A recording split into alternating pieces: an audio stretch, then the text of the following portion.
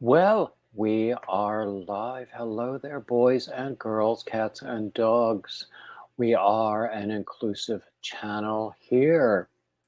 I want to welcome everyone. It looks like there's nobody here yet, but that's okay. It takes a while, and I'll be here for a while today.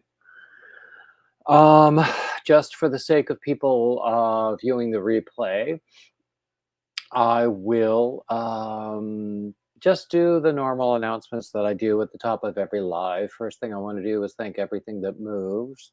Thank everybody who views, thank everybody who subscribes, who joins, everybody who looks at my patterns on Ravelry and buys them, looks at my merch on Teespring and buys that, anybody who helps me out through Cash App or PayPal. Um, or through,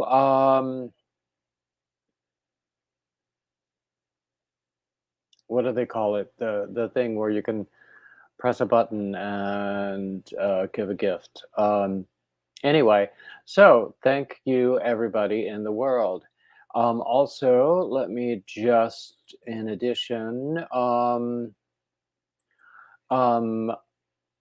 talk a little bit about my normal schedule. Today is a special event because it is New Year's Eve. So I will be on for probably 8 hours. That's what I usually do when I do these marathons. I like to do holidays. I've been thinking about doing another one tomorrow. What do you think about that idea? But anyway, I like to do these marathons on holidays. So today is Friday. Normally on a Friday, I have what I call Formless Friday. Sometimes it's a recorded video, sometimes it's a live stream. There's no predicting it. More often than not, it's live stream because I haven't prepared anything, but sometimes it might be something that's recorded, whether it's like a tutorial or an interview or something like that. Saturdays, I don't usually post anything. Sundays, I have poetry readings. I call it my Sunday reading. Mondays, I have my Monday Men, where I talk, hey Shatika, where I talk with men in the yarn community. And that has been a wonderful experience. It's my favorite thing to do. And I have also observed that I get really good response from viewers with those as well. And I've met some wonderful people, and at least one of them is going to join us today. Um, Tuesdays, I do Topic Tuesdays. There's no telling what the topic might be. It might be tools, it might be project management, it might be perfectionism, it might be dad jokes. Wednesdays, I do a Wednesday free for all, which is it's at 6 o'clock. Follows Granny D. Gary, hey Gary. Oh, hold on. Let me give you the link, Gary.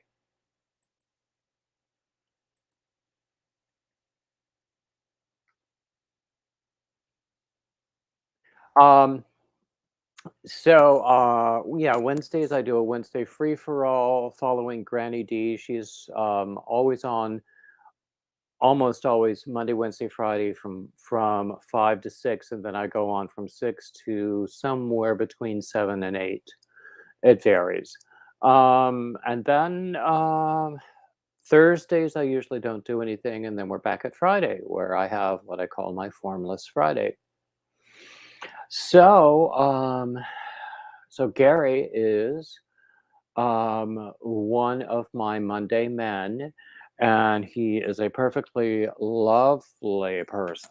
And he is organizing a parallel knit along, crochet along um, for as a fundraiser because he does an awful lot of work for age-related causes. And he's featuring one of my crochet patterns. And here he is. He's featuring one of my crochet patterns. You might want to mute your sound. Here he is. Hello. He's featuring one of my crochet Oh. patterns. So you might want to mute. Okay, there we go. Okay, say something. I just want to know that I can hear you. Okay. You might want to mute your speakers, but leave your mic on.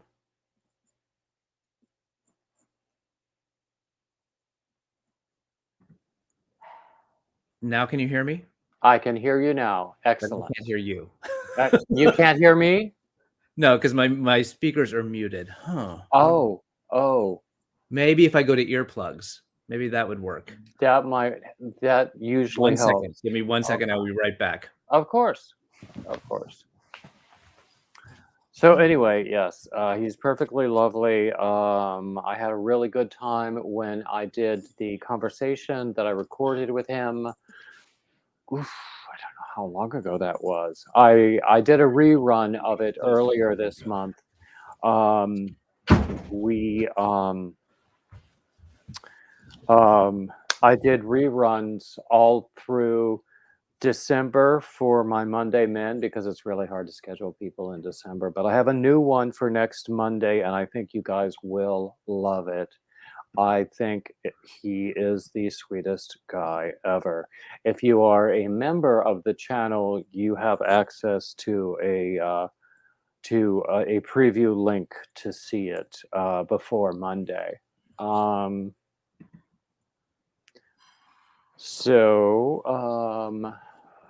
And then I keep meeting these wonderful people online and sometimes in person, but more often online. And it always turns into really wonderful conversations. I don't even call them interviews anymore, they're conversations.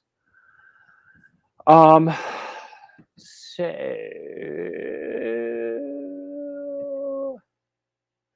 Well, Gary, while you found your earbuds? Can you hear me now? Hey, Denisha. Can you hear me? I did, but I feel like I'm still getting an echo. Oh, okay. Well, I'm not getting an echo. Um, Oh, you know what? Hold on. Maybe if I feel like do I turn off YouTube? yeah. Or at least mute the YouTube tab. Because when you're in StreamYard and doing YouTube at the same time, you get the different audio at a Gotcha. different time. Okay. Okay, now I can. Where did StreamYard go? Oh my goodness, this is. Uh, I can now hear you and not getting an echo, but I can't see anything. So that's a step forward. yeah. Here we go. Here we go. Now I've got everything. There you go. Perfect. Excellent. Happy New Year's Eve. How are you?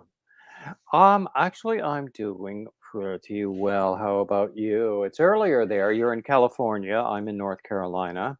I am. So I'm just on my second round of coffee, and dogs have been walked, and so we're just getting going on the day. So Do you have a bike ride scheduled for today?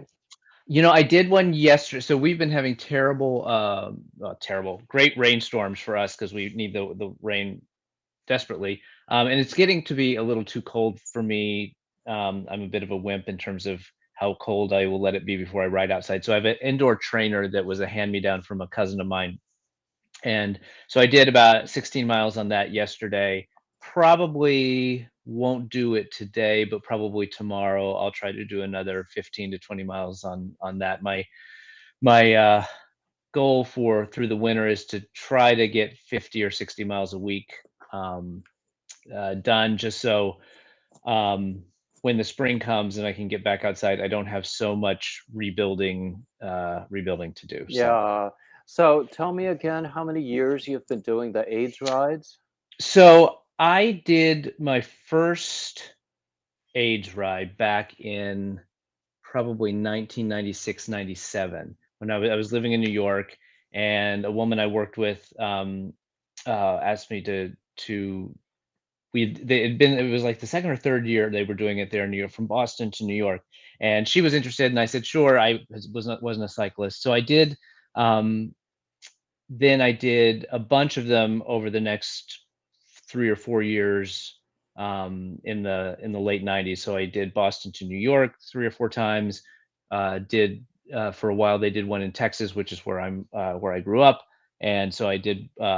It was Austin to Houston to Dallas, and then the final one I did back then was a ride across Alaska, and that was raising money for AIDS vaccine research at the time. They did a series of rides, um, in different places for that were called the AIDS vaccine rides, and so I did that, and it was a um, miserable ride. It was cold, much colder than they expected. We got snowed on, we got rained on. It was just not. I mean, we had a great time as a group of friends doing it, but it was just a miserable biking experience. And after that, I just kind of put the bike in storage for 20 years. And then when we moved out here, one of my best friends, she's on the board of San Francisco AIDS Foundation, and so which is one of the beneficiaries of the California AIDS life cycle. And she said, as a board member, I feel like I should do the ride once.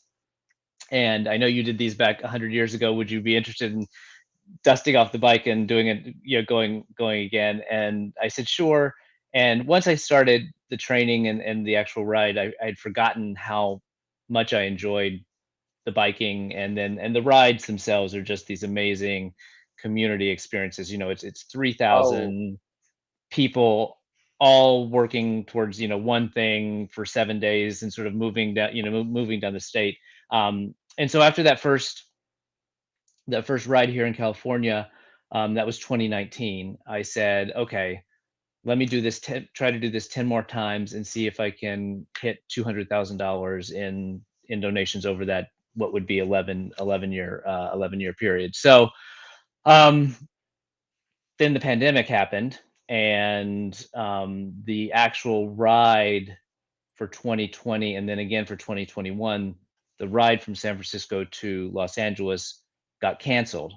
And what they encouraged folks to do was to try to continue to raise money and do the rides locally. So I did the last 2 years. I did the 545 miles over 7 days, just around here in southern Los Angeles County, which is where we live. Not nearly as much fun as doing it with 3,000 people, and all that camaraderie. So, but mhm. it was. I'm glad I did it because the two charities, which are San Francisco AIDS Foundation and the Los Angeles LGBT Center, it's their main fundraiser, for the year, and they're huge organizations. And just as an example, that 2019 ride that I did, I think we raised $17 million Wow. for the two organizations. That dropped down the next year when the ride was canceled to like three. So their budget and what they can do in terms of providing services and education, and all the things that they do, was just slashed. And they did a little bit better this last year, but um, the ride, at least fingers crossed so far, this year is on. They've got all the permits, Excellent. and Yeah. yeah, so I think it's going to be, and I think they're the number of people that signed up the first day they opened registration, they're just going to blew the hinges off the door. So it's going to be, I think, Excellent. a big year. So it's going to I be think fun. that's, yeah. Yeah. Nightbot just posted the link for the Ravelry group, and I Yes. have to welcome Debbie into the room as well. So I think that that's a wonderful thing, and Yeah. I'm totally flattered that you're including my pattern in the crochet Oh, along. I am so grateful that you raised your hand and said that you were willing to do it. It's been This whole process has been just really um, amazing in terms of, I put out one Instagram post, and it got shared by a couple of people, and then overnight I had so many designers and yarn dyers sort of say they would be willing to help out. And what originally was going to be a single knit along, Mm-hmm. sometime in the spring, has now grown to a series of four, um, 4 projects that we're going to be doing, and it's encompassing knitting and crocheting.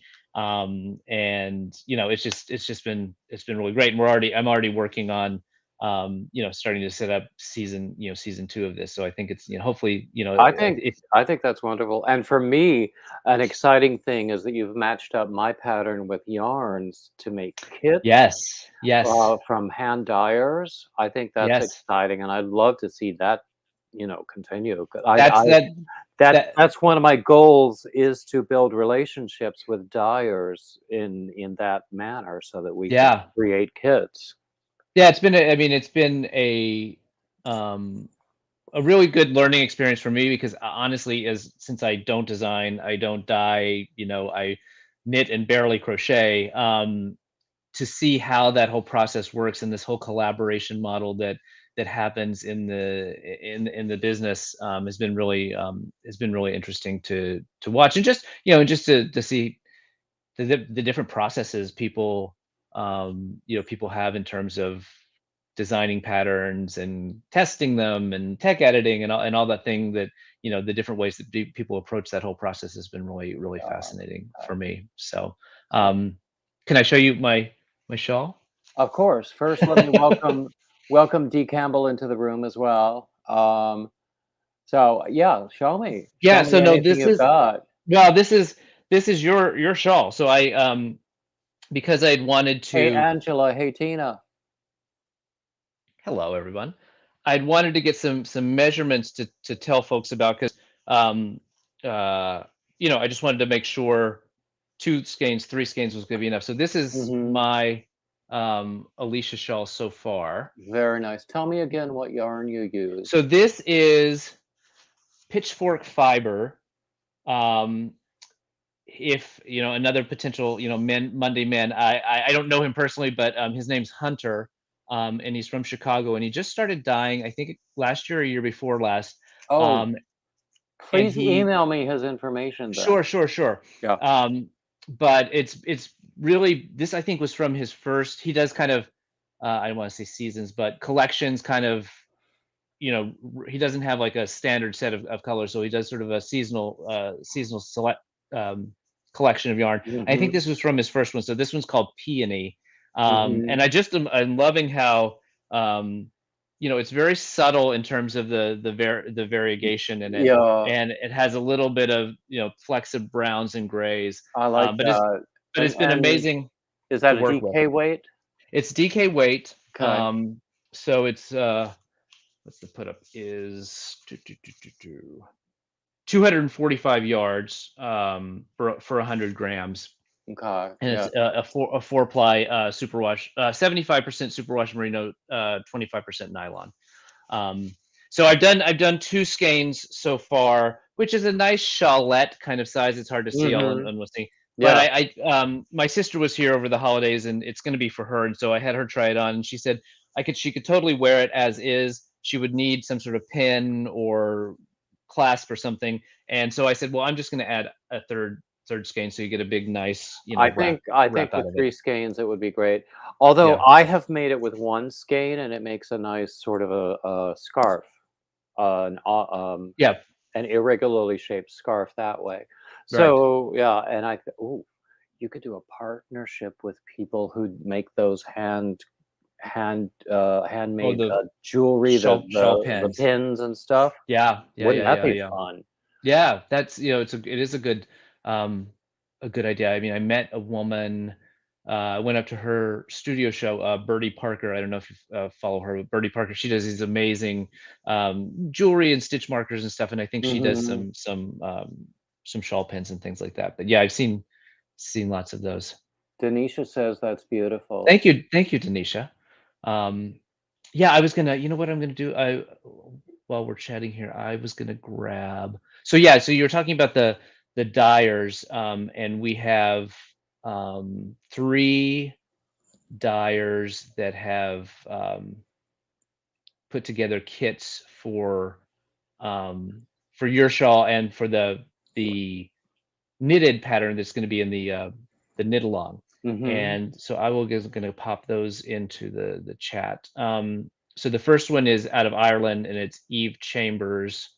Um, textiles, and then Cabin Boy Knits, who I don't know, did you watch their episode last week? They did a big segment on the crochet along. I did watch part of it. I need to watch the whole thing. I Yeah. tend not to watch things that are that long Yeah. 'cause I think the older I get, the more ADD I get. I don't know. But, Yeah, yeah, yeah, so I do need to watch the whole thing because I know that they mentioned me. yeah, they Um, did. so and actually I had reached out to him before, to, talk to him for my channel, Yeah. because someone else recommended him to me as well. So we're gonna try to work out something for the coming year. Oh, Um, fun, fun, fun. yeah, Yeah, I'm gonna try to have, like, I had you on Instagram Live just when we kick things off. I'm gonna try to get him on as well just to talk, because he does, all of his are naturally dyed, so he uses plants and things, and they live in the woods up in Ontario, and so I think they gather and forage things, sort of there to do some of the dyeing. now But that sort of thing is fascinating to me. I mean, yeah, I don't really understand dyeing at all, but, largely because I've just never tried it. yeah. Um, but, the whole natural dyes there's another one up in Ontario, Last Minute Laura, who does Oh, that as well as, a lot of crochet and knitting stuff. She's super into plants and animals as well. mm, So, but she does her own natural dyeing sometimes. And I haven't watched her in a while, but when last I was watching, she was making her own wedding dress. oh my goodness, wow. So I thought that was fascinating. I'm sure by now that they've gotten married and oh, I don't know, Yeah, probably I have met 14 kids by now. I don't know. yeah, there was a local meetup here, a woman who, there's a kind of a big marketplace. It's in a, big warehouse, and different vendors have their little booths, and she has a crochet shop, of things that she's made and sells, and she Is she that the was Mercado thing? no, that's not Queer Mercado, but it's a place in Long Beach called, oh gosh, now I'm gonna forget the name. Um, I can't remember the name of the place, but her name is Love. Let me look it up here. Love Crochet, I think. Um, Love Petals Crochet, and she has a shop there. But she hosted like a local meetup just for folks locally who, crochet and knit, just to get together and Oh, meet that each sounds like other. A fun. couple, a couple, a couple weeks ago, before Omicron took over everything, and we had to stop, Yeah, doing shut down social things everything again. again. But Yeah. she had made, one of the folks who showed up had made their daughter's wedding dress, and I was just like, I can't believe that put all of that, and I think these women that were there, none of them work off of patterns. They just sort of start going, which I was like, that is, a I talent. love to do that, and then I write it up as a pattern. Yeah. Yeah, Um, and they said they didn't write it down, and I was like, wow, you go through all of that, effort and stuff to put something together, and then don't write it down, and you could sell it and make a few bucks of it. Hi, hey, Susan. Susan K. Um, so let's say the name of this person again. Uh, She is on Instagram. She's Love Petals Crochet. okay, if there's a moderator in the room who can find a link, I would not object to your posting the link in the chat. I Um, can I can. you have to be a moderator to post it. Oh, I see. I see. I gotcha. I mean, Um, if you came all the time, I would make you a moderator gladly.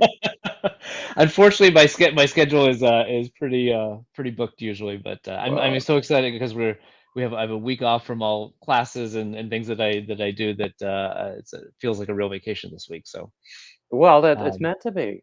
I yeah, mean, it's the 12 days of Christmas, yeah, which absolutely. start on the 25th.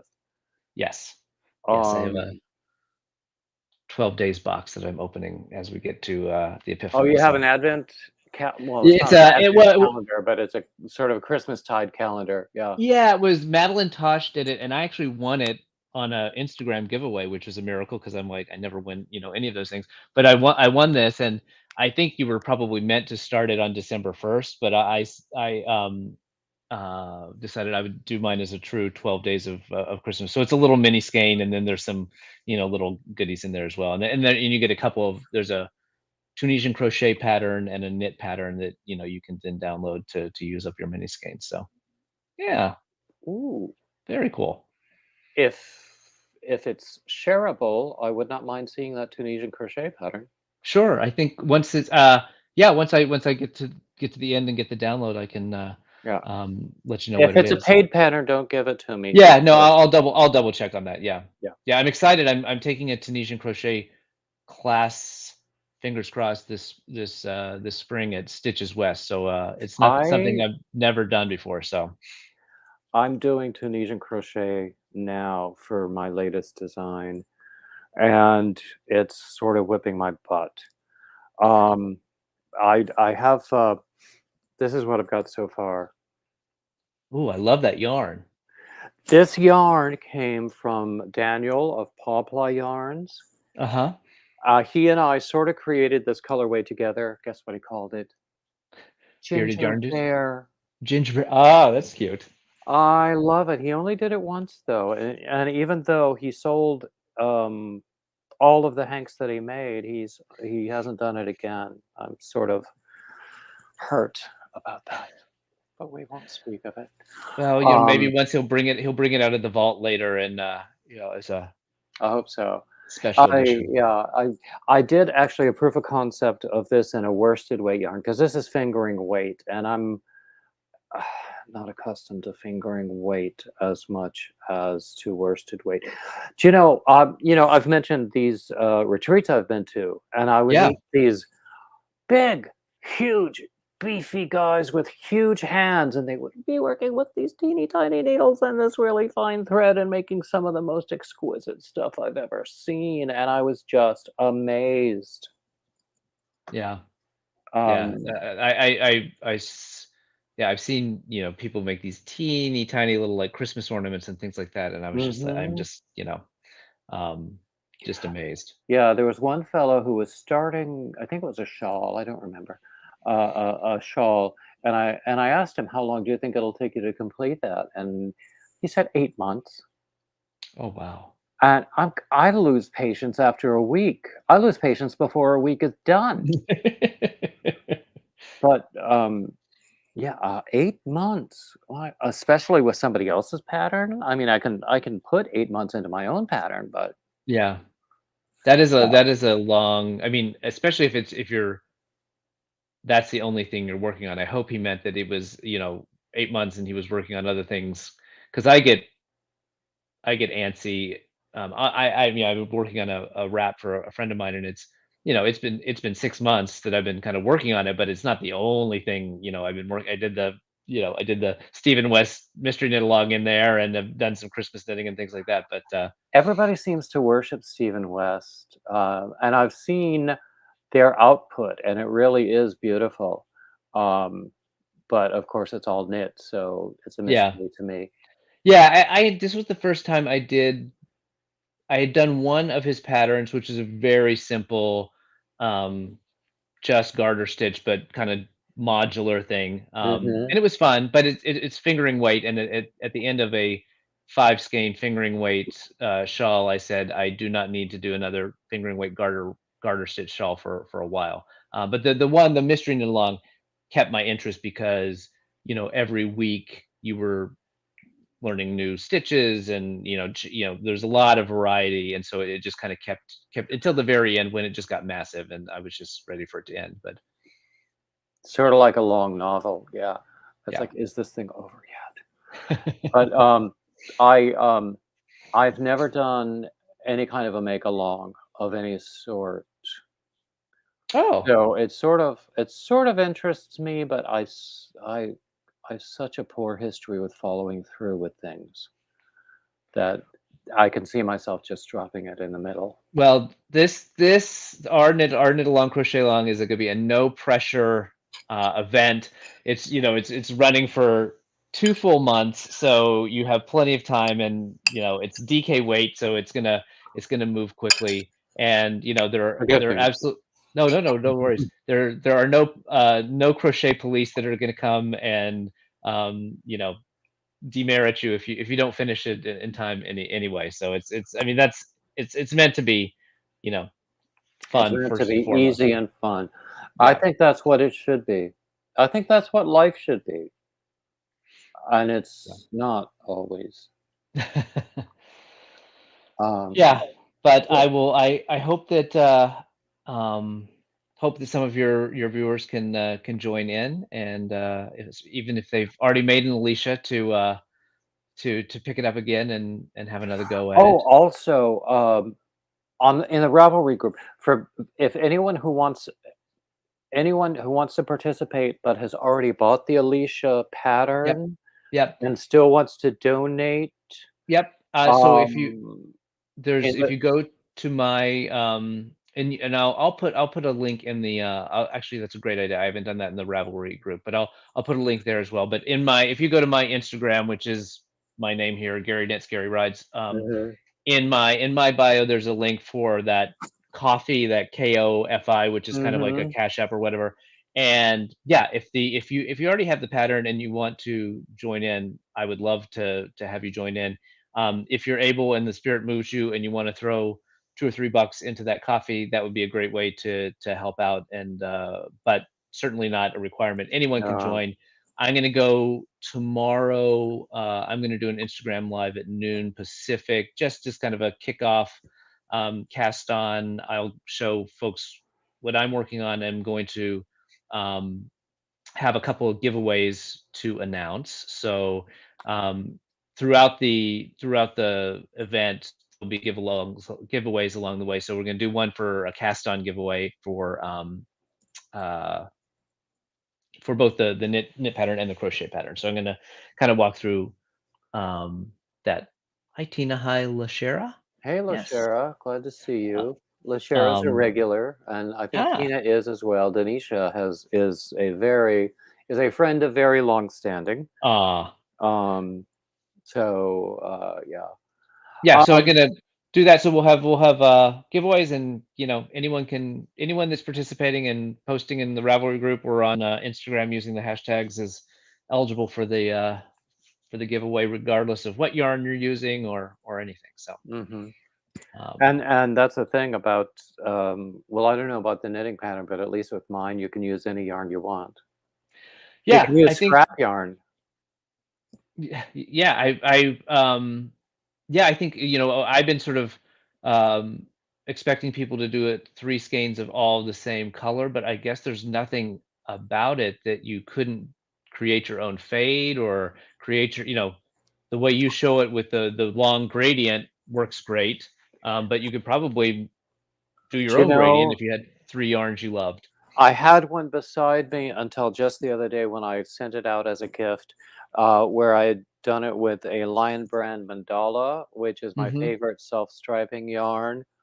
And the way it just moves along is really lovely. It Um, must because of the way it grows. So you must start out with a fairly wide stripe, and then the stripes get narrower and narrower as you go. Huh. mhm. Yeah, yeah. But you could also do manual color control. You could do variegated. You could do all solid. You could do whatever you want to Yeah. do. Yeah. No, So, absolutely. I mean, I think it looks great as a in this variegated, and I'm really excited to see what people do because from I really like what you've done there. Yeah.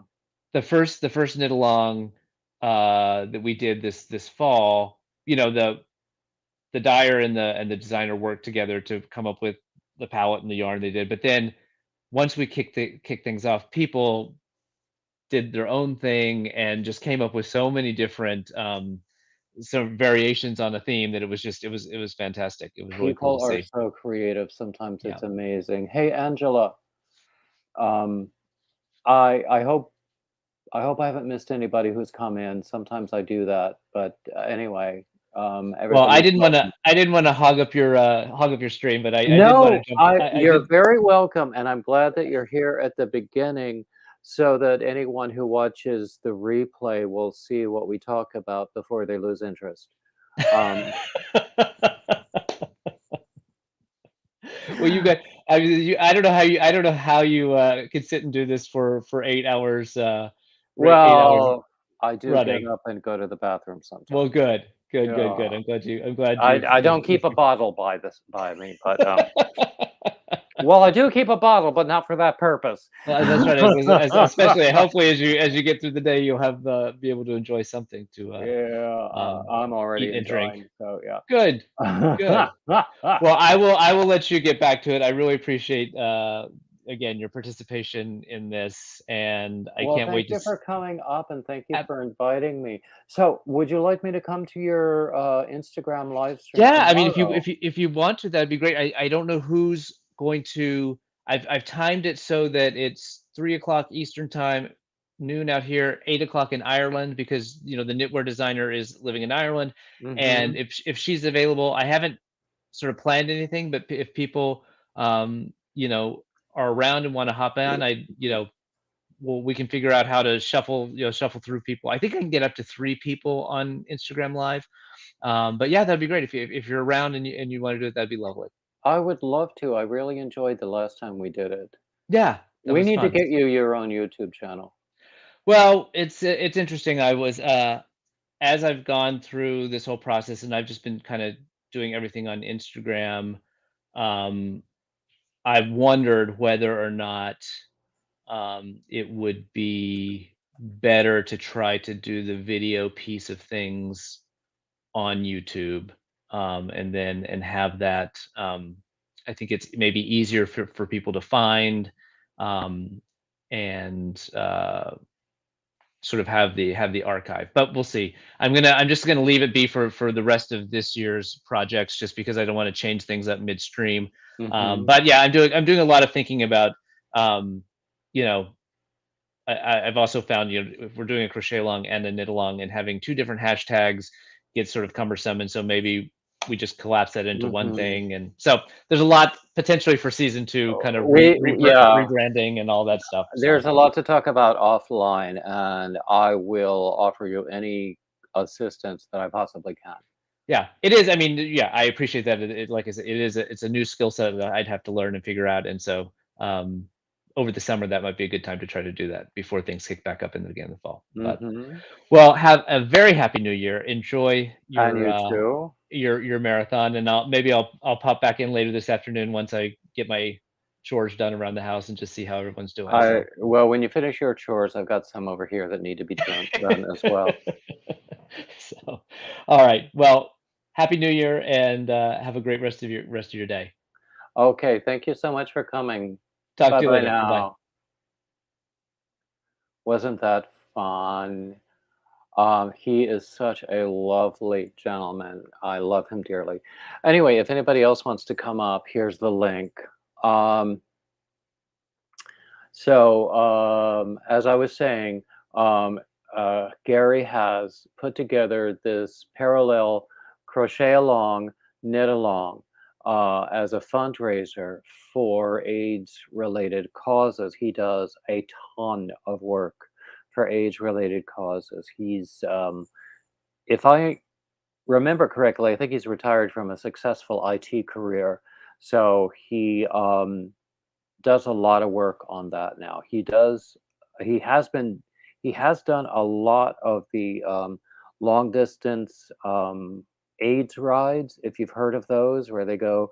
I mean, he started with the Boston to New York rides, and now he does. Now that he lives in California, he does the San Francisco to LA rides. So I'm thinking he must have some amazing thighs, but that's beside the point. Um, Ani Y. Hey Susan.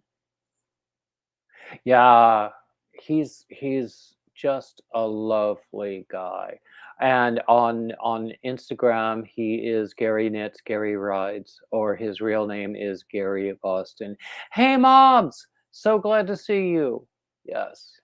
Yes, and I was very happy that he came early so that people who watch the replay will have the benefit of seeing what we're doing with this fundraiser.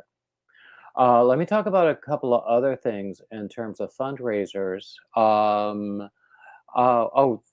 thank you. Happy New Year to you as well.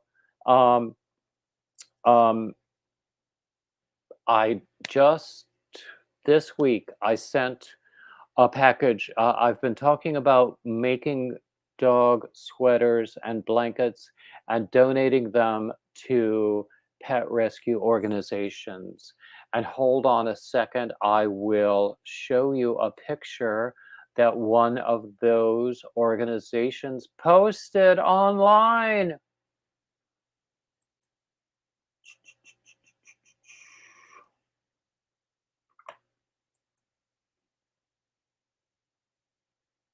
How cool is that? I mean, you will have seen this sweater that the cat is wearing that's made with some leftover Lion Brand cotton candy? Lion Brand something in the pistachio. And then the one on the side is made with some leftover store brand yarn that was okay.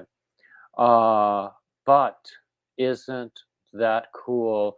As soon as she shares, this is on her Patreon page, so I'm just sharing the photos now. But as soon as she shares a video publicly about that, um, then I will um, share that. That. Uh, oh, Denisha, I agree. I love the idea of the cow. Because you know,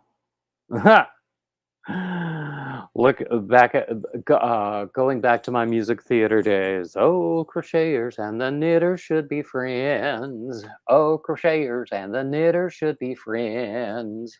Yeah. Um. Anyway, and we are actually. Um. Anyway, we have 10 people now. And we've been going for a little while. Oh, let me show you what's going on. I showed you this Tunisian object that I'm working on. I'm also working on a sort of a. I really can't show you right now because it's so many different pieces, but I'm working on a tile poncho with different squares from different kinds of yarn, different colors and stuff. And in my lap right now, I have this scrap blanket that I've been working on for ages now. I just want to finish it, and I figured I would do it today while we're sitting here. Oops, let's not tangle that yarn up with this yarn. Um, so I figured I might do it today while we're sitting here. Cause I'll be here for a while. Also, this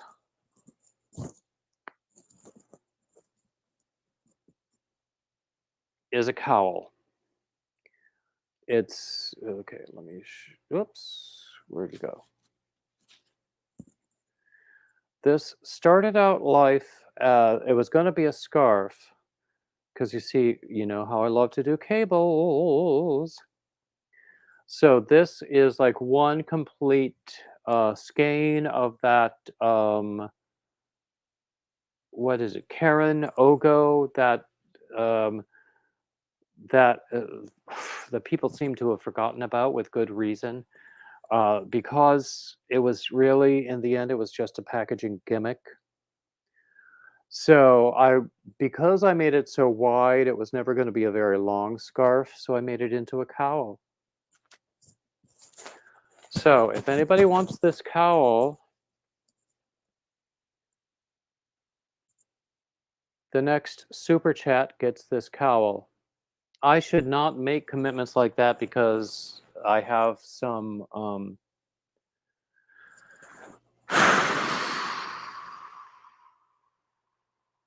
I have a lot of things that I have not sent out yet that I owe people. I did send out some things this week, but I still have more to send out that I have not done yet, and people have been very patient. So anyway, the next super chat over $10, I should say, gets that cowl because postage takes a little bit of money.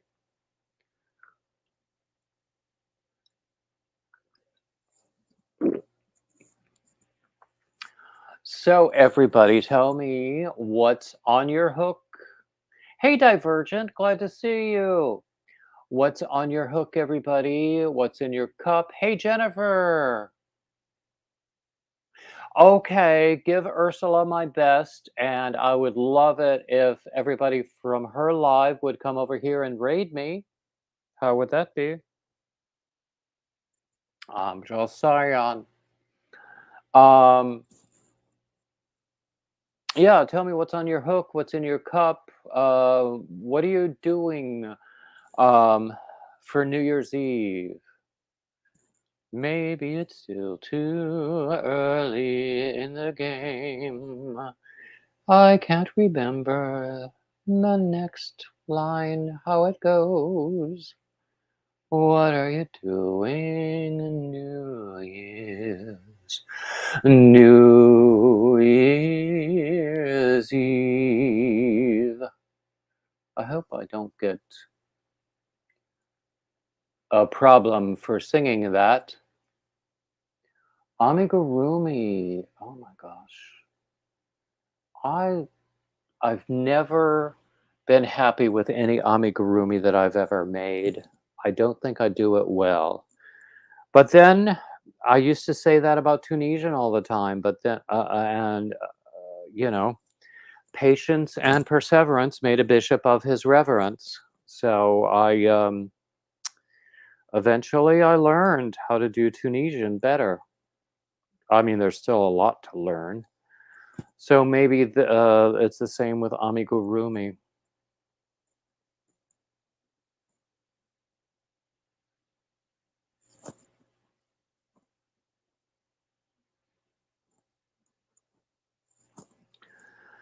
Anyway, we have 12 people in the room. How are we doing for thumbs?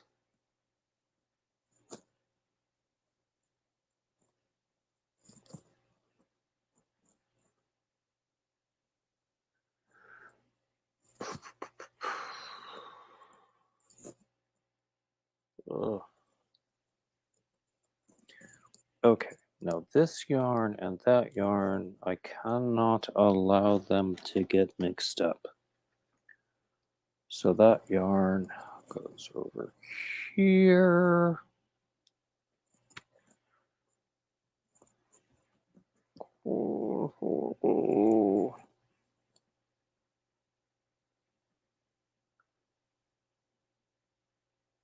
Siri shawl? Diastatic desert bloom? Is that a colorway or a specific brand of yarn? I don't know it.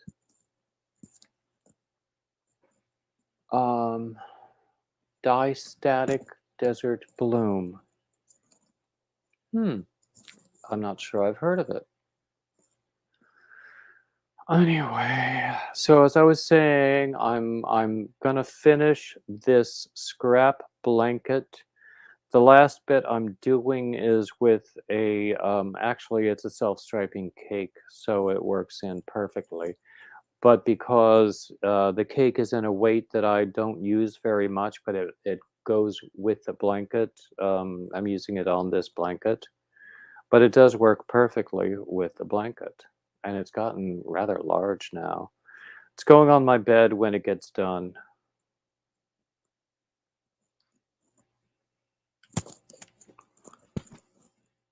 So, and this is what it looks like now. But I think I've got another couple of rounds at least in this yarn. Distatic. I don't know of Distatic. I'll have to look them up.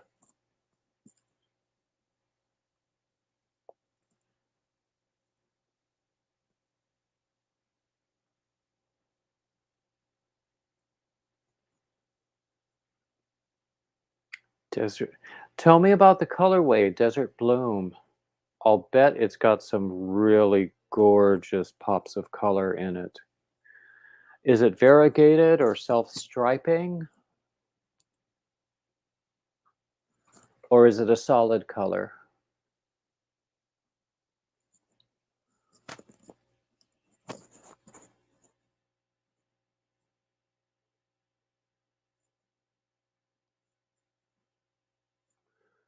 So, oh my goodness gracious. We've gone down to 8 people in the room. I seem to have turned people off. I have that way, don't I? But then, people come and go. Ursula is live now. Other people are live now. So, if they all come over here, I'm not going to object. Hey, Janet. A heart blanket? Ooh, tell me about that. That sounds like fun.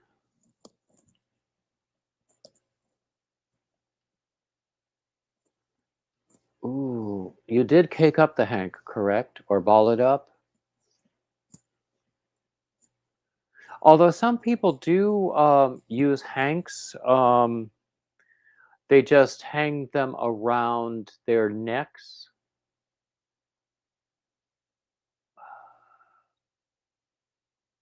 Pinks, teals, browns. Ooh, it sounds lovely.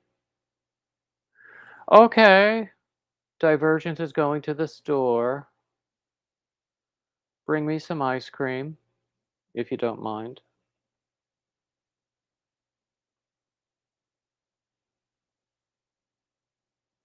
Or tacos.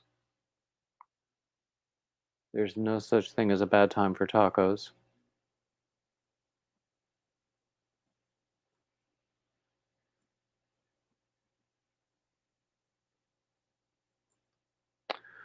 So, anybody? Who else is here? Tina, I would love to see pictures of that yarn and the finished product. If you are not a member yet of my Facebook group, Bearded Yarn Dudes, please join and then post pictures because I love that sort of thing.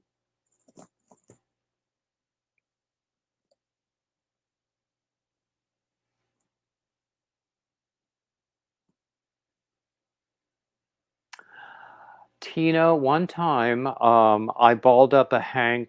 I put it on the backs of 2 chairs, and it worked out okay for balling. But now I have a Swift and a ball winder. I'm not real happy with the ball winder itself. So maybe at some point I'll get a better ball winder, but it works. I can turn a hank into a cake. Um, yeah, actually, I'd love for everybody to join the Facebook group for Bearded Yarn Dudes. There's also a Facebook page for Bearded Yarn Dudes, which is about news. The Facebook group is about community. So that's why I would love to see pictures from people. Um, because we have a wonderful community here, don't we?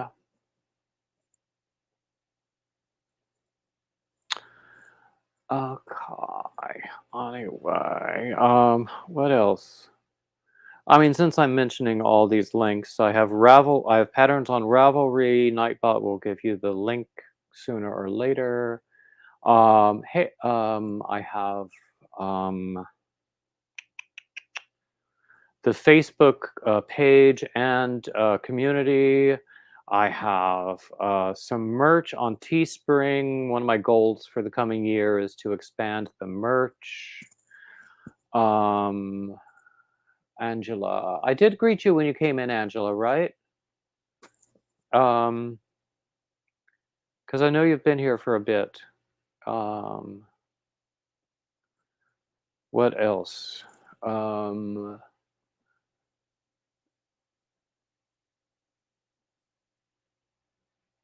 okay, Tina, if it's a paid pattern, don't share the pattern. Because as a pattern writer myself, I want every pattern writer to get paid for his work, his or her work. Um, but show me pictures, of course. Um, let's see. I was talking about links and stuff. Facebook, Ravelry, Teespring. I have Cash App. I have PayPal. I have Super Chats. I have of course, I want to thank everybody who've used these things, everybody who subscribes, everybody who. Hey, MJR. Oh, Mark. Oh my gosh. So glad to see you. Mark is a wonderful friend from the most recent men's knitting retreat I went to. Um, very talented, very nice, amazingly intelligent. Um, and I'm really glad that you're here. Hey, Marsh Knitting. So I'm just sitting here running my mouth. Let me post the link again if anybody wants to come up.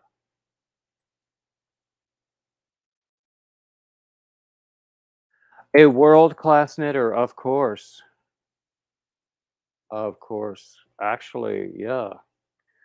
You've shown me pictures of your work. You've shown me lots of pictures. Um, so yeah, I know. But honestly, that first night when we were sitting up late and just talking and talking and talking and talking and talking, and you were telling me stories about your teaching days, I would get so misty about some of those stories. Oh my God.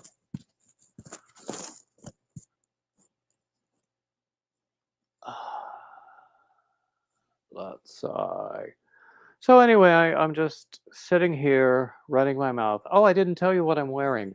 Actually, I'm wearing my I'm wearing my golden retriever T-shirt and my diagonal moss stitch sweater. Um, so hold on a second. I will show you a picture of that sweater too.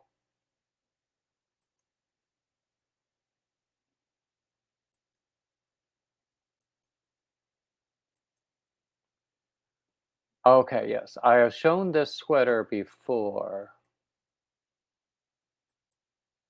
and it's a diagonal moss stitch, um, and this pattern will be on Ravelry today. I got some feedback from people about it, so I'm gonna update the pattern and then put it on Ravelry. Um, but I love this sweater. I love the colors. I think the colors work well. And this was all leftover yarn, really. Um, it's not like the others. Hey, Kim. Hey, Maribel. It's not like my other sweater that was all made with Dollar Tree yarn that totaled $17. I don't know what the cost of the yarn for this was, but it wasn't a lot. For projects of this scale, I don't use Posh yarn because I'm poor. Yeah, Kim, we were talking about Dollar Tree yarn earlier today. Kim, I would love it if you come up. There's the link.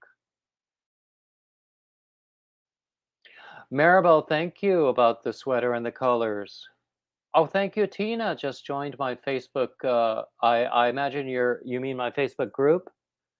Yeah. Oh, Kim. Oh, Mark, like my best friend ever now. Uh, my BFF, even though I've known you for a month. But but anyway. Oh, okay. Kim can't come up.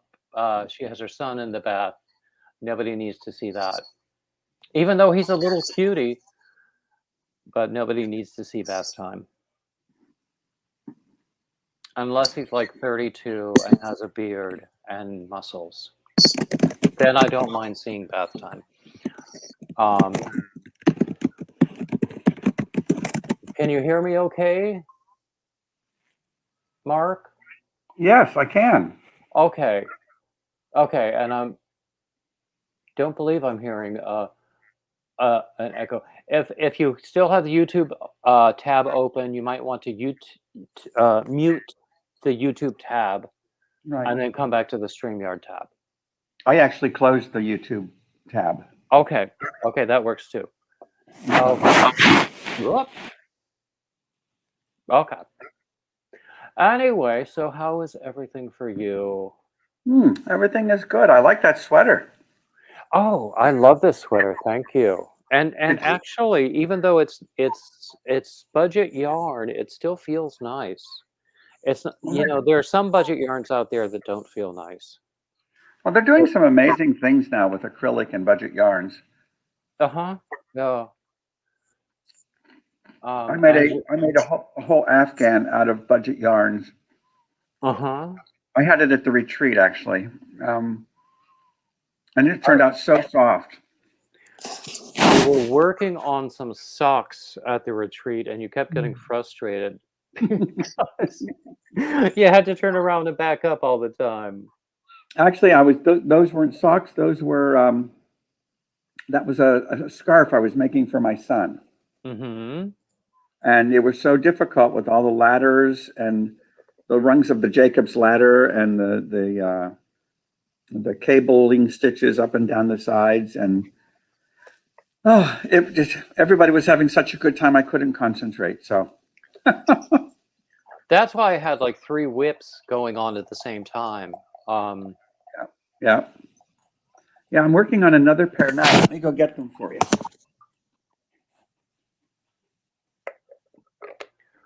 Yeah, so I some of the things that I did at the retreat while we were there, the cabled sweater that I finally finished. I used to call it the sweater that would not die, but then because of a suggestion and a contribution from somebody, I now call it the comfortable cable sweater. I also did that brioche effect cowl, which is, if I understand correctly, it's a whole lot easier than knitted brioche. And what else was I working on? Those were the 2 main things. I started the sweater while I was there. Yeah. Oh, I think I was also working on a pink shawl. Yeah, I think so. Not sure. For my friend. And then when I took it to my, actually, it didn't wind up right, so I wound up frogging it completely and creating a totally different shawl out of it. And so she's my friend in Charlotte, and I'm trying to wangle an invitation to come up and see her in January and hand deliver her the shawl. Because whenever I go see her, I also get to see Granny D, who lives in Salisbury. Nice. I mean, I don't know whether you know Granny D. She's another YouTube personality, and we found out that she and I were at the same undergrad at the same time and did not know each other. How funny. And it was a very small school. Anyway, yeah, that's nice. Is So that the this is, yarn that you bought while we were there? yeah, it's, you can't really see it too well, but I just decided just to do ribs all the way around. Um, That it turned out, one at yeah, that this one is, angle where you were showing the ribs, it did show up well. yeah, I will show you this way. Pardon my legs, but they turned out, I don't know if you can see, they're awfully dark. Yeah, they're a little dark, but still, it's nice. I've never done socks ever in my life. I Yeah. did Christmas stockings one year, because I had bought a book of Christmas patterns. Oh, where'd you go? Oh no! I lost him. Um, anyway, yeah, I did Christmas stockings one year because I had bought a pattern book of Christmas patterns. I think it was an Edie Ekman book. And I loves me some Edie Ekman. This is a great reference. I have another reference book for a Stitch reference book, and um,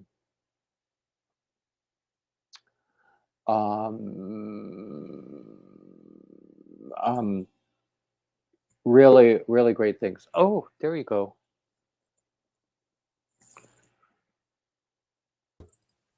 There. You must have hit a button wrong or something. Well, I have a touch screen, and the area around the screen is so small. I believe it. I would call it a design flaw, but I can see that. yeah. But at any rate, yeah, the socks are turning out nice. They're very, very nice yarn. Of course, they should be for what they were charging. Thankfully, I got that $25 gift certificate. Yeah, I was determined not to, because I had been to the other retreat a month or two earlier and had overspent on yarn. And I told you I was determined to underspend on yarn. And I wound up doing exactly that. Good. Yeah. Because Dennis had those hand-dyed hanks that he was getting rid of. Right. Because he was destashing. I got like 5 of those for $17. You can't get one hand-dyed hank for $17, or if you do, you're lucky. He's a very generous man. Yeah, and so he gave a significant portion of the proceeds to the retreat scholarship fund too. Yeah. And then I bought a little bit of yarn from the scholarship table, some Lion Brand denim. And I like that yarn, and I got like 6 skeins in a nice color. I haven't used it yet. And then Dennis also, he gave me some yarn that he had brought specifically for me because he had been watching my channel and knew what kind of yarn that I especially liked. Yeah, that sounds And then in the giveaway, I won 5 hanks of this gorgeous yarn from that. Have you made anything out of it yet? No, No. no. I have so many ideas and not enough time to do them all. And then I have all of this yarn that I don't have ideas for yet. I mean, this yarn I've had for months, and it's only recently that this idea came to me. But I think it's going to work out well, but because it's like fingering weight and a 4mm hook, it's going to take forever. Yeah. I told you about the sweater I made out of sock yarn. Yeah, I believe you did. Yeah. Took a long, but I figured I wasn't going anyplace anyway because of the pandemic. So what the heck? Yeah, and I was talking a little bit earlier, might have been before you came in the room, about meeting all of these really, well, they were all wonderful guys, but some of them were like huge with these big beefy hands, and they were working with these teeny tiny needles and this lightweight yarn and making some of the most exquisite stuff you've ever Yep, they seen. were. They, And that just amazed me. And I used to be a worsted boy through and through, and it's only in the past year that I've started using lighter weight yarns. well, the lighter weight yarns take longer, but I think in some cases it's just much nicer. It drapes better. I tend to like it better. Mhm. Often with my designs, I will use an oversized hook too, Correct. so that it drapes even better that way. Yeah, I think that with my sweater, I used it was knitted, not crocheted, but it was fingering weight, and I used, if I'm not mistaken, I used a US 6, which is what millimeter is US 6? Bigger than I thought I should use, but it was a 4 millimeter. Yeah, I'm using a 4 millimeter hook on this fingering weight project now. I can't I can't do it right now because it takes a lot of focus because it's Tunisian crochet. Hmm. And I posted something earlier that Tunisian crochet, um, my appreciation for Tunisian crochet has really grown. Hey, Divergent, welcome back.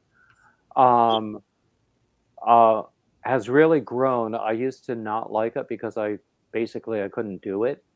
Hmm. But, patience and perseverance made a bishop of his reverence. That's exactly right. Um, and now this is going to be, if I ever finish it, it's going to be my second Tunisian pattern. I, Um, I've heard that Tunisian can be quarrelsome until you really get a hold of it, and then it turns out nicely. exactly, exactly. Of And course, it's anything else. Everything you learn that's new is difficult until you learn it, and then it's simple. I remember when I was in corporate training for some technical things. My experience with a lot of the technical manuals was, well, yeah, that makes perfect sense when you understand the concept already. But if you're trying to grasp the concept, Hmm. not so much. Yeah, too many things to think about. Yeah. So, so anyway, yeah, I posted something on Facebook about Tunisian crochet where it's like knitting where you accumulate a whole row of stitches and then you back out of it and then you're back to the beginning with only one stitch. Hmm. And I compared what they call the reverse pass. Hey, Yarn Barf. I compared the reverse pass to trying to back an 18-wheeler into a crowded parking lot. Yes, I can understand that. And especially when it's fingering weight and it gets to this size, and it's going to be at least twice as big when it's done because it's not big enough to be a shawl yet. Right. So, I saw somebody just recently posted something that they were doing a quad um, Tunisian, like a 10 stitch blanket or whatever. oh, I know what you mean. I don't know how to describe it. I don't know if I know They the use they use correct name for it, but I know what you mean. they use 4 Tunisian hooks. For? Yeah, it had 4, which I was kind of surprised to see. I didn't really study it, but I thought, well, that's kind of overkill. But hey, they looked good what they were doing, so they must have known what they were doing. Oh, I know. What was the name of that guy at the retreat who specializes in Tunisian? I can never remember his name. And he has a YouTube channel and he specializes in Tunisian. What did he look like? He was that big black guy. Oh, yeah, he's the one who came late. Yes. Oh, what is his name? You know what? I have everybody's email addresses. If you ever want them, let me know. Oh, lovely. But I took a photograph of it thinking this will come in handy someday. And now, of course, there it is. What's his name?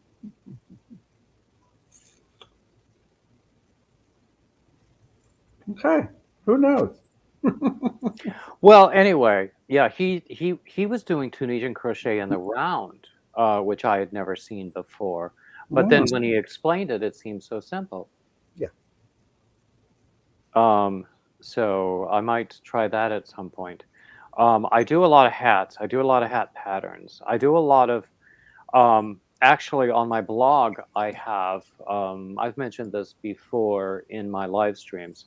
On my blog, I have a bunch of hat patterns that are free in order to encourage people to make and donate Hmm. hats. Hmm.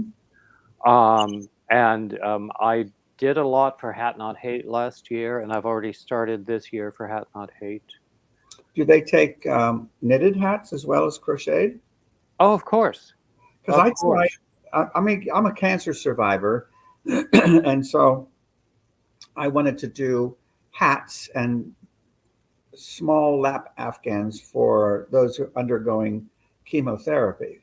Because when I would go down to Moffitt Cancer Center in Tampa, um, some of these folks they were so cold and they didn't really have anything to wear like that. So Mhm. so I Well approached Moffitt and they said, "Oh no, thank you." I'm like, "Well, geez." well, actually, um, I especially in the past couple of years, organizations have been resistant to that kind of donations. But a lot of people do call around to find out who is receiving them. And also in the description of most of my videos, I have a list. It's a totally partial list, but a list of organizations I know of where you can do crafting for charity. Um, Someone said recently that a lot of Afghan immigrants in the US need crochet and I would imagine knitting supplies as well, just to keep them busy because they probably can't get employment and they have to sit and wait until they get their status of whatever it is. These are the refugees. Yeah, refugees. Mhm. Um, so I hadn't thought I about don't. looking into that. Exactly. I don't have a link for that, but I think, as always, Google is your friend. Yeah. Divergent says that she likes Tunisian okay, but isn't talented in that area. I used to say the same thing, but it's just a matter of patience and practice. And I love that saying that I picked up from a British TV show. Patience and perseverance made a bishop of his reverence. And I like it in this country, we say perseverance. I know. I mean, that's why I like it because it's just that much more effective. Yeah. Yeah. Not that I'm ever affected. Just get No, that idea right out of your head. no, none of us work that hard. Of Well, course not. actually, Ah, we all do. So, ah. Okay. Divergent says she would love a black and rainbow beanie and a Tunisian simple stitch. Oh, that could be fun. mhm. I don't have the yarns for it, but Tunisian simple stitch is really easy. And if you just, and in fact, it would lend itself a lot better to a hat than a scarf because you just make a rectangle, you sew the ends together, and then you cinch up the top, and you have a hat. Um, but when you do like a scarf or something with Tunisian simple stitch, it almost always curls. But that's the knitting part of it. Yeah, yeah, yeah. You end up with stockinette stitch, and that curls like a bandit. I don't know Mhm, if bandit yeah. does curl, but Well, it depends upon if it's a Canadian bandit, he might curl. right. We'll just say Yeah, that it's their mustache that curls. there you go. Actually, there's a YouTuber in Canada I follow. Totally unrelated to yarn, but he's in Saskatchewan. Mm-hmm. He does curling for fun. Oh, He I always did it in school, and now as a young adult, he still does it. well, curling what? The art form or the ice The hockey? sport. Oh, because there is a curling that you can do with paper. No, no, it's the sport he's talking about because he's rather athletic. Mm-hmm. I mean, Well, I during the Olympics a couple years ago, I got very much into the curling. I don't know why I found it so fascinating, but I did. Um, and then they continued it on in the Paralympics, and I had a student who was on the sled hockey Paralympics team. hmm, And I haven't heard of that event. the sled hockey? Yeah. Oh yeah, it's wicked. It's they play hockey on sleds and wheelchair type things. Um, So then how do they move themselves around? Just with their hands and arms? yep, on the wheelchair wheels. Yeah, it's Oh, fun. wow. And he was. I remember when I had him as a student in middle school. He was just getting started doing it, and he would come in all bruised and battered, and I didn't know him very well yet. And I took him aside and I said, "Where are all these bruises coming from?" Thinking the worst, of course. Of course. And he goes, "Oh, I play sled hockey on ice." And I said, "Why do you have all the bruises?" He says, "I'll show you a video." So he did, and that explained all of it. He was Yeah. 12 years old, 13 years old, playing against 40-year-old Russians. Oh my gosh. Yeah. And so, but now he's won, oh, what, 6 gold and silver medals. Oh, really? Yeah, he's been to of the several of the competitions, and I was so taken with him when he was over there. I made him a scarf, a USA scarf, Oh, lovely. and it cost me a fortune, but I had it FedExed overnight to where was that in Sochi? Sochi? Yeah, it was in Sochi. He never got it because the night I sent it, well, no, it finally got there the day before they were going to come home. Oh, And unfortunately, their president, Mr. Putin, and our president, Mr. Obama, were having, pissing contests. So they decided, gosh. That so they, never happens in politics. no. Well, that's when Obama had did all the sanctions against the Russians. And so somewhere over in Russia, there is someone who has a USA red, white, and blue scarf. I was so inspired by Tom Daly Oh, at absolutely. the Olympics. You And know, in fact, he posted something on Instagram just I think it was just today, with another really beautiful thing that he's made. I tried to get him on my channel, but of course he's uh, sort I, of busy. I contacted him and wrote him this just a little note saying how inspiring he was, especially to male knitters, and I invited him to join our channel. He has not, Mm. but Did you he get a did. response? I did. I got a lovely response from him, and Oh, as I always do, I put a link in for my galleries. And he was so nice. He said, "Oh, send me the pattern for that pink scarf or pink shawl you made your mother." oh, that's lovely. Yeah, and I said, "Well, it's expensive." Oh, hey Jennifer, welcome in. Hey Sandy. Uh, But he's turned out to be a really nice person. He's busy, so we don't really chat, and that's fine.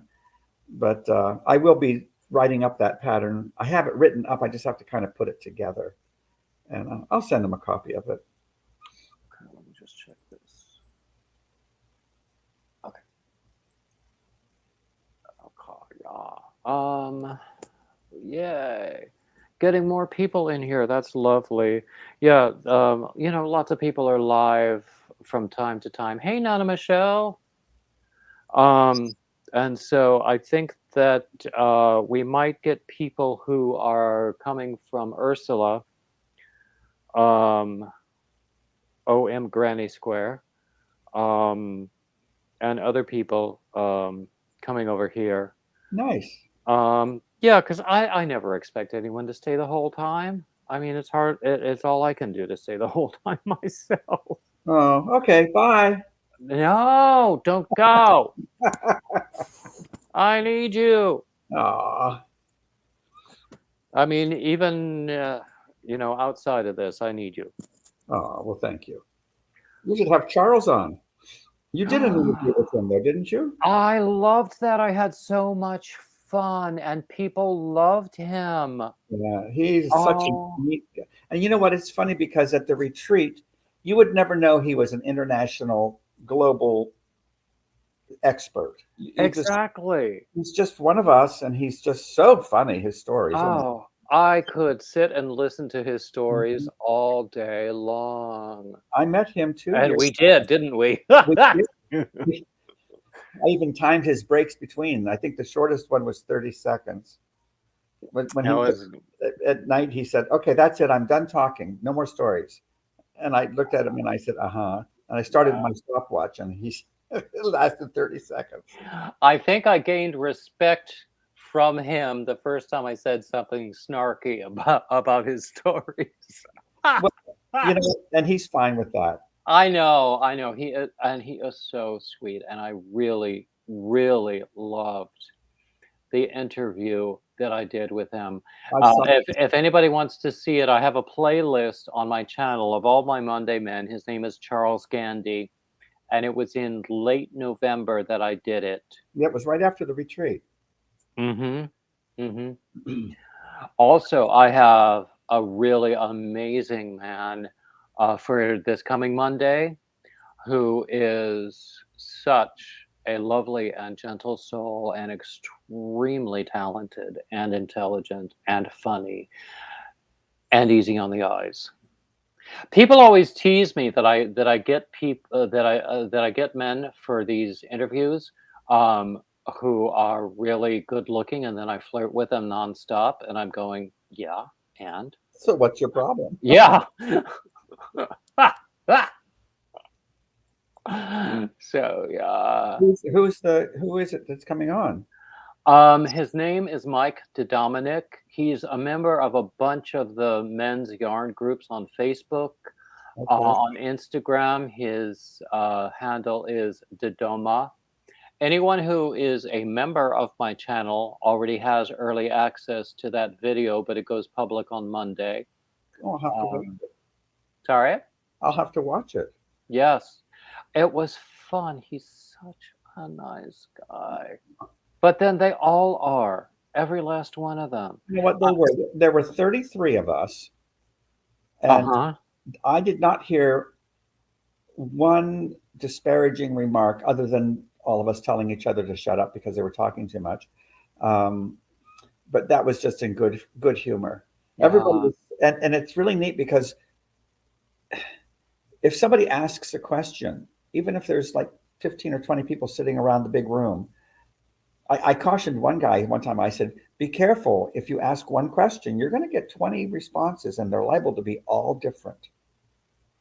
I said, Oh, "So choose your responses wisely." Divergent is saying that she saw the interview with Charles and thought it was great. Well, tell her he is great. He is lovely. And I can't remember the name of the shop where he works. It's in Franklin, North Carolina. And one of our friends in the YouTube community, her name is Hooked to the Left.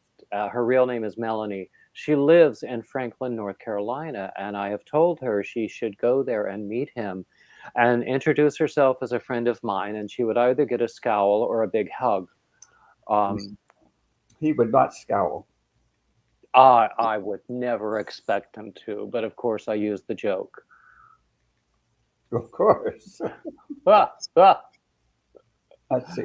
I'm looking it up and see if I can find the shop. It's in Franklin. Oh, do you know this app? Let me see if I can find it. It's an app where you can locate. Is it Silver Threads and Golden Needles? No, yes, that's the name of the shop. Okay. But there's a smartphone app called Needle Travel, where Oh, you can find yarn shops and all sorts of shops all over the country, possibly internationally too. I'm not sure needle, about that. Yeah. needle travel? Needle travel. I learned about that from Kim, Affordably Crafty. And anybody who does not follow Kim should, um, because she is a wonderful resource. Yeah, I'm going to Uh, download it now. Oh, but it's a quick one too. yeah. So yeah. So what is it? Silver threads and golden needles. Yeah. Okay. Yeah. That shop in Franklin. And then the other one in Black Mountain, I loved that shop. The people there were so nice. And But I've been this, following them on Instagram. the Black Mountain Yarn Shop, Yeah. they sold, you know. Yeah, I remember hearing about that. Uh, hey, Racine. Yeah, in fact, I just wrote to them yesterday because I'm thinking of making the night shift shawl, and Joshua from the retreat. Hey, Nancy, how do you feel? You were sick the other day.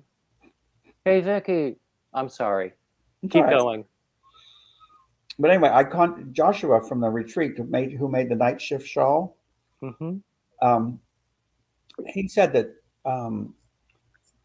somebody bought him the yarn for him. Who was the guy who ran the thing? Rusty. Rusty. I love him. He was one of my first Monday men. Oh, is that right? Yeah.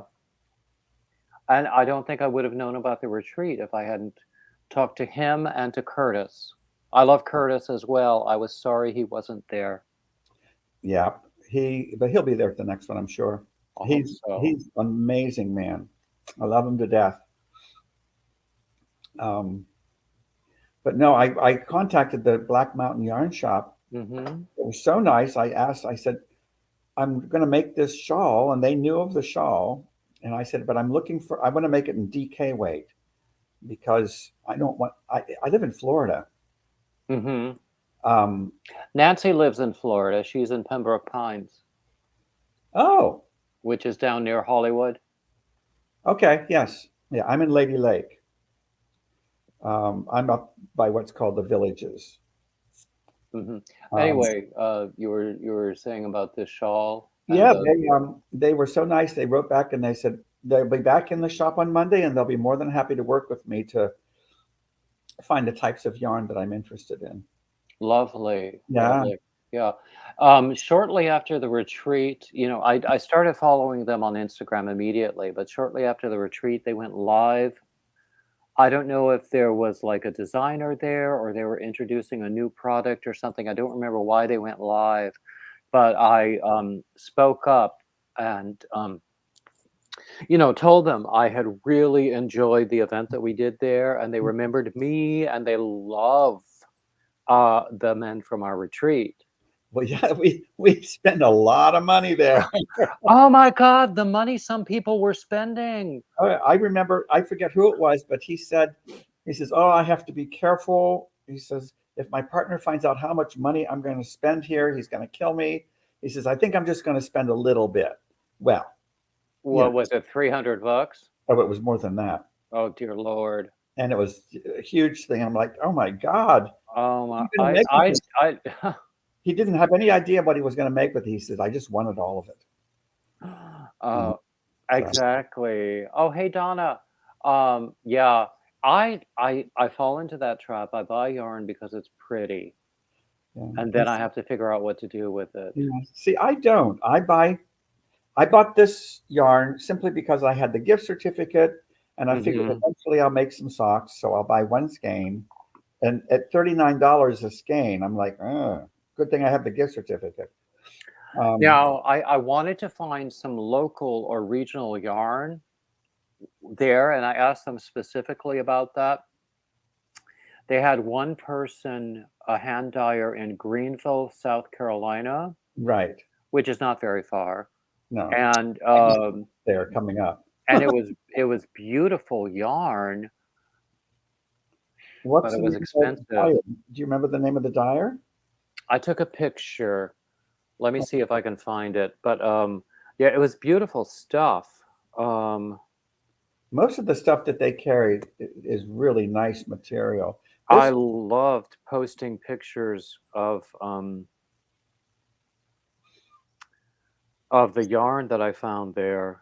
yeah, Let's see. this yarn is nice because it's got it's only 10% cashmere, but it's got the cashmere in it, and it makes a very big difference. The yarn has a little bit of a halo to it, and that's the cashmere, and it just feels different. And I'm anxious to wear them. Oh, there's a picture of Barry in my sweater. Yes, Barry, he's such a nice guy. Closest I'll ever get to him. But oh my We'll god. save that conversation for another time. Oh no. I think it was called Yarn Stories. No, I can't be. Was it Shelter? I don't remember. No. I thought I had taken a picture. I'll see if I can ask when I get with them on Monday. I'll see if Yeah. I'll ask them if I remember to. I thought I had taken a picture, but I can't find it now. Because it's nice to then, support the local dyers. Of course it is. You might pay a little more for them, but Well, as with anything. well, it all depends on what you're going to make. There is a sweater on the internet that's going around right now. I don't even know the name of the company that is selling it, and that's why I haven't bought it. But I'll show you, and I really want to make it. Oop. Jennifer says she wishes there were more affordable craft retreats, and Divergent, whose first name I can never remember, is asking what is your preferred yarn fiber. That's gorgeous. Yeah, it doesn't photograph well like this. The collars are actually a bit darker than that. That is gorgeous. It is, but I don't know the name of the company. Or it's Laverne or something like that. And then she says it's a print. It can't be a print, not when it's made like that. You can see the individual stitches. Yeah, you have to make that with manual color control. Right. So I'm going to take a picture to the retreat next year and some rope, and I'm going to tie a few people like Charles down, and they're going to teach me how to do this stuff. I'd pay to see that. People are asking whether you have a podcast or a blog or a YouTube channel. Me? Yes, you. Oh. No, but for the right price, I'll make one. We'll talk. I used to have a blog. It's still up, but I fell out of love with the company because it was an awful lot of work and they didn't pay very much. I enjoyed doing it, but then it was for someone else? Huh? It was for a third-party company? Mm-hmm. Oh. I found out that all they were interested in was sales and eyeballs. Clicks. That's all. Exactly. Yeah. Yeah. Can I send that to you and you can put it up? What is that?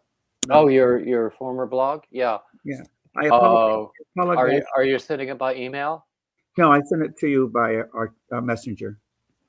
Okay, I will check it. Okay. Oh, look, you messaged me. Yeah, that's the messenger. Okay. That I don't know if, and I apologize in advance if anybody goes there, because two things. One, you have to give them your email to see the stuff, and that's how they make their money. And second, yeah. Second, I don't like that, but whatever.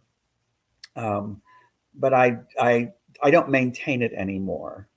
I did one article on the Rocky Mountain retreat for that, and that was well received.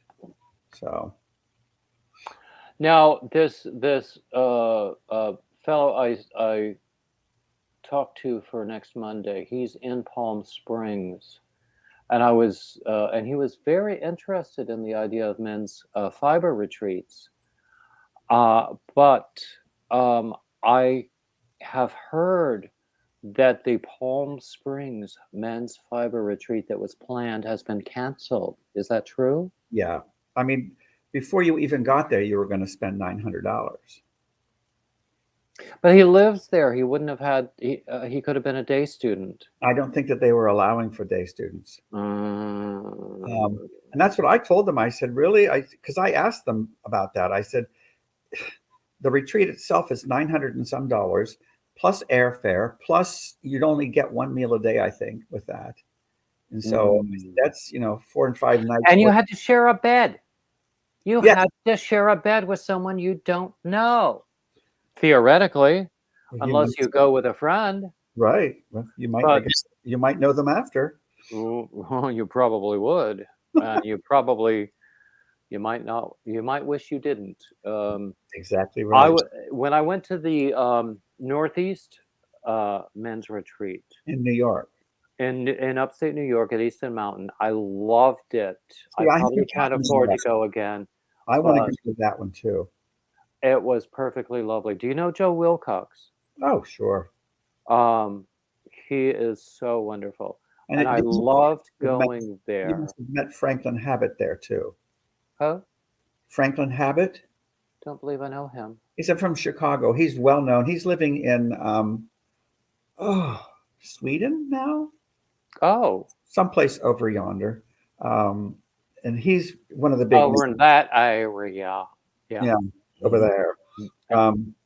He was from Chicago, and I met him there, and we hit it off famously together, and I just really enjoyed his company. I had no idea how well known he was. You would never know it just to sit and talk with him. Mm-hmm. Yeah, you and me both know that that's the key right there.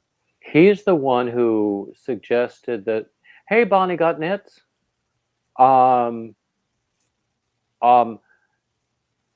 Joe suggested that I approach Cabin Boy Knits.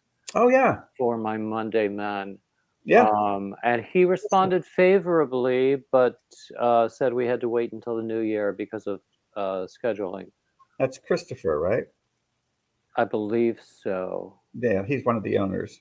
He does some remarkable work. Bonnie is saying that he was her suggestion for me to interview, the one that Mark was mentioning. And someone asked whether you answered the question about your favorite fiber. Oh, that was to me? Yeah. Well, Malabrigo wool is really up there for me. That's what I made that blue sweater and the scarf I was making. And it's like knitting with butter. It's just so fun. And the stitch definition is so exact. I just really love it. Knitting with butter sounds sort of messy, actually. Well, again, we'll discuss that later. Anyway, tell me the name Franklin whatever. Habit. He's also an illustrator. I think he does children's books. Okay, I will look for him because Bonnie also suggested that I look for him. He's good. It was funny. I had met him on. There used to be a site called Men Who Knit that was owned privately. It was before Facebook got real popular. Facebook is a lot less popular with me nowadays. I'll tell you that. Yeah.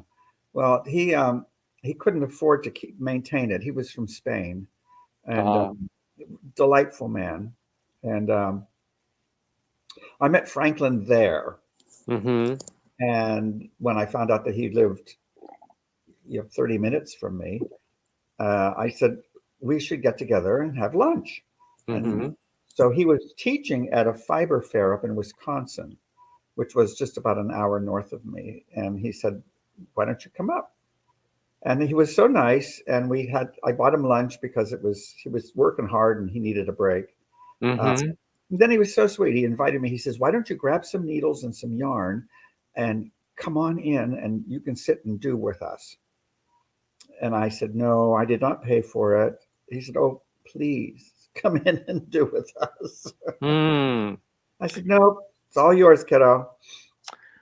And now in my head, which is a mishmash anyway, I'm running the two retreats together, and I was thinking that you were with me at the Adirondack Yarn and Craft Retreat, but No, you weren't. sadly, no. Or the festival there, because we went to this festival, and that's where I spent all the money on And yarn. yeah, they try to do the retreats around yarn shows and craft fairs and things like that.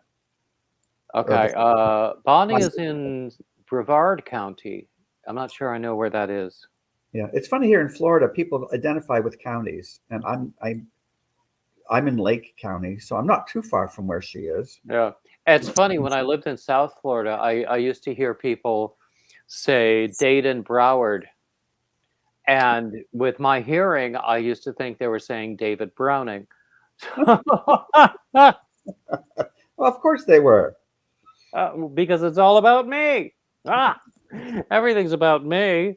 As well it should And be. the sooner you all learn that, the better off we'll be.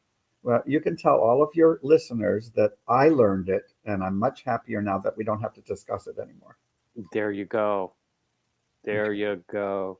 No, I'm sure you heard me wax rhapsodic about you when you first entered the room, No, do it again. because ah, ah, ah, ah, ah. No, I said you're my new BFF. This is the first I'm hearing this. Well, you are, Wow. All right then. even though we've only known each other a month and a half. You're still my new BFF, Aw, and I you. could not part with you for anything. Oh, good, because I forgot to tell you that after knowing me for 2 months, you get a bill. I told you how poor I am, right? Doesn't bother me any. Okay. We'll have to work something out for paying that bill then. I'm sure we will. That If will she have to isn't- be an offline discussion, won't it? It will be. If she's in Brevard County, she's due east of me because I'm in Lake County. Depending on So, yeah, she depending on just what time posted that she's on the East Coast, 40 minutes from the Cape, whatever. Is that Cape Canaveral? right. She's in Pembroke Pines. No, Nancy's the one who's in Pembroke Pines. That's down by Hollywood. Right. And what? Hey, Linda! Oh my gosh, Linda, I'm so glad to see you. Linda is in England, and she is a perfectly lovely lady. Well, isn't everybody from England perfectly lovely? Wow. We'll go with that, yeah. A big pause, but good answer. Yeah. We'll go with that. Yeah. Actually, I'm such a big fan of British history documentaries and British literature, and I'm also a big fan of the royal family, and I know not everybody is. So Early on in life, I had an exchange student from Scotland come over. He was from Edinburgh area. And his father was one of the financial advisors, or whatever they're called over there, who handled part of the royal family's investments. lovely. Yeah. I asked him, I said, so how rich are they? He says, oh, they're poor as church mice. And I said, I don't believe you for a minute. Mm. Well, I don't believe they're as rich as people believe them to be, but at the same time, they're not hurting. Let me tell you, I'll take the crown jewels and take them out separately and sell them, and we'll see who wins. I'll take the real estate and the cars. I'll take the jewels. You don't have to put gas in them, and you don't have to pay tax or repair them. Well, there you go. My mother, when my father passed away, she says, your father said that you should have a car and you should have this and you should have that. And I said, the only thing I want is his ring. His ring he has a diamond ring, and it was from my grandmother, his mother. I said, that's the only thing I want. I said, give all the other stuff to the other boys. And she says, well, why do you want it? And I says, because I don't have to repair it and I don't have to put gasoline in it. Well, there you go. And she says, you better make sure that you insure it, though. And I said, Exactly. maybe, maybe not. Nobody knows I have it. Well, I guess they do now, but Hey, Pamela McGuire. Hey, Michelle's Mosaics. Yeah, actually, we had some drama this week. You know, we were going to go and get my sister and I live together in our late mother's house. I mean, most people know that already. Um, and we were going to go and get our two cell phone accounts switched over to the cable because both of us would save over $100 a month that way. right. And we had different numbers on different providers. Well, we got there and we found out. See, my dad died like 7 years ago. Mm-hmm. And when my mom went to the cable company and said, okay, he's gone now, let's switch it over. Hey, Coco, glad to see you. Okay, because Coco is here, I have to show this video, even though nobody's done me a super chat yet, but maybe people will.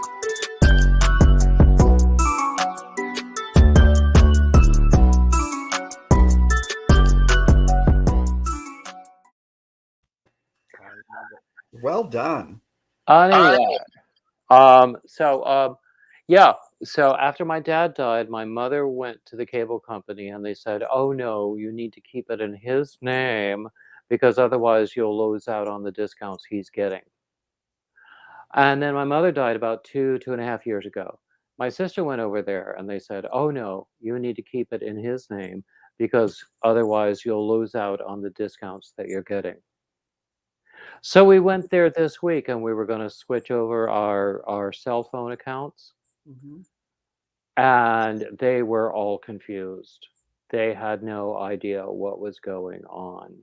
And and not only that, the what they told us that day conflicted with what they had told us a few weeks before at the very same store Mm-hmm. about switching over. So, and it turns out, um, Denisha says that's the most animated she's ever seen me.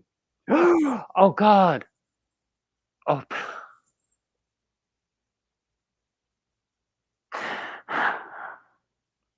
Oh, you're having a moment. You okay?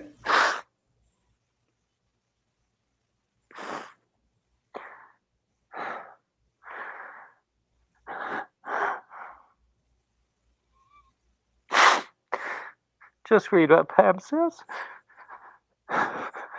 What? Betty White is gone. Oh, did she just die? Apparently. Oh, Oh. my mother used to look just like her. Oh my God. Well, did she make it to her 100th birthday? She wanted to live longer than George Burns.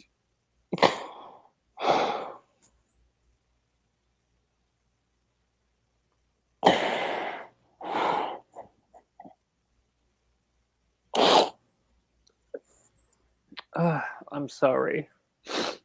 Yeah, just be glad that we've had her all these years and she's really colored our lives beautifully. She was a saint. Oh, sure. She was beautiful and funny and smart and Ma- amazing. major potty mouth. Hmm? She had a major potty mouth. I mean, that's one of the best parts. Mhm. She had spunk. Yes, she does. Pam says she would have turned 100 on the 17th. She wanted to live because I think George Burns made it to 100 and they were always teasing each other. The Queen Mother made it to 100, Yes. but My mom is 95 and she's still kicking. I was going to ask you, but I didn't want to do so publicly. No, you can. Yeah, she's doing good. I was over there visiting her today and Okay. Into everybody's life, a little rain must fall. It's true. That way we appreciate the sunny days.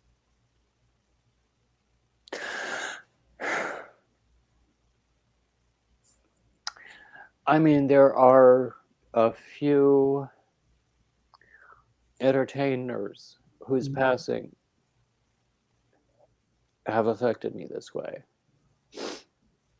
I knew that when this happened, it would do this to me. Yeah, I had read somewhere that she had declined rapidly, but I don't. The story I read it didn't give many specifics. I just thought maybe it was a fake story. Well, you never know. I mean, I know that I'll be the same when the Queen passes. I was this. You would not believe it when Wendy Richard died. Amazing British sitcom actress.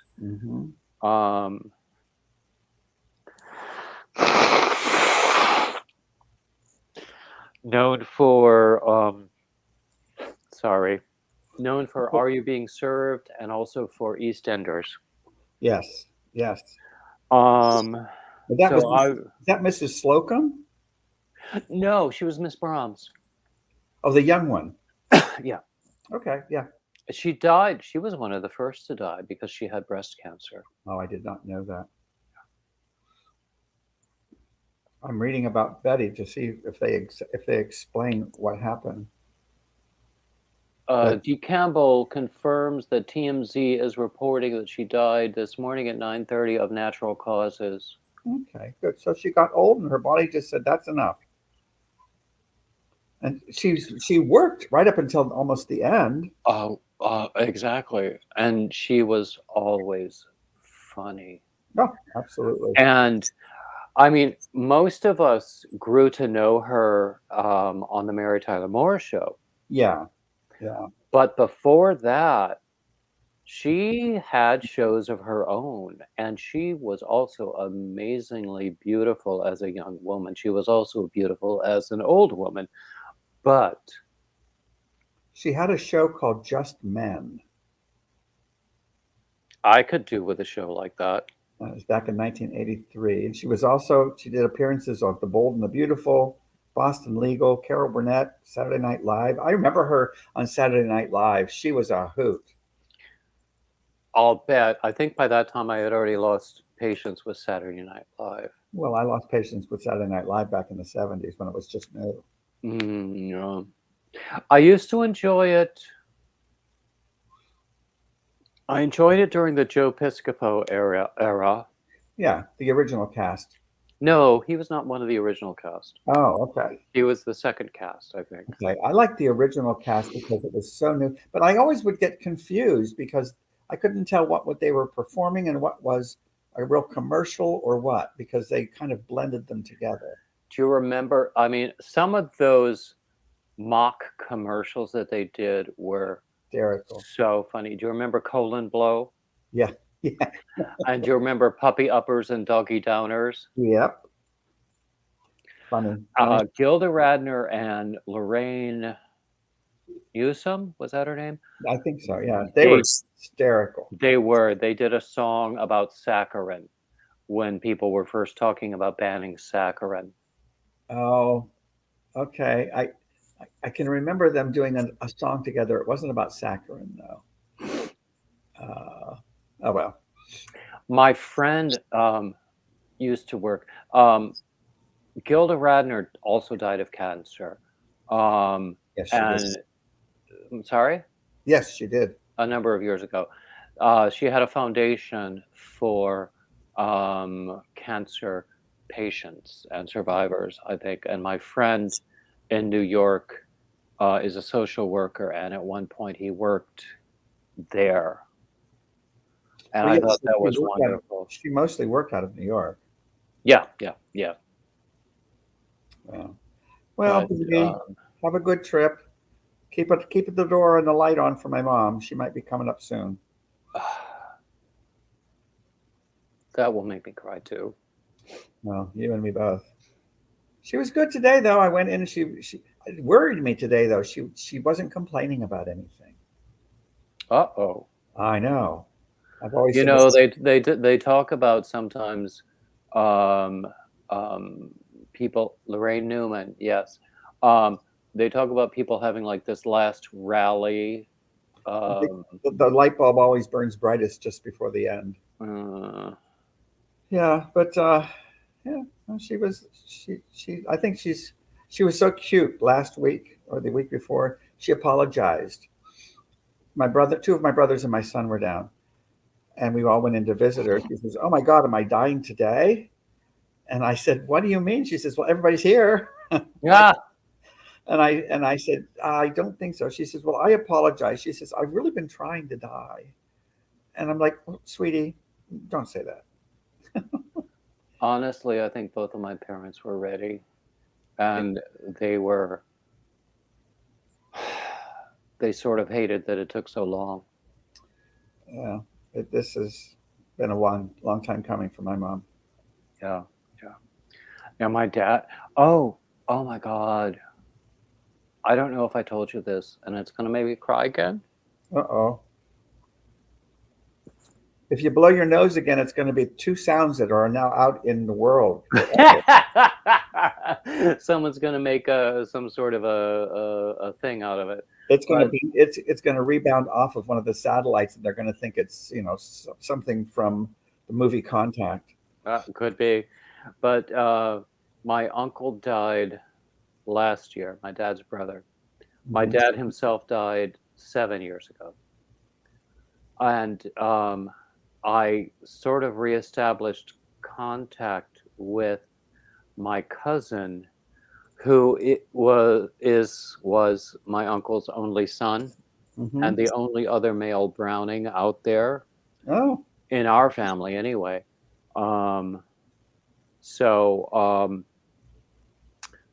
he told me that he was probably the last one to have a coherent conversation with his dad. oh, well, that's nice. He left the room for a minute, came back, and found his dad talking to my dad. Oh, well, then he had a good escort. Yep. When my dad passed, I was in the room with him, and Mm. my brothers and my mom and everybody. They were heading down to lunch, and I said, "Well, I'll go sit with Dad." So I was sitting with him and holding his hand and just talking to him. And he was in a coma.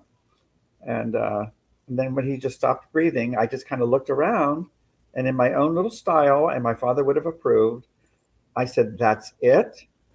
There's no angels, there's no trumpets. What?" I Like said, Peggy Lee, is that all there is? "That's right." Ah, ah, And ah. I just started to laugh and I'm like, "Mark, stop." And I couldn't. But Dad, Actually, he would have appreciated that. it's funny because my dad was lingering for a number of days, and then I had gone off to call like a funeral home to make advance arrangements because we knew it was going to happen. And then I came back and we were talking about it. We were all clustered together and talking about it and doing stuff with our backs to him. And suddenly my mom looked over and she said, "He's gone."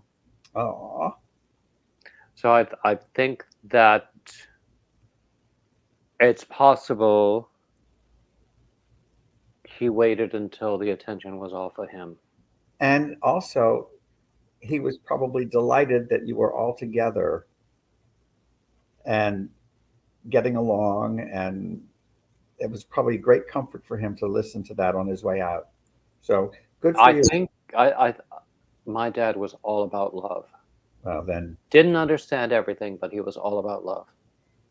do any of us understand everything? No, of course not. I think Yeah. Charles does. Sorry? Charles does. Oh, of course. Well, Charles is a saint. He is. He is. So Denisha says that your mom sounds like a hoot. My mom? Oh, she if she and Betty White were together and they both got pissed off, my God, there wouldn't be a sailor alive that wouldn't be blushing. My mom could sling those words, and now, of course, Don't make me laugh when I'm drinking. And I'm Yeah. always drinking. mom had a very good vocabulary when it came to getting upset, and she still does. But now she's too weak to get potty mouth. Upset. Yeah. I can understand that. Yeah. Honestly, his funeral was wonderful because I saw so many people I had not seen in so many years. I mean, Right. that's the thing. It's weddings and funerals, mostly That's right. funerals. Same with my family. I have 19 cousins, and I think there's a Lyle Lovett song about that, about weddings and funerals. oh, probably. If anybody could write it, he could. Oh, yeah, I'm a big fan of him. Yeah. No. So listen, I have to fly here. Oh, well, that's fine. I'm so glad that you joined me. It's been a delight, and we will talk later tonight, okay? I'll be here. I'll pour the bourbon and wait for you. You know me. Yeah. I do. Goodbye. Okay, bye-bye, and thank you so much. Okay, love all you guys who are listening. Bye. Yeah, of course. Don't I have the most wonderful friends? Oh my gosh. Oh, I should post the link again. Oops, that's not it. Hold on a second.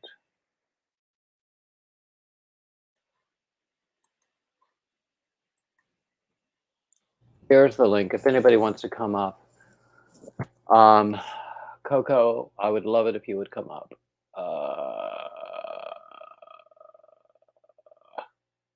Kim was here earlier, actually, but I think she wound up leaving because she was taking care of her kids. Oh, yep. Nana, I did say hello to you, Nana, didn't I? I don't know. I can't remember anything. I can never remember anything. What's going on? Well, we've been on for 2 hours. I will repeat some of the announcements that I always do at the top. First, I want to thank everybody in the world for viewing, for subscribing, for joining, for going to my Ravelry page and buying patterns, for going to Teespring and buying merch. If anybody ever does Cash App or PayPal or Super Chats, totally thankful for that. And yeah, it's because of you guys that I'm here, because our community is just amazing.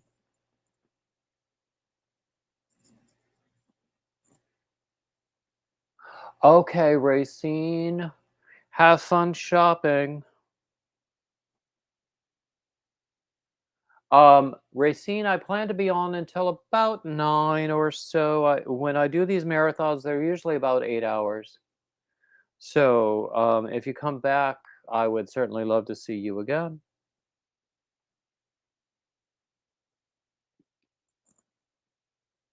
Racine, did I send you a package or was it an email? I don't remember.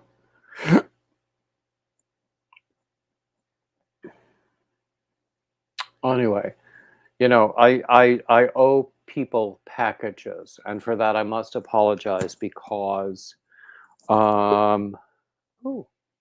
Yay! Hooray, Coco is here. Hi. Hey, how are you? I'm good. I was about to hop in the shower, but you asked Well, me to come up, so I'm here. yeah, we don't need a shower cam view, but Nobody wants to see that. Still, I'm so glad you're here. I've been away far too long. We had a great discussion about pimento cheese last night, didn't we? About cheese? What? Pimento cheese. Don't think I've ever had that. I'm sorry. It was another live stream. I confuse people sometimes. Anyway, Oh, pimento good. cheese I is was a born wonderful confused, thing. David. No, I'm done. Oh, some people are born confused. Some achieve confusion. Some have confusion thrust upon them. I think all three are true of me. Um, but yes, it was another live stream. We were talking about pimento cheese. Okay. It was another one of those damn Yankees that I was talking to. Um, and she had never heard of pimento cheese. And there were some of us Southerners in the room who hastened to educate her about it. Yeah, that's a cheese with like the bits in it, right? Well, pimentos, if you take the red bell pepper and you roast it in the oven and peel it and dice it up, and sometimes you could like preserve it in olive oil or something, that's pimentos. Okay. You combine that with shredded cheese, sometimes maybe a little mayonnaise, salt and pepper, or other seasonings to taste. It makes a really great spread for sandwiches or Okay. crackers. It's totally delicious. It's a Southern staple. Lori, hey! Yes, Lori, I know it was Kim. Now I remember. But, I mean, those northern women, I confuse them all.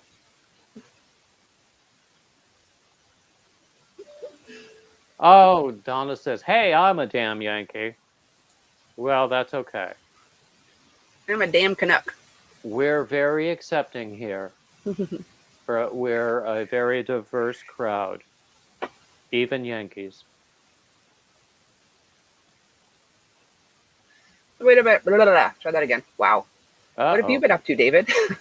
Mostly this. I have a couple of things going on. Most people will have seen this already. This is a Tunisian project, but I can't do it while I'm live streaming because it takes too Okay. much focus. Where did my hook go? Yeah. Ah! My hook fell out. Okay, anyway. I don't know what it is. All of my hooks seem to be magnetically attracted to the floor. Anyway, so this is a Tunisian project that I'm working on. And this Well, is that's cool. yarn that came from Daniel. That's super nice. It's fingering weight, and this is the Tunisian mesh stitch. Okay. And it's going to be a diagonal shawl, which you know I love to do. Yeah. Awesome. Also, I have, I can't really show it right now because it's not in a state to show. Working on a tile poncho with various, I'm trying to use up a lot of Lion Brand mandala that I was Okay. gifted with. Hey, Trudy. Hey, Trudy. So I'm making a lot of tiles for this poncho. I might make two. I might make a shawl and a poncho. Cool. Who knows? But it's not in a state where I can show it. Okay. In my lap right now, because it's very, very simple, I have a scrap blanket. Okay. Cool. It's all double crochet. I don't have to think about it. Yeah. Unless the yarn splits.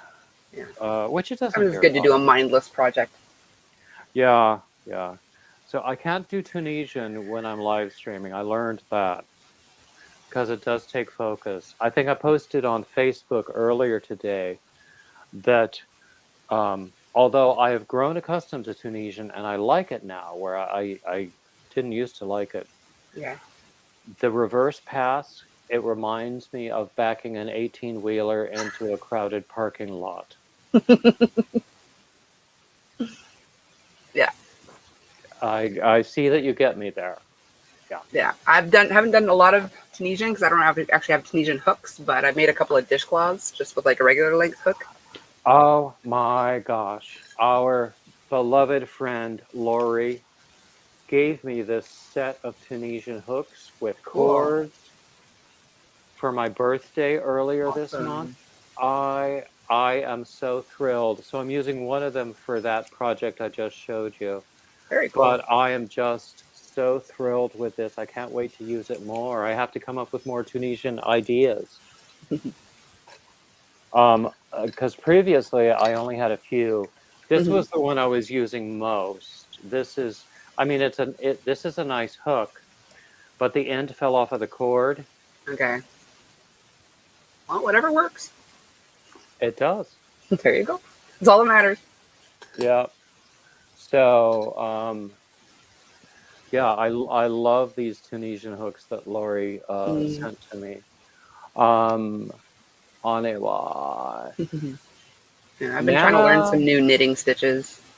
They take a lot of focus, so I don't do those on lives at all. Knitting is still a mystery to me, and I'm okay with that because there's Yeah. a lot more to learn with crochet. And I'm not that bright. I made my mom a scarf. That's the stitch I learned. I love that texture. That's knit? Yeah. I love that. And it's called the Waves or something. Uh-huh. Yeah. So I haven't weaved in my ends yet, but Trudy says she loves Tunisian but hasn't done a lot. okay. I found with Tunisian, honestly, it really took a lot of practice Mm-hmm. because I would lose patience because I couldn't do it right. And Okay. if I can't do it right, I don't want to do it at all. Mm-hmm. I'm sure I'm the only person in the world who feels that way. You have no idea how many times I put down knitting and said, forget it. But every now and then I pick it back up and Yeah. slowly sink it Yeah, in. exactly. But now this is going to be my second Tunisian pattern if I ever finish it. It's going to take a long time because it's fingering weight and it's Yeah. a 4mm hook. So what I need to do is just take a couple of days off and just spend 8 hours a day doing it. Mm-hmm. But then that would make me crazy. Crazier. Yeah. Oh God. Okay. Trudy has the long hook, not the stringy ones. Oh, you only have yeah. The cables are really useful if you're doing a large project, but it depends upon the project. You can do projects, Tunisian projects with like 10 stitches. I mean, if you do a Tunisian entrelac project, all you really need is 10 stitches. You can do that on a standard crochet hook. Mm-hmm. Yeah, like I did dishcloths just on my regular boy hook. Yeah, yeah. So, I'm truly digging this shawl that I'm working on, Mm-hmm. but at the same time, I need a break from it sometimes. Yeah. Well, I mean, is it like a repeat? Like, could you write up the pattern now, even though you're not done? I've already written up the pattern. Oh, okay. And in fact, someone has asked for the pattern, and I said, okay, now you're one of my testers. So, I need to email that out when we're done here. Mm. But Cool. Trudy says she was taught knitting in school, but she prefers crochet. Okay. When I was about 8, my aunt taught me crochet. My Oma taught me knitting, but the crochet stuck more. At 8, it was just easier. I learned them both as a child, but I never really got anywhere with knitting. I learned crochet at my grandmother's elbow, largely just because I wanted to hang out with her. Mm-hmm. And it was like something new to learn. Yeah. I learned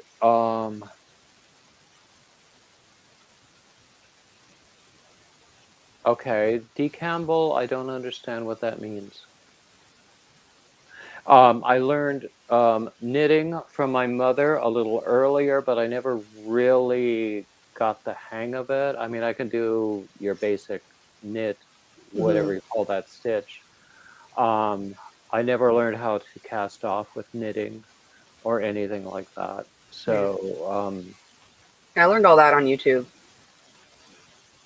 Honestly, if I wanted to, I know I could learn it all on YouTube, Hmm. but I still think there's more to learn with crochet. Yeah. Oh, there's always something to That learn with crochet. But so I'm sticking to that, thank and you, Shira. I think I do okay with crochet. Yeah, I think you're doing all right. Um, because I don't need to. Well, let's just say I'm going to stick with stuff I can do for now. Hmm. Maybe I'll branch out. Hmm. Yeah. I mean, I was just talking. I'm at these retreats I went to over the past few months. Hmm. I would meet these wonderful, wonderful people, and some of them were like these really, really big, beefy men with huge hands, and they would be working with these teeny tiny needles and this lightweight yarn and making some of the most exquisite stuff you've ever seen. Daniel is here. Hey, So Daniel. I have to show him this. Mhm. This is how far I've gotten with my shawl with your yarn. Daniel, I want you to offer this ginger bear colorway again. Not that I can afford to buy it, but it's gorgeous. Judy says, my children hardly had store-bought clothes. That's awesome. Mm. My mother sewed a lot.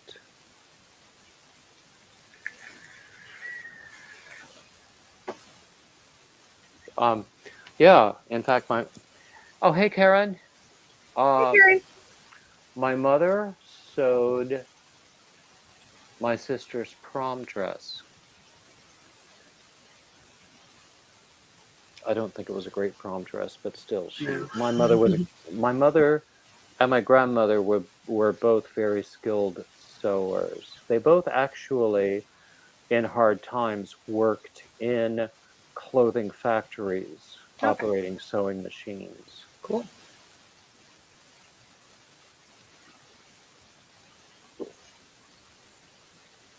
Oh, hey, Diary of a Happy Oh, Hooker. Karen Welcome sewed her wedding in. dress. Oh, hey, Happy Hooker. Happy New Year's Eve. Last minute, Laura um, was talking about doing her own wedding dress.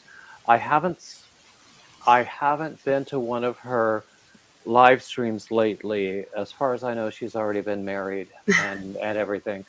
But she was working on her wedding dress, and it was going to be perfectly beautiful. Awesome. I And wouldn't she, chance my skills with a wedding dress because that's a super important dress. But I have made Mhm. wedding veils in the past for my aunt, my sister. I can't remember somebody else. Now, at the time and place that I went to, hey Namiji, at the time and place that I went to junior high school, boys and girls both did what they called industrial arts, Okay. what they had previously just called shop, and they also both did home ec. They never came up with a euphemism for home ec. Mm. But so I learned a little bit about woodworking and a little bit about drafting and a little bit about metals and a little bit about sewing and a little bit about cooking. But most of what I learned from cooking was at my mother's elbow. And honestly, my mother taught school for about 400 years, and how she would come home and prepare a hot meal every night, I don't know how she did it, but she did. Yeah, it's tough. So I You gotta grew do. up at her elbow. Hmm. Um, I'm still miffed that they took shop and home ec out of schools. Like so many people, like that's what got me interested in carpentry is the fact that I dabbled in it a little in high school. You know, it gives you like a sense of what you want to do. Now, I mean, you were saying long ago that you had like gained a certification or a qualification in carpentry, Hmm. and then the pandemic hit, and so you haven't been able to work very much. Yeah. Is that getting better or not? Not really. With the new variant, everything we got curfew here again. Things are shutting down again. Mhm. So yeah.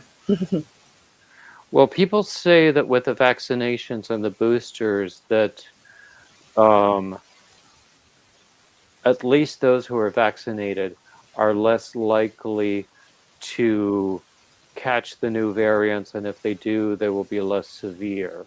Yeah. I don't know the science. I'm I not saw an percentages authority. somewhere. With one shot, it was like hospitalization, I think, or I can't remember if it was hospitalization or deaths, but it was over 5 or 6%. With the 2 doses, it was like 1 point something, I think, or just below 1%. And with the booster, you're at like 0.01%. Well, the best statistic I saw, and I don't have a source for it, but was that over 99% of people in the hospital for the disease were unvaccinated. Mm, yeah. Yeah. They So just there you recently, go. last few days, approved under 60, 18 to 59 for the booster, but you need to wait 6 months. I'm trying to remember, trying to math when I got my second. So I'll be going for that Oh, soon. okay. I was recently able to get my booster and my flu vaccination the same day, and the injection site was sore, but if that's the worst thing that ever happens to me, I'm pretty fortunate. Yeah, I can deal with that. Yeah, I think I got it in summer, so I should be able to get it, if not this month, next month. Yeah, yeah. Anyway. Mhm. Oh, Trudy, you're in South Africa. I forgot that. Yeah. In Canada too, like since the vaccine came out, they started opening everything up. But the new variant, we've got over 2 million cases in Canada now. So many hospitalizations, especially in the Montreal area, which is where I'm at. I mean, I'm a bit farther than South Shore now, but it's making its rounds again. So they're curfewing. I mean, it's not as bad as before. The last curfew we had was 8 p.m. Now it's 10 p.m. Mm. But yeah, it's starting back up. So I remember when I started seeing people walking around without masks, and my first thought was, damn, I'm going to have to start trimming my beard again. mhm. But you know what? Um, I can deal. Mhm. Yeah, they never removed the mask mandate here. In North Carolina, I find that it depends upon what county you're in. Um, and private businesses have the right to request it Mhm. for anyone who walks in, which I think is right. Yeah. Now, I So don't know about yeah, all of Canada, but in Quebec, they never lifted the mandate. mhm. I don't mind. I have a pack of masks. I think I have 2 packs of masks, paper masks in my car, Hmm. the disposable kind. I just use them until they start smelling, and then I throw them away. I got some of the reusable ones there. I just wash them and use them. Uh, But even if they do remove the mandate, until I know for sure, like it's gone, I have a few N95 masks that I will wear because that's the only thing that'll help you if the others aren't wearing. So I have a few of those well, stashed. So, masks are more about protecting other people than about protecting you. yeah, Like whenever you cough or sneeze. yeah, Um, to I stop the mean, spewage from getting out. yeah, exactly. I mean, if you think about it, restaurant buffets, supermarket steam table things, anything could happen. Hmm. And, anything has happened. People, I mean, awful things have been caught on video, even before the pandemic. Yeah. So, I was living with a friend for a while, and he was a total germaphobe. Whenever we brought groceries in to the apartment, he would like sterilize them. Hmm. I mean, I don't know what that's about. But then, Mhm. because he was a clean freak and a germaphobe, we didn't really do that well as roommates. Mm. Well, this time around, like with everything going on, it's good to have a germ freak around you. You know, you're not going to catch anything from them. Not from him. Honestly, anyway. Oh, hey, Kiki. Hey, Kiki, Happy New Year. And Happy Hooker says, I was vaccinated, but still caught it just before U.S. Thanksgiving. Well, I'm pretty Oh, sure you didn't get it as severely as you could have, though, because of the vaccine. Thank goodness. yeah, yeah. And I, Namiji I mean, says, that's what they always say. Yeah. yeah. Nemiji's in Ontario, and they have mask mandates as well. I'm with you. I'll be wearing mine. You're not supposed to wear the mask more than once for it to be effective. Yeah, the disposable ones, yeah. Well, I also have cloth ones. I don't know, how highly qualified they are, but Well, if everyone is wearing them, they're good because it just contains whoever is infected from spewing their germs. But if there isn't yeah. a mask mandate, then and you're the only one wearing it, it won't help you. Then you need the N95 or the K something or other. Well, you know what? Everybody has to die of something. I'm not ready to go yet, so taking my precautions. I never stopped wiping down everything that comes into my house. Like, yeah. People wipe down yarn that comes into their house. I won't wipe it down, but I'll wait 3 days before I use it. Yeah. That's, well, I'll just say I haven't done that. Yeah. Because surely it was 3 days in transit anyway. Okay. D. Campbell says a coworker was hospitalized with the C word, even with the vax. Yeah, I mean, it's not a guarantee, but your chances are way, way, way better. Yeah. Let's talk about puppies. Yeah. Well, that's good, Happy Hooker. She wasn't very sick at all, just tired for a few days, so that's good. Yeah. Now, Kim had it. She actually was very sick for a week, Mhm. but still, she got better. It was a little bit like the flu. Now, I had the flu. I've only had the flu once in my life. I don't want it again. I don't recommend it. Yeah. But um, um, probably because she had been vaccinated, um, it was confined to just flu-like symptoms. Hmm. Yeah, Tori from Polly's something. I can never remember her channel name, but I'm sure y'all know Tori. She's on my lives often. She was the one with Probably. the Predator camera issues for a while. Anyway, Um, she got it twice, but she's never been vaccinated. She got it the first um, time. She still has long-term residual effects from the first one. Then she caught it a second time. well, that's the thing. Even with the flu, it takes a long time to recover. Hmm. Um, and when I had the flu, I felt weak for weeks. Um, but of course, I had to go to work. Hmm. What was I gonna say?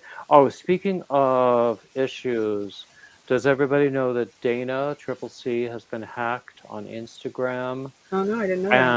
And yeah, somebody is sending out messages promising Cash App gifts, but you have to like deposit a certain amount of money into a Cash App account, which doesn't look like it's yours in the Yeah, end. she would never straight out ask for money through a message anyway. So No, of course disregard. not. Yeah. So, and in fact, I should have known when she asked what my Cash App ID was because she knew it already. She has given me gifts in the past. But, and then the whole cash deposit thing, I'm going, okay, goodbye. This Yeah, conversation is over. yeah, that's what it is. Trudy, thank you. Polly's crochet with Tori. Oh, I've seen Tori in live streams.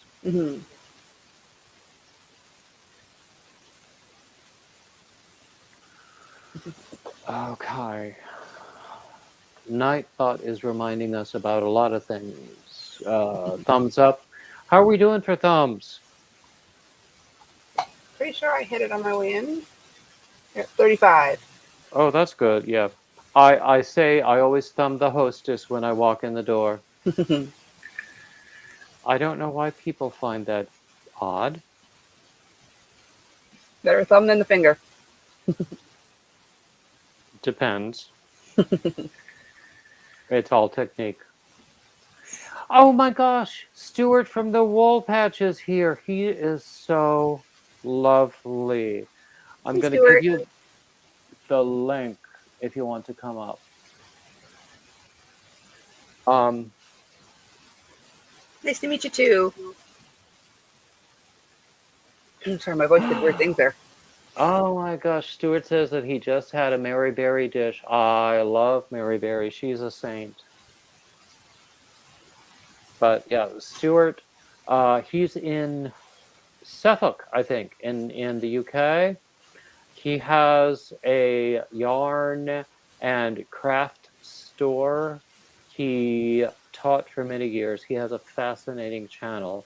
Awesome. And his store and his channel are both called The Wool Patch. Awesome. I don't think I could have a wool store. I would use most of my product and not make any money. Do you know what I was talking about? I don't think I could ever make it happen. I'm not a good businessman. But there are people who have yarn trucks that go around like food trucks. Oh, wow. They could be converted food trucks. They could be like converted RVs, but you have yarn, you have any other kind of supplies, and you're portable. And I think it's an exciting idea. Yeah, I would chase those suckers down like the ice cream truck. Yeah, and you know you would need to come up with a really firm business plan. And Nana says she's heading out. In YouTube streets. Oh, take care, Donna. Happy New Year. Yeah. But anyway, Stuart uses it too. uses what? Uses his stash, his product. Oh, of course, yeah. Oh, yeah. I don't know how Daniel does it. Like, he won't touch his own yarn, but it's so scrumptious. I don't know how he does it. It's gorgeous, but it's also expensive. Oh, yeah. Fiber Spider said that he used to spend a lot of his paycheck when he worked at Michael's. Yeah. There at Michael's. And I have another friend who works at Michael's in Augusta, Georgia. I don't know how he can do it. He's actually a very highly skilled young man and a cutie. Yeah. Hands up, everyone who is surprised that I should be fond of a cutie. I see no hands. Yeah, exactly. But yeah, he works at Michael's. And he was saying it's been a madhouse after Christmas, as it has been probably for any retail outlet. Mm-hmm. In fact, I went to the UPS store just to check my box, because that's where my P.O. box is. Okay. The line was out the door and around the block. Wow. I said, I'll wait. Mm-hmm. Actually, I haven't been to the post office in several weeks. I should probably head over there at some point. Yeah. Anyway. Mhm. But I'm always getting surprises in my PO box. People are always sending me lovely cards. Sometimes they send me gifts. I'm not telling you I want gifts, but I'm not going to say no. But people send me the most beautiful things. Yeah. So I think that's lovely. And then, of course, anything that I have delivered, anything with this channel, my sister is always asking me, why don't you just use the home address? And I'm going, do you want 2,000 people to know where we live? And I'm I actually going, thought about recently changing my address just to my actual address because when you think about it, everyone knows what town I'm in, even with my PO box, and it's not hard to figure out where I live. And I have 3 pit bulls, so you gotta have balls of steel if you're gonna break into my house. D. Campbell, what do you mean by pop-ups? Do you mean like just showing up spontaneously somewhere? That would be part of the plan with a yarn truck. And I understand there is someone who in Southern California who has a yarn truck. I think if you Google yarn truck, um, I found one in Southern California. I found one in Florida. Cool. But that would be the plan, to have like a schedule of locations um, where I mean in our area. Um, well, for one thing, I'd want to be across the street from this local yarn shop where the people are totally horrible Mm. and mean and nasty. So I'd want to spend one day across the street from them, and I would want to go down to the beach because we're pretty close to Carolina Beach and Wrightsville Beach. That could be 2 beach days. Wow. There you go. And then different other places in Wilmington, and also some other places further inland. Um, the county next to us is a sort of an affluent suburban county, so that would be a good place. We would need a good PR machine. Yeah. Because David doesn't pay for advertising. I don't think there's enough crafty people in my area to warrant a food truck. I'm not a food truck, a yarn truck. But you know what I mean. Oh, Lori says there's a yarn truck in Bloomington. Laura, you know I spent like 3 semesters in Bloomington, right? At IU. The most miserable time of my life ever.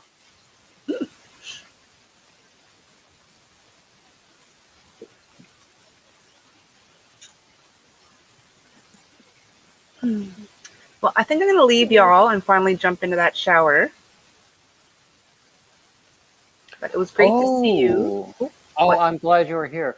Stuart says that there are people who have canal boats Huh. and sell yarn from those. Oh, how cool would that be? And they have such Cool, an but you think extensive. the humidity might get to the yarn after a bit, no? Well, you'd hope that it would sell fast enough, but Yeah. at the same time, they have a very extensive canal system over there that we don't have here. Mm. That would be amazing. I think. So anyway, we were talking about it yesterday, just off the tops of our heads. It would take a really good business plan, and it would take a substantial amount of startup capital that I don't have. So I don't know if it's ever going to happen, but it's a fun thought. Anyway, I'm so glad you were here, Coco. Me Thank you too. so much. And I wish that someone would give me a reason to show your video again. He's hinting for a super chat, guys.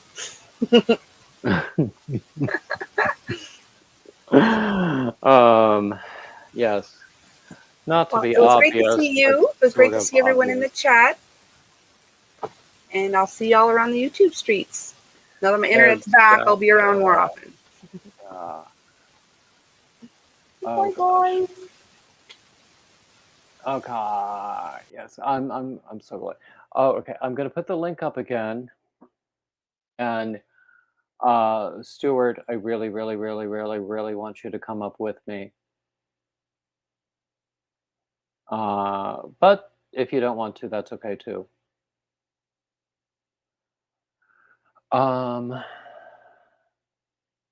Oh, Lashera, are you leaving us too? Bye bye. Coco is so lovely. We all love Coco.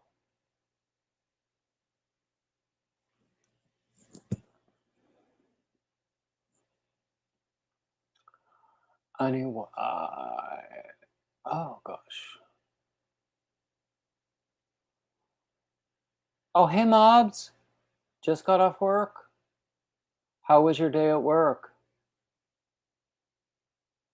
I just posted the link if you want to scroll up for it. Oh, God. I'm going to have to step out of the room in a minute. And basically, we all know what that means.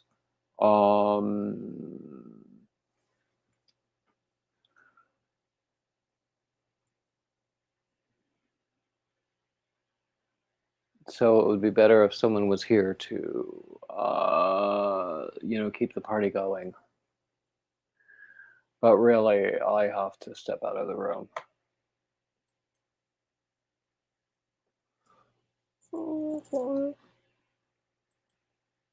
Okay.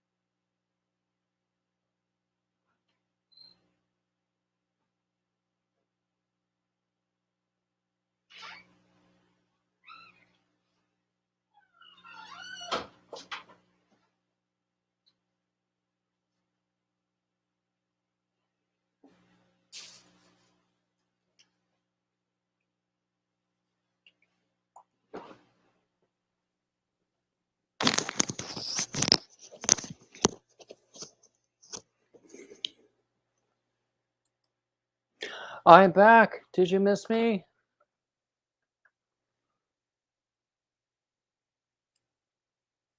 Okay.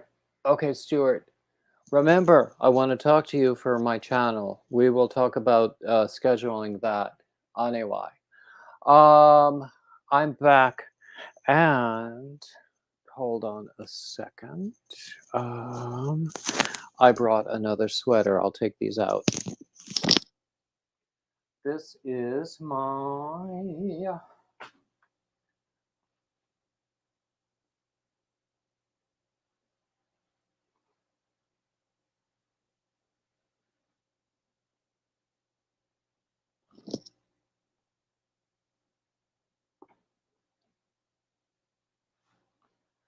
okay. Is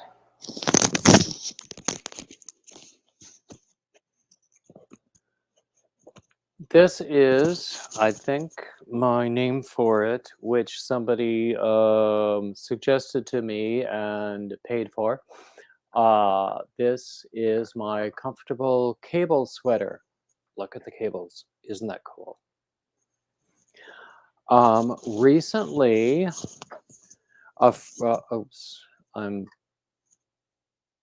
hitting the table with my foot. Okay, there we go. Recently, a friend of mine posted a picture of a sweater he had done in the very same yarn that looked sort of similar, except it was knitted. And I thought it was my own pattern. but it was somebody else's pattern and it was knitted. And then when I enlarged the picture, I saw that the cable in the center was a little different.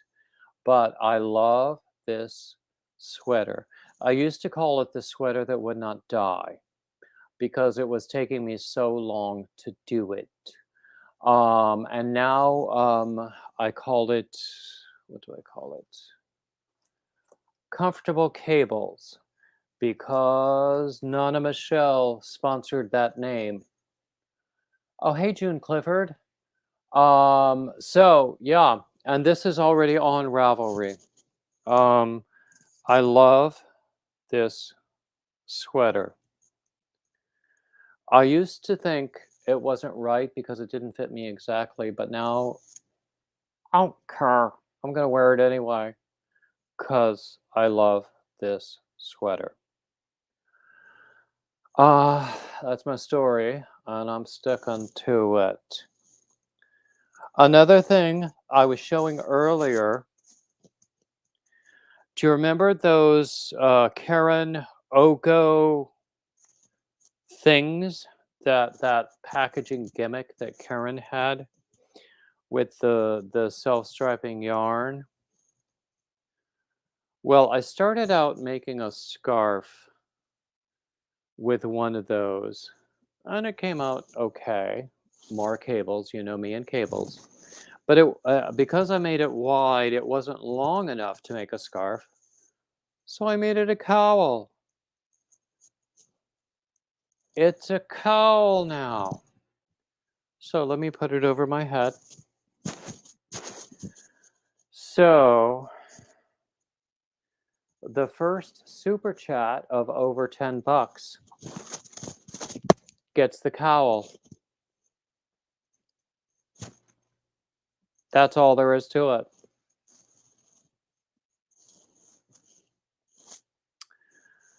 Anyway, what else is going on with people?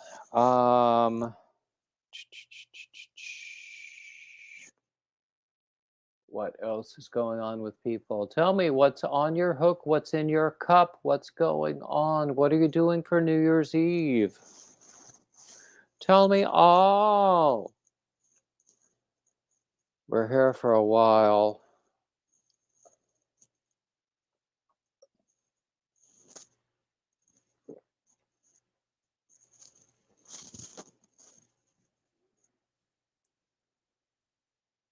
Actually, I think I'm going to take the sweater off. It's a little warm.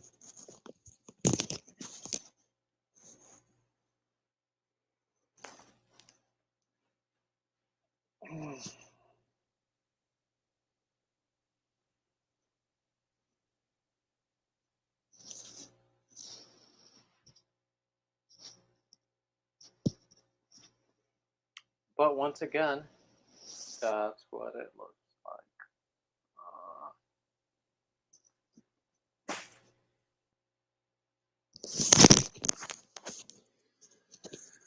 So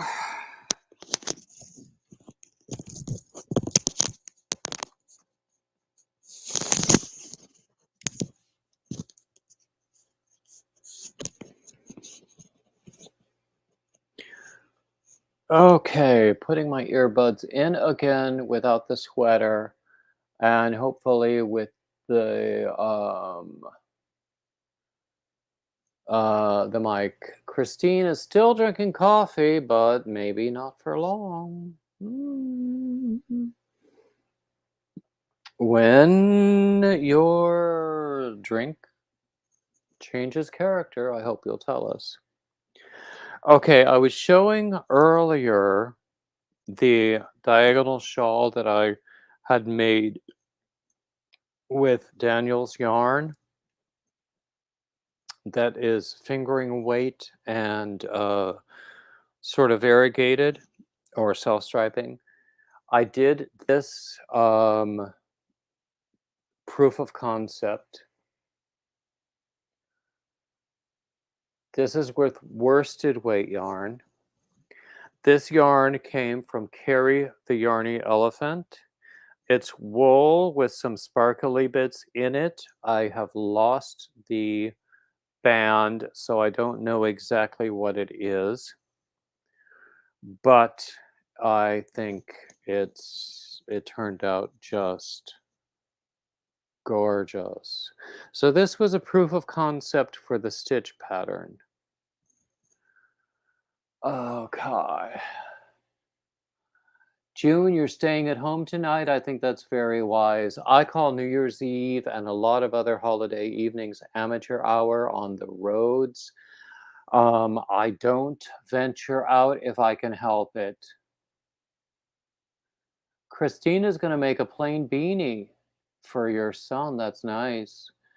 Happy Hooker is drinking coffee, editing a video, and listening. Ooh, multitasking. Wow.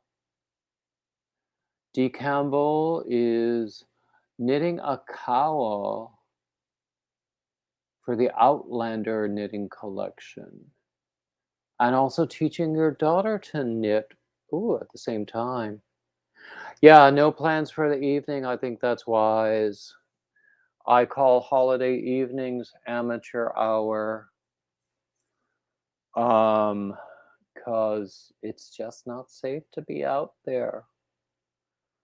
And believe you me, I drink to excess, but I don't drive on those evenings because there are other people who are worse than I am. Don't tell anyone I confess to drinking to excess, though. Anyway, so, oh my goodness gracious, what shall we do next? Well, the old year is about to leave us and the new year is gonna start. Tell us what you have accomplished in the past year that you're pleased with and what you wish you had accomplished that you're gonna accomplish next year. Um, I myself, I've published a bunch of patterns. I wanted to publish more, but you know what? It's still okay. I wanted to publish a charity pattern collection. I'll do that next year.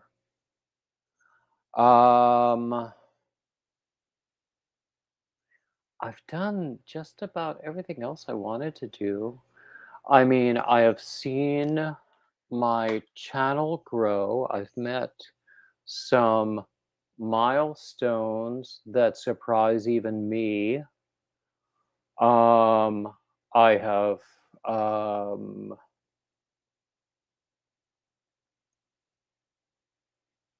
Dee Campbell, I think that's a noble goal. Accomplishment is surviving 2021, and goal is getting through 2022. For a lot of us, that's really realistic. Yeah.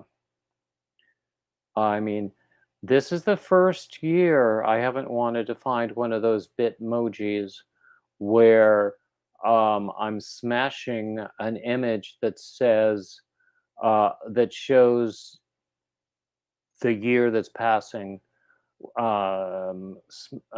a hammer, you know. Lori finished 6 of the 8 blankets she started. I think that's admirable. And you wish you had fewer UFOs, don't we all? I recently frogged a big UFO, and there was some of it was blue, and it's going to go for Hat Not Hate, and some of it was gold, and that's going to go for dog sweaters. For those of you who are not familiar, I am encouraging people to make dog sweaters and blankets and donate to any pet rescue organization near you, anything that you know. Oh, Dee Campbell, you're so kind. Thank you for saying that. Um, I think that's a lovely thing because, some of them, they go out to the pet stores, they buy dog sweaters for 20 bucks, and I'm going, not when I have like a dollar's worth of leftover yarn here. I can't allow you to do that.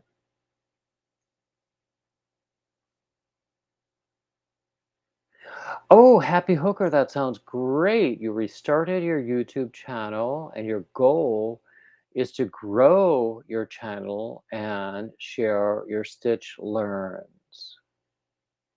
D. Campbell says that we can get through it together. There's a song in that, but I'm not going to start singing. I would start singing for a super chat, though. Oh, June wants to spend January getting whips finished. I think that's a good goal, too.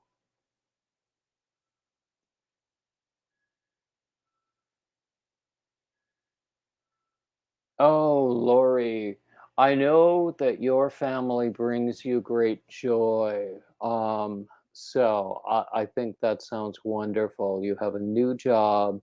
Your youngest will graduate high school, and your oldest will potentially marry his sweetheart.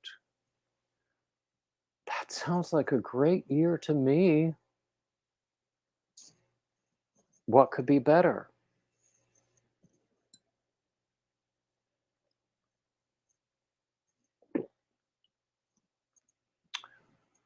Okay, Nightbot just told us about the parallel knit along, crochet along that my friend Gary Boston is doing as an AIDS fundraiser. He was on earlier, and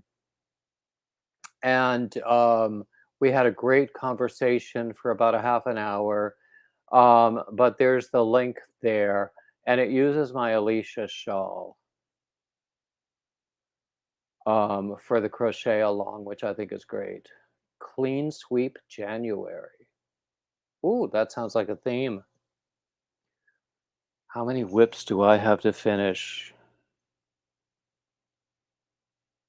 Not that many, I don't think. I don't think it's unmanageable.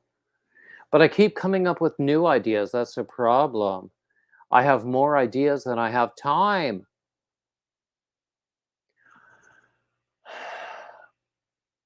Anyway, I'm going to post the link again if anybody wants to come up.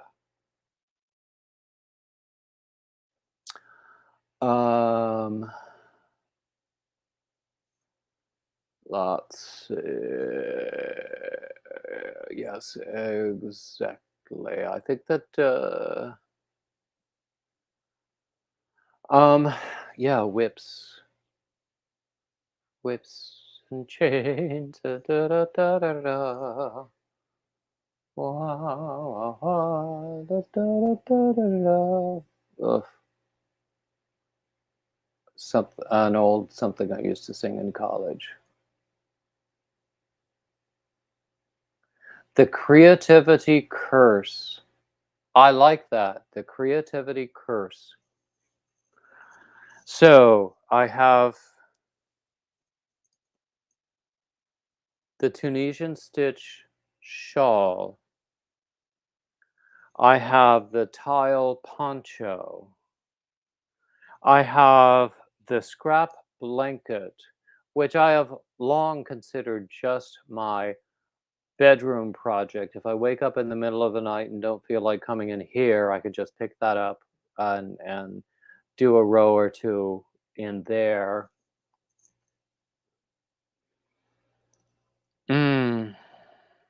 Also, I did start a scarf. I don't know who I'm going to give it to, but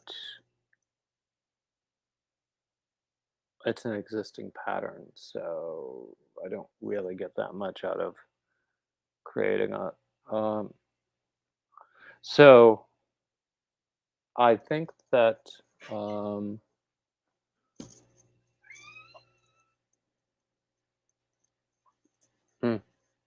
yeah, this is soda. So Oh, I need glass. oh, my coffee cup still has stuff in it too. Anyway, My sister just came in to provide me with refreshments. She's actually very good to me. Even though she sometimes annoys me. So, what were we talking about? Whips. I have a few going on. And I have the projects I've already started on next year's Hat Not Hate. I have a box over there I should start using for it, actually. I've been doing oh, let me show you this. I've been doing pet sweaters for pet rescue organizations, and let me just show you that that picture that just got that was posted early. Isn't that cute? Lynn, look at that. Oh, that's so Yeah, that's so cute. And you know, people who have been following me for a while have seen those sweaters in process. So anyway, I probably just totally ruined the view. Anyway,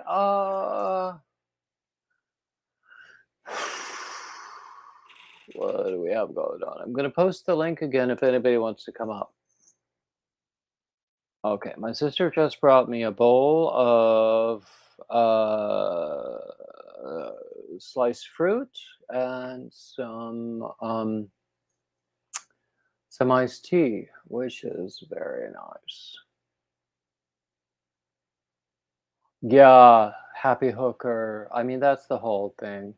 I mean, I got the idea because I'm a big, big, big proponent of pet rescue, and there's one channel I was watching, and they stated that they had gone out and bought pet sweaters for some of their rescue animals. And I'm going, don't do that, because I can make them. And although it took me far too long to actually make them and send them, um, it appears they appreciated them. Happy Hooker, that's a great thing. 4 of the 5 dogs you've owned have been rescues. June, I was joking yesterday. Oh, hey, Ruby, glad to see you. I was joking just yesterday that I haven't quite figured out how to crochet a raincoat yet. But I'd like to. I would probably require some kind of an additive. And the person I was talking with, we were talking about doing things for homeless people, and those kind of waterproof additives are often flammable. And I was saying that homeless people very often have access to matches. So I don't know whether that would exactly be a good idea. Anyway, but I think it would be great if I could figure out a way to make. I actually tried. I need to frog that as well. I tried to make a duster style sweater for myself, but it wasn't big enough because I'm, let us say, unfortunately shaped for a man. So it just doesn't look good on me. So I'll frog it and figure out what to do with it next. Because a lot of yarn went into it, I'll tell you that. Or maybe I'll donate it, I don't know. Oh, D. Campbell. Yeah, Gary was talking about a lot of rain in the LA area too. That is a ton of rain, especially for Southern California.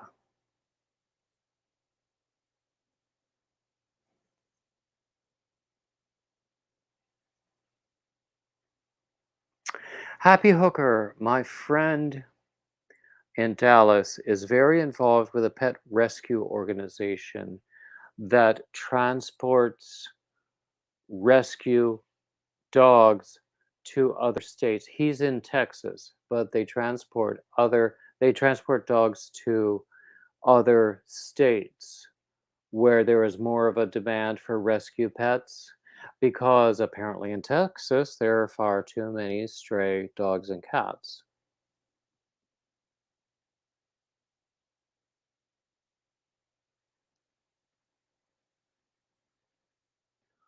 Oh, Lori, that sounds like a good time.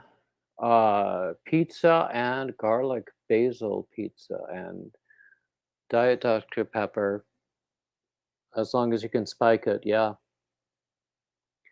Okay, what did I whisper? I'm not going to whisper it again. It doesn't matter really. I was being mean, and when I'm mean, I don't want to repeat myself because I'm ashamed of myself whenever I'm mean. It's true. I was taught to be nice.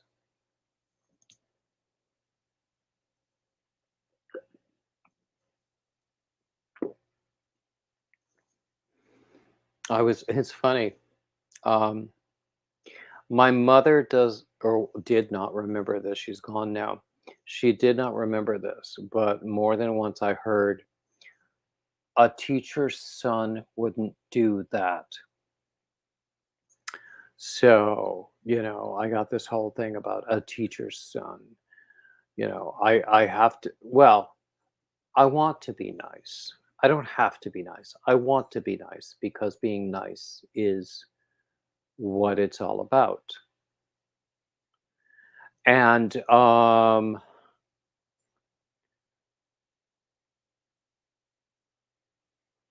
one time I was talking about the dog that I grew up with, and I had told the story about a teacher's son wouldn't do that enough times that, I was talking about the particular breed, and someone said, "Oh, those are always yappy." And I said, "Oh, no, no, ours wasn't." And so my friend said, "A teacher's dog wouldn't do that." And I thought it was so funny. Anyway, oh gosh. Happy Hooker, all of my friends are great people. I I can't even remember which one I was talking about that you're referring to. Oh, the one in Texas who volunteers for that pet rescue organization. Yes, they do amazing work. You don't like cheese? Were we talking about cheese? I can't remember. Oh, pizza. Yeah.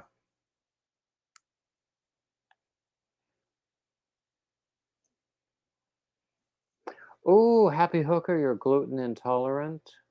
Ooh, that sounds like not fun. Yay! I'm finally home. Hey, so glad to see you. And you're still working with that gorgeous royal blue yarn. Oh, today is purple. Oh, is it Kinda- purple? It kind of looks funny in the camera. Yeah, it doesn't come across exactly the right color, but it's gorgeous anyway. Today is purple because I started it last night. Ruby is talking about non-dairy cheese. Well, please don't talk about cheese I'd rather have no cheese at all than non-dairy cheese. because I ate something at work that had something to do with cheese, and my stomach haven't been right since. Uh-oh. Was that today Yes, or? today. Uh-oh. Oh, Uh-oh. It's today, so I'm waiting right now. I'm fine now, but my stomach's still upset behind We will understand if you have to leave the room suddenly. it. I did just a few minutes ago, actually. Well, I've been since you came on at once today. I've been on and off watching you today. No, well, I drink a lot of iced tea and soda and water and everything else. So, and I can get dehydrated if I don't. hmm So I also have to pee frequently. And, that's a fact of life. Yeah. So like Yeah. I normally try to drink a lot of water, tea, and juice a lot. Mm-hmm. And I'm constantly going to the bathroom like every 15 minutes from drinking a lot of water and stuff. Mm-hmm. Cause like my thing is like I get have this somewhat of a condition where once in the blue moon I get cotton mouth a little bit. Ah. So I'm constantly like drinking something to keep my mouth from getting cotton mouth, and it Mm-hmm. only happens every once in a while. But I'm trying. So in order for that not to happen, I constantly drink something. Ruby says she's a vegan who cheats on occasion. Actually, that does not sound like a bad lifestyle. Because in general, a vegan lifestyle sounds healthy, but some of the things that vegans refrain from, I would not want to refrain from permanently. Because I love my cheese. Honestly, I love meat too. I love bacon. Tomorrow for New Year's Day, Yeah. we were talking about this. It might have been on Kim's live stream in the middle of the night, Affordably Crafty. We were talking about New Year's Day traditions, or it might have been somebody else's. I have a mind like a sieve, a really cute sieve. Um, so I was saying that we're going to have black-eyed peas, and I bought some salt pork for that. And then we're also going to have collard greens. Uh, the black-eyed peas go in the slow cooker early in the morning. hmm The collard greens are in my sister's hands because I've never done them well. Well, they're pretty easy to make. They're really, really easy to make, but at the same time, it also depends on how long you cook them too, and how like you prefer to eat them. I think when I have tried it, I have cooked them too long and there was no taste left in them. That's probably why. Yeah, yeah. So I will leave that up to my sister. Um, I will confer with her about whether she wants some of the salt pork for the collard greens. Because otherwise it all goes into the black-eyed peas in the slow cooker for 10 hours. And I am a pro with the slow cooker. I love the slow cooker. I normally use a crock pot, or I'll go old fashioned, where you get one of those real big tall pots, and I let that cook on low for a couple hours. Now, I like to use a big stock pot if I'm making like a soup or a chili or something like that. But Yeah. there are some things. Now, I don't really want um, chili that's made in the slow cooker, the crock pot, because Yeah. I've tried it before and it hasn't turned out as well as I wanted. Oh, And I can do it really, really well on the stovetop on low, simmer it for a long, long time. And the thing is, you have to simmer these things for a long, mhm. long time, and people don't have the patience nowadays. Oh, trust me, I know, David. I know it. Those are some of my favorite. I specialize in foods like that. Exactly. I mean, that's the best thing. I love. I mean, Texans might object to my chili, um, but it's pretty darn good, I think, and I simmer it for a long. And honestly, if I taste it, it's Mhm. not until it's been simmering for at least 2 hours before it even tastes close to right, and then I leave it Uh-huh. simmering for another couple of hours to reduce. Mhm. And, you know, I put, I put in the onions and Yeah. all of the spices, I cook them, I sauté them all together, and then I put in the meat to brown it, and then I put in all the tomato stuff and any other Mhm. liquids, and I put in leftover coffee and a pinch of cinnamon. That sounds so good. I want some now. I need to See, make because spicy of you, I chili. want some chili now. And of course, all the beans, and I've done it with I once did it with 3 different kinds of beans, like the white beans, the navy beans, the Yeah. black beans, and it was good, but it doesn't matter, because the beans are part of it, at least of what I do. And there are different traditions, and that's okay, and I don't care if you hate mine because I love mine, and that's all that matters. Um 'Cause I mean, there are some food snobs out there, especially regional food snobs. I mean, Mhm. I get very snobbish about regional barbecue. See what she's eating, Ethan. Sorry? Sir, my son's down here, and my cat's eat. One of my cats is chewing on paper for some reason, Uh-oh. and don't know why. And I had him go see what she was eating, because they like to eat anything from paper and stuff. So I'm constantly like trying to figure out why. June has never heard of putting coffee into chili. Give it a try. I Give heard it of it. a It gives it try. like a unique taste and flavor compared Yeah, to if you add just enough to it. It gives it like a somewhat of a smoky coffee taste to it, and yeah. it's I so mean, good. it doesn't have to be a lot. It's usually just a cup or so.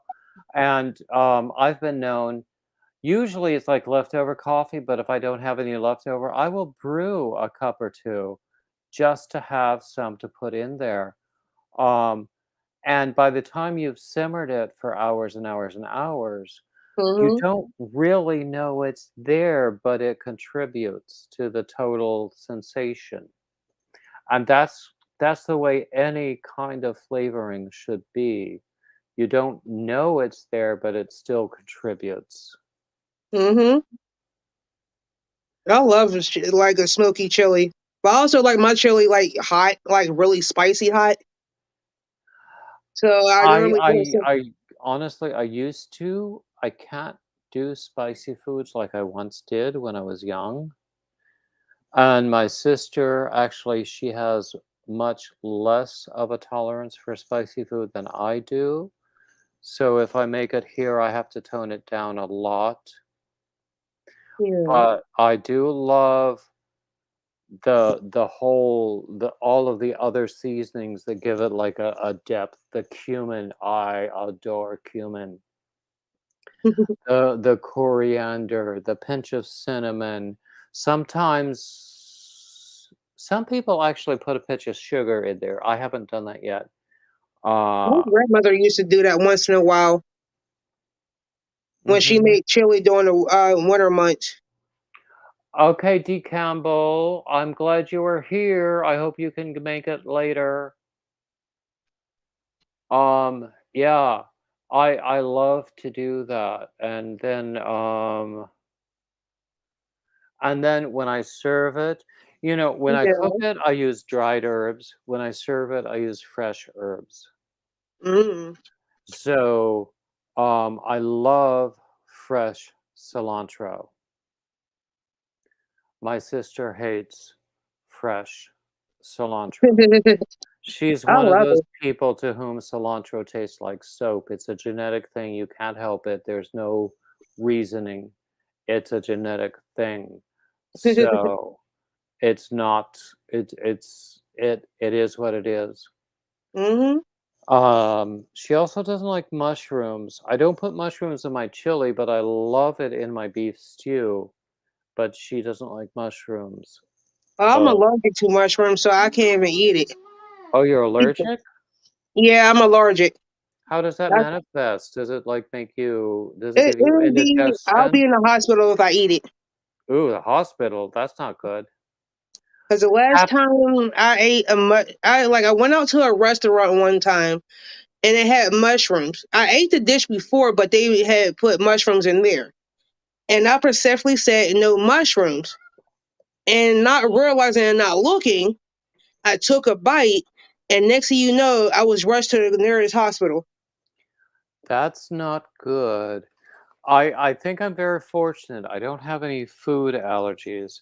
I often say that I have seasonal allergies to Yeah, every season. Um, but I don't have food allergies or any kind of substance that I know of.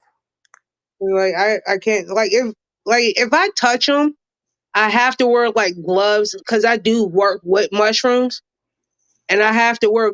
In every restaurant, you got to wear gloves. So if I wear gloves touching them, I'm fine as long as it's not close contact to my skin. Well, I think that's a good idea. Restaurant workers should be wearing gloves anyway. We do. I'm just saying, like in general, like if I had to come home and cook it, I won't touch them. They're not allowed to be in my house. Well, yeah, I can understand that. I like them, but I have refrained since I've been living with my sister. Happy Hooker agrees that cilantro is awesome.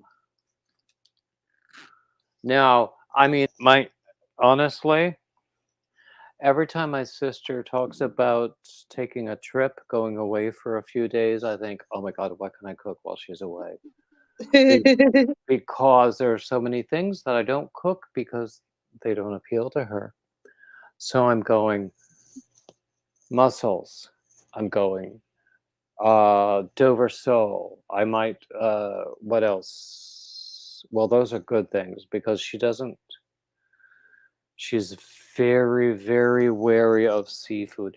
I mean, I used to joke that my mother could get food poisoning on demand.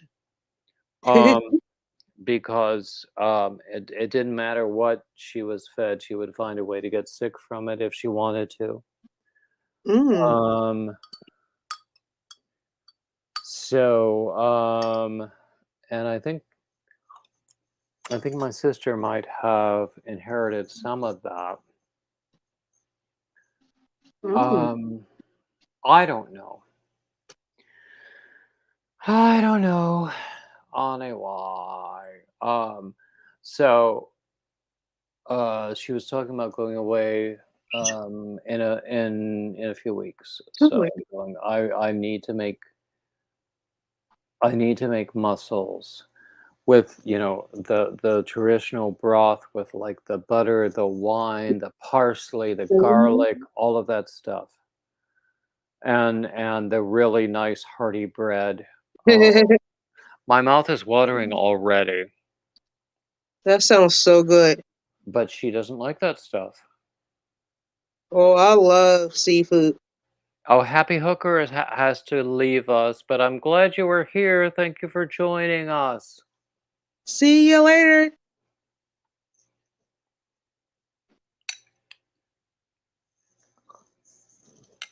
Mm. So I'm trying to figure out what I'm going to make tonight because I honestly do not know what I'm making tonight. We're still living on leftovers. Yeah, like I'm want my leftovers, but I'm debating if I want to eat leftovers or make something quick.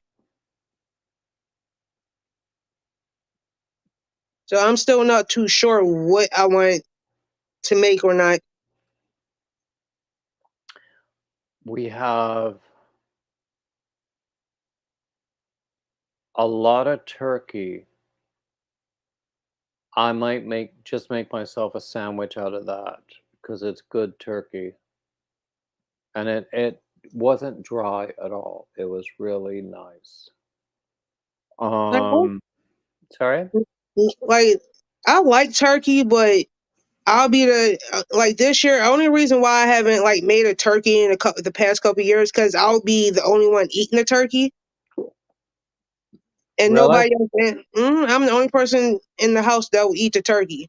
Like my husband would eat it, but he will eat it like that night, but won't touch it for the rest of it at all. My son won't eat turkey at all. Mm. Laurie is talking about restaurants that list ingredients, but then they don't stick to the list. Because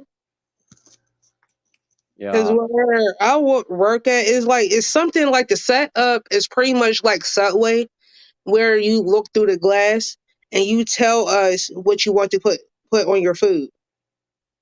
Yeah. Yeah.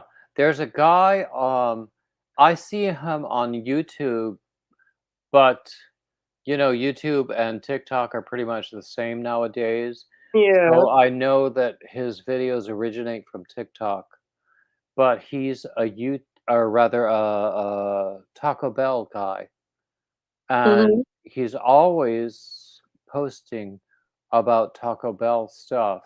And even though we all know that Taco Bell is as close to authentic Mexican food as McDonald's is to an authentic steakhouse, Yeah.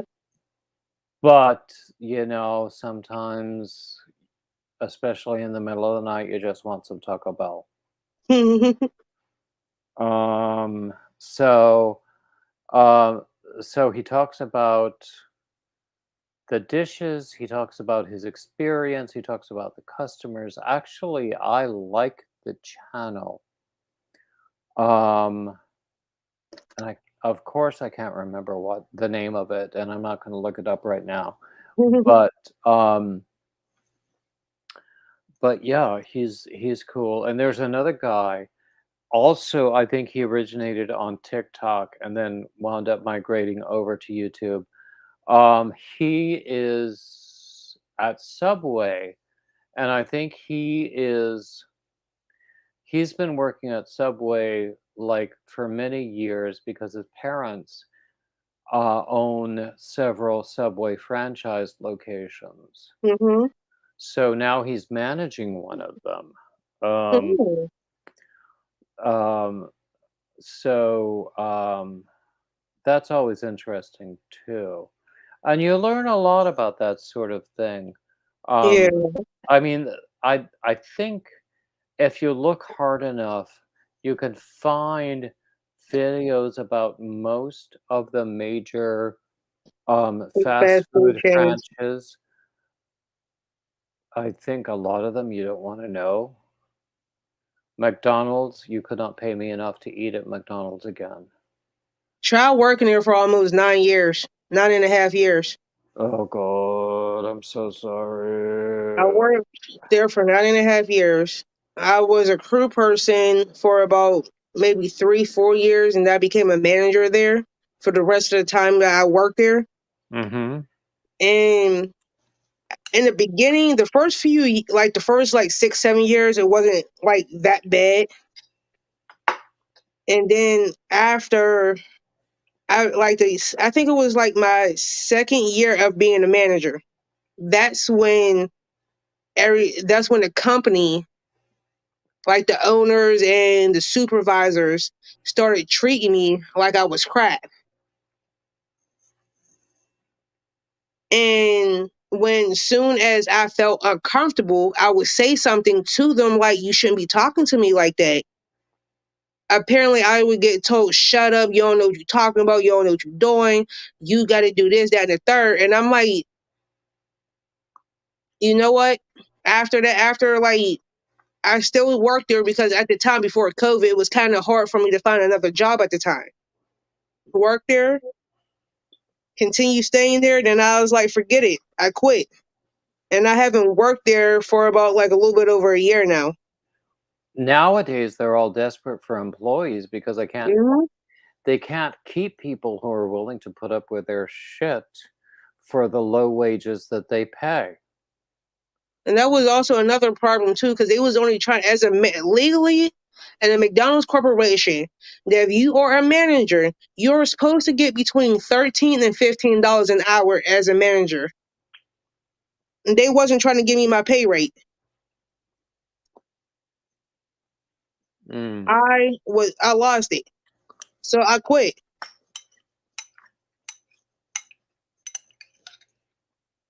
Yeah, that's shit. Yeah. I just couldn't take it no more. So your current situation is better? Yes, I'm actually getting a little bit more money than what I was making, and I love working Monday through Friday. Oh, you have a 5-day week and a predictable schedule? Hmm. Who ever heard of such a thing in fast food or even retail? My goodness Well, gracious. because before I started working there, when I was still at McDonald's, that I had to work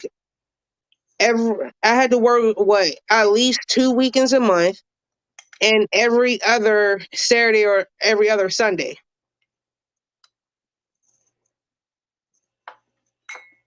And Yep. here I only work Monday through Friday, off Saturday and Sundays. I think that sounds very good. I mean, that alone is good, but I mean, I think you're saying that you're getting paid more and Hmm. treated better. Yes, and I love it. Excellent, excellent. So then, tell me then, in 5 or 10 years, where do you see yourself? Do you want to be a manager in one of those places? Do you want to have your own business? Do you want to? What do you want to do? I'm not going to be. Well, I tried my manager's trial working out there at McDonald's. No, I'm good. I did not want to be a manager no more. But as far as owning my own restaurant, I'm not too sure about that because I really never thought about it. Donine is here. Hello, Donine. Like, honestly, I never really thought about it. Yeah, yeah. Well, you're younger than I am, so that's okay. So I'm just like, I think everybody in the world is younger than I am. So, anyway. I'm not going to be up here too long because I still have to go prep for dinner and stuff because I figured out what I'm making. What you gonna make? Cabbage and cornbread and smothered chicken. Tell me how you do cornbread. I normally if I'm doing it out of the box, I normally add sugar, milk, and eggs if I'm doing it out the box. You lost me at sugar. Oh, I love my cornbread sweet. Oh no. Oh no. Oh no. No. No. I gotta have sweet No. cornbread. No. It sounds like you're making corn muffins in a cake pan. And that is not the cornbread I grew up with, which some people might call corn pone or something like that, where it's really more just some cornmeal, some flour, a little bit of salt, some milk or water to just bind it all together, and then you fry it up like either as a cake, the same size as the frying pan, or as Mhm. individual silver batter Muffin cake. thing. Yeah, I call that the homemade version. yeah, yeah. If I'm doing it out of the box, that's what I normally do. But if I do it the other way, the homemade version, that that's what I normally do.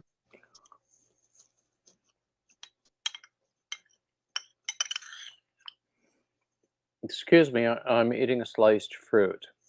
Oh, you're fine. And Lori, what is a Johnny cake? I've heard that term. Actually, I once found an article, and if I search for it, I could find the link about the economic and sociological um, divide with cornbread. whether you want it cakey or whether you want it like a pancake.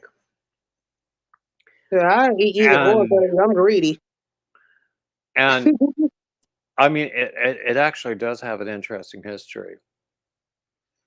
Um, so it's I'm too lazy to find the link right now, but it is interesting. But I come from Southern working class people where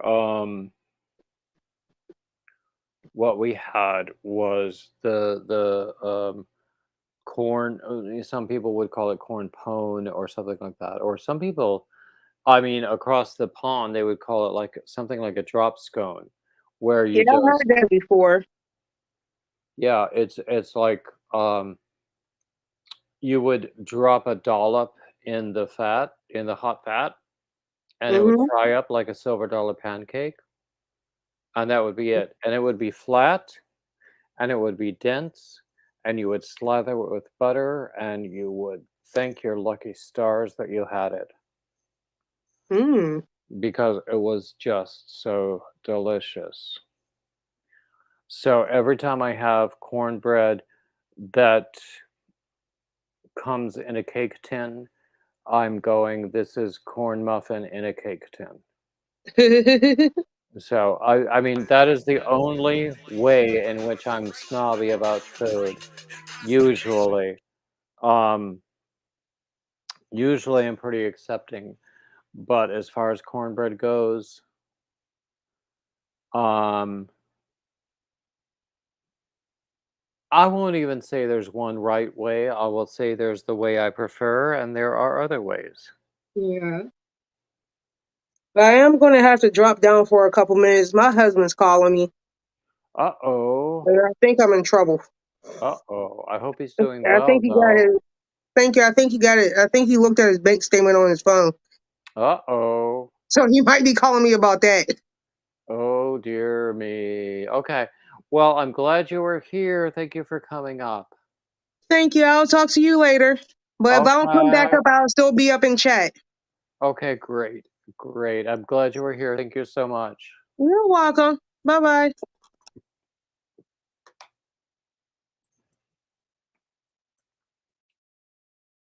Okay, I'm just posting the link in case anybody else wants, oh, excuse me, to come up. Mm, I'm burping all of a sudden.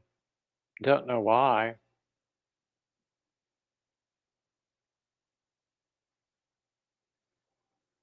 Honey or syrup for cornbread muffins? Yeah. Let those poor deluded souls have what they want.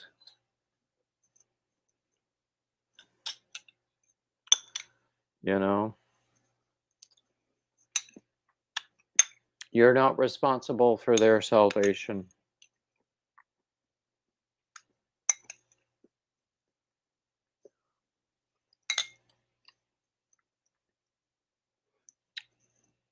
Okay, that's all my sliced fruit. I won't say I will not be rude anymore, but that's all my sliced fruit.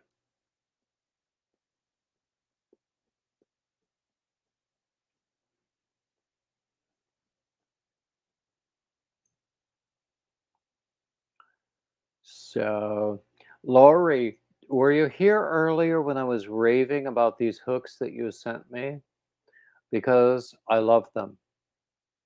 I really do. At least the ones that I've used. I haven't used all of them yet, but the ones that I've used, I love them.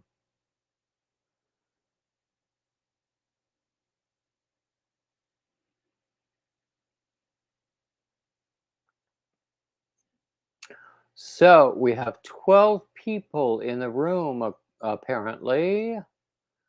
And so, everybody, tell me what's on your hook, what's in your cup, what's going on, what are you doing for New Year's Eve? Tell me something shocking. Tell me something surprising or interesting or anything else.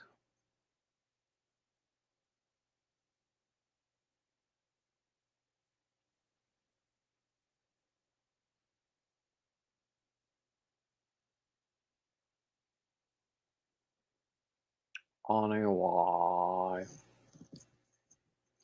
So I finished the fruit. Hey, June. Honestly, I don't know what make the hooks are. I would have to go searching for the envelope and the label and everything to tell you what make the hooks. Oops, the hooks are. I almost knocked my drink over. That would have been tragic.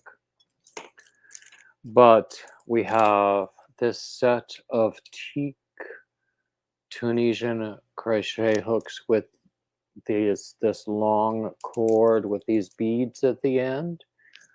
Isn't that cool? I love them.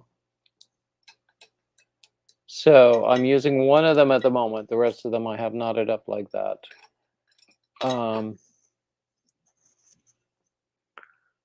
Let's see. You're working on your temperature blanket. How far have you gotten, Lori? My problem with a temperature blanket is I would just drop it in the middle. I know how I am. I would drop it in the middle and then pick it up a year or two later and then not know what to do. Because I think it's hard to get historical Cabernet Sauvignon. I like the way you think, Janet. Lori, you're just hanging out here with me. I think that's a lovely idea. Should we stay online until midnight? What do you think?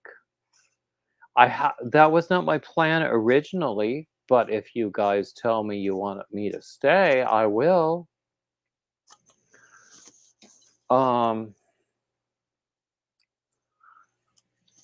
So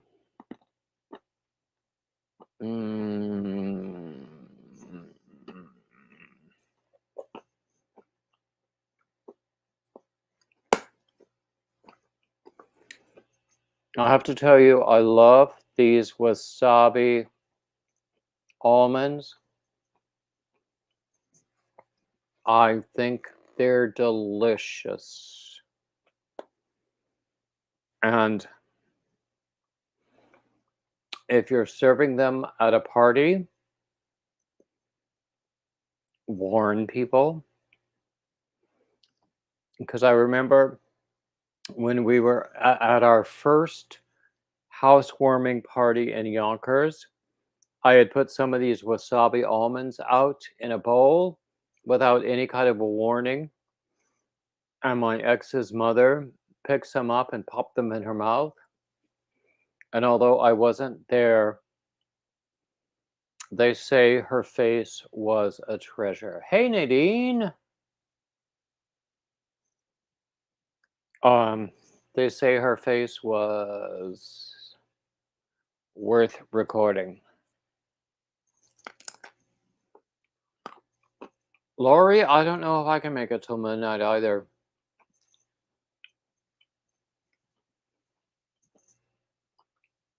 I do plan to stick around for a few more hours, though.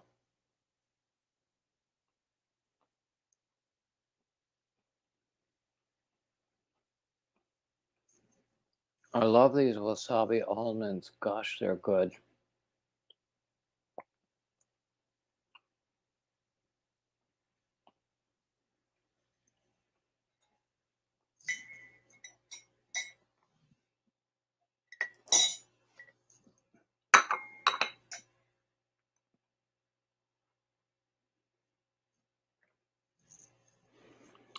Anyway, anybody else want to tell me what's on your hook and what your plans are for the evening?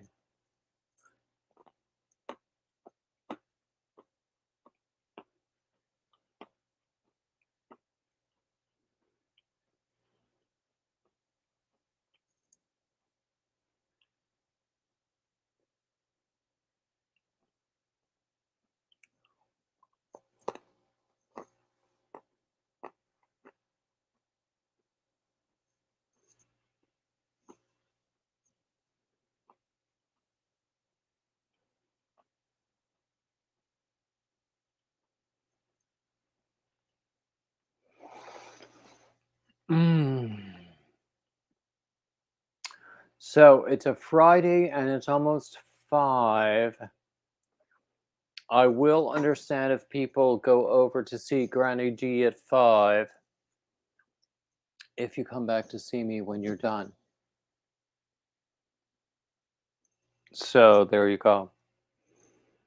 Because I'll be here. I'm not doing anything. Just sitting here running my mouth.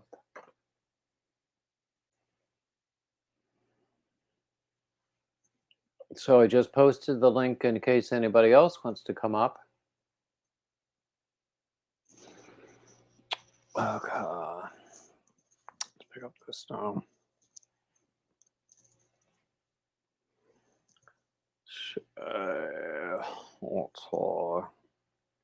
Nightbot is very good at reminding you about all of my links and things. Oh, Nadine, you had to frog your knitted hat and start it over again? Oh no. Why did you have to frog it? Was there no saving it from the middle?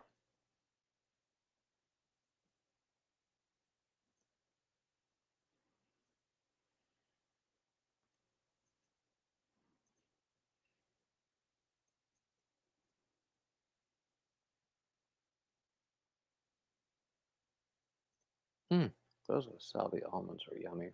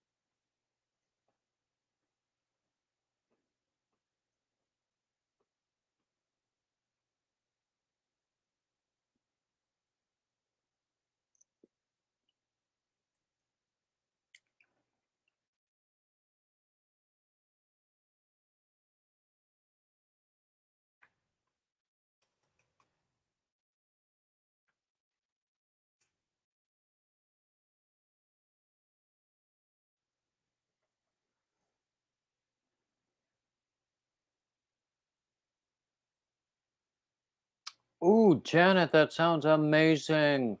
I want some.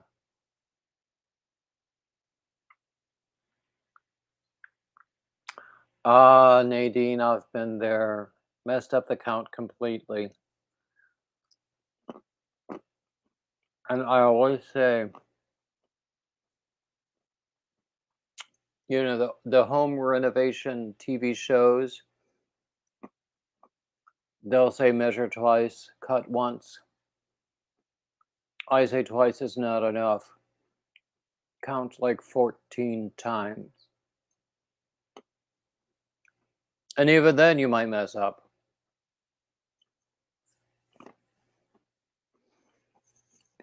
And I think you have to be humble enough to accept when it's time to start over. And that's okay too. I sometimes have a problem with humility. I'm sure that surprises everyone in here.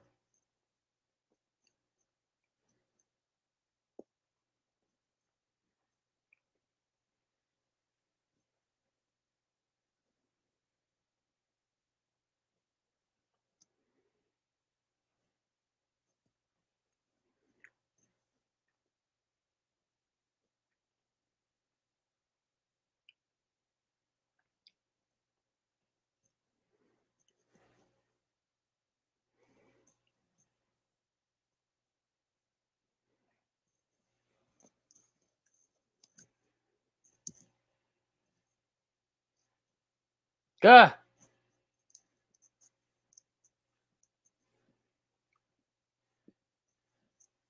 Lori, I would be cussing more than once.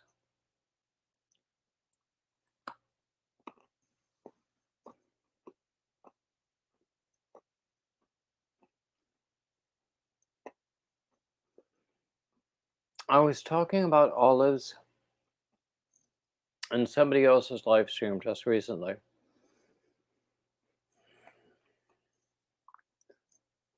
I used to get like a small container of olives from the supermarkets, had an olive bar, and I would get different kinds of olives. And sometimes I would eat them all in one sitting because they were so delicious.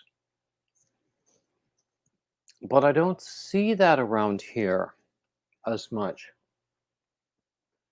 I mean, you might think it's related to the pandemic, but they still have steam tables with like wings and mozzarella sticks and stuff, but I don't see olive bars. Maybe I need to frequent a higher class of supermarket. Well,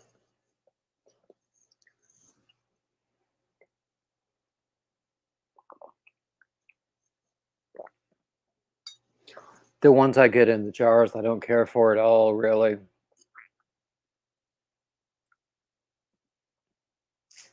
But the ones at the olive bar, they were very often amazingly delicious.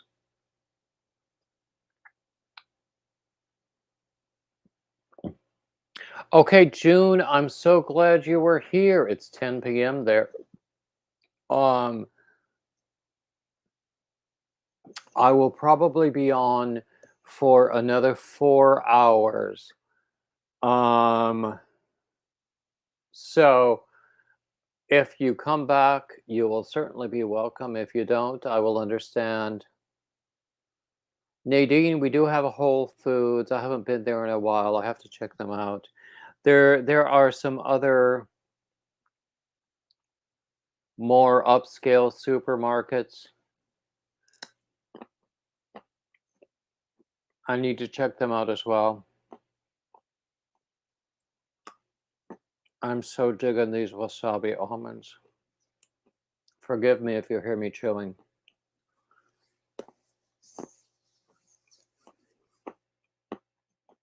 Janet, I used to love Wegmans.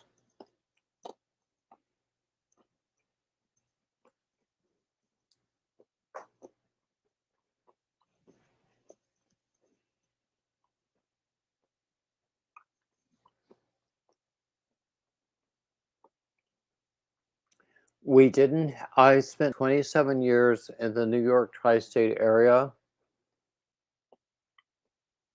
As far as I know, we didn't have Wegmans there, but I did spend a lot of time working in the Philadelphia area, and I learned about Wegmans there and loved them.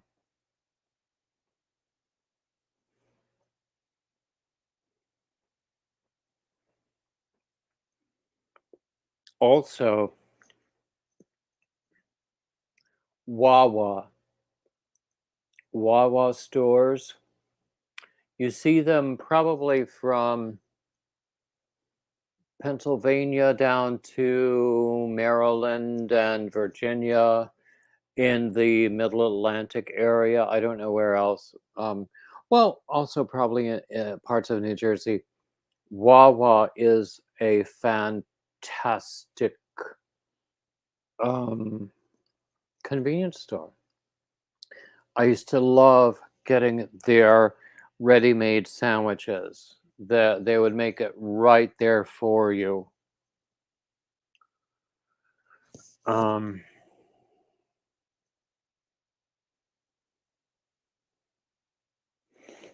Janet, here in the Southeast, we have Harris Teeter and we have a Lowe's, and they both have nice produce sections. They're nicer than Publix or Food Lion. Um, so I will go there looking for olives because now I want olives. Maybe tomorrow I'll go out looking for olives.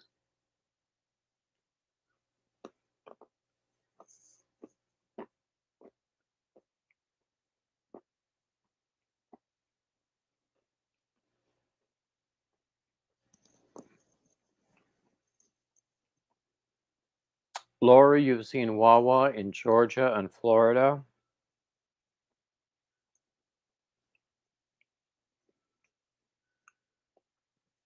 I loved the Wawa stores in Maryland and Pennsylvania.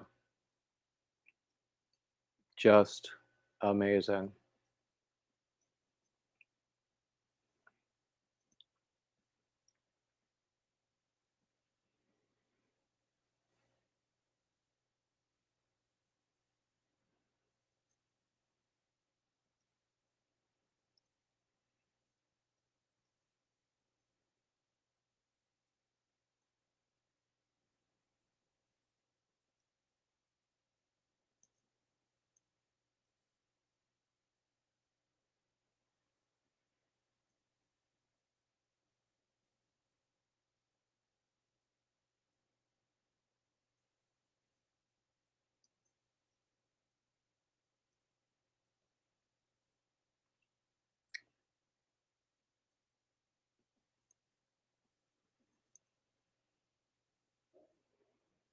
Okay.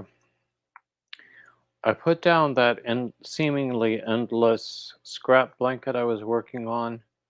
Now I'm working on my tile poncho again, one of my tiles.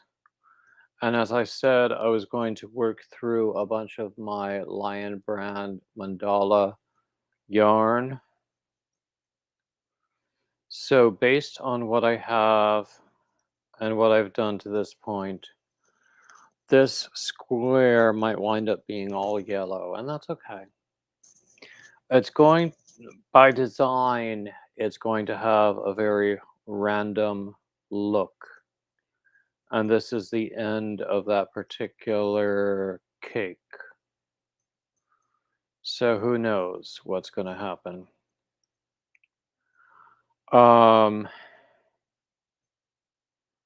And I actually think it's going to turn out rather nicely. And the whole piecing together is the part that I hate.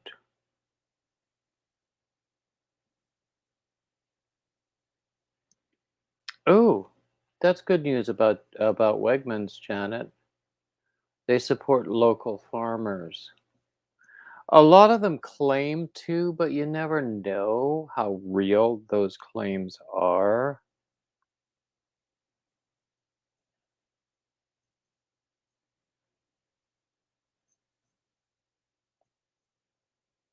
Especially since a lot of the produce that you see in those stores that claim to support local farmers doesn't really look that great. A lot of it looks like it was picked early, potentially sprayed with some sort of chemical agent that might have caused it to color early, but it's not going to have any taste at all. So, why?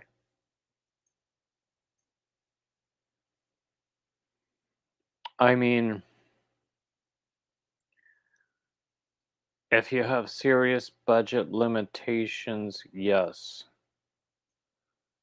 If you can afford a few cents more per pound, find a better grocery store.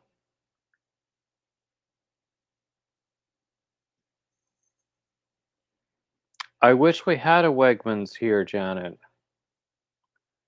We don't. But I like Harris Teeter and I like Lowe's. We also have like specialty produce and seafood and even butcher shops. And, used to be that was very common, but then supermarkets replaced them and they went out of business, and now they're like specialty shops and have to charge extremely high prices in order to make their rents.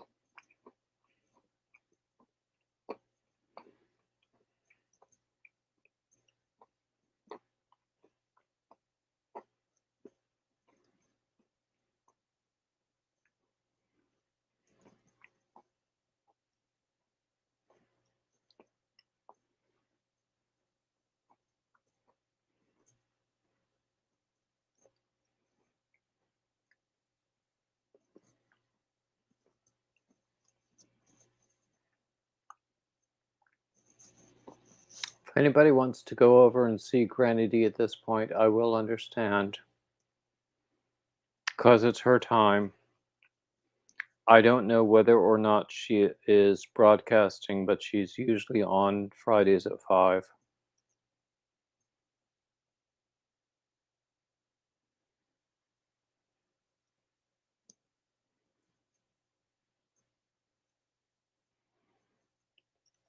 But anybody who sticks around,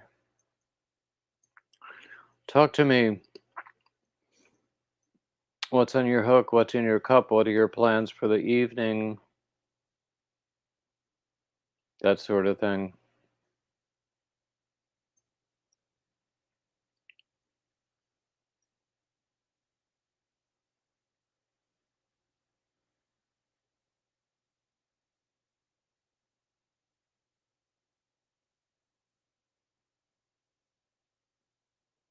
Nadine, I'm quite sure that you can piece it together.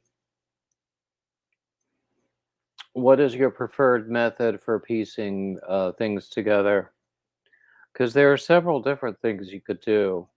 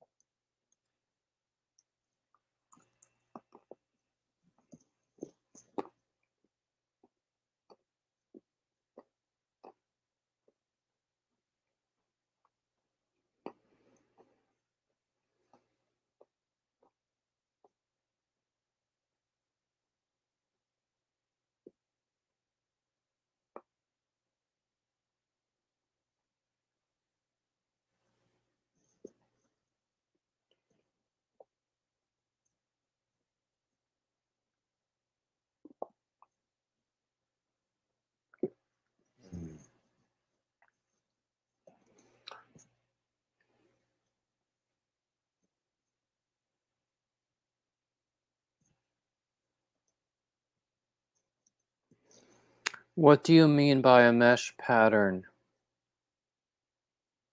um, Nadine?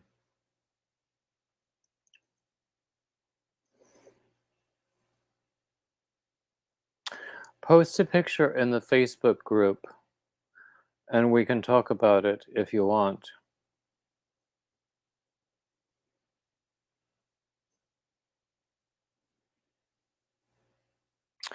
But mesh patterns always start with some sort of a stitch along both sides.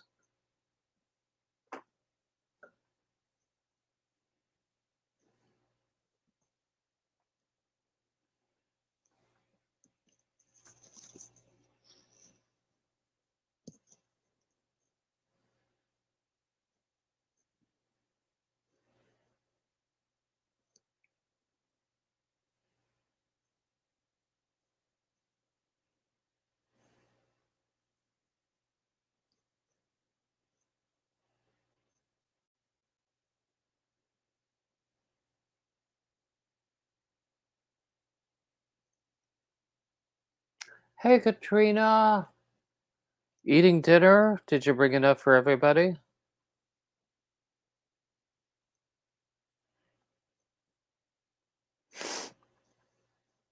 I'm actually munching on some almonds, which are delicious. They're wasabi soy sauce almonds,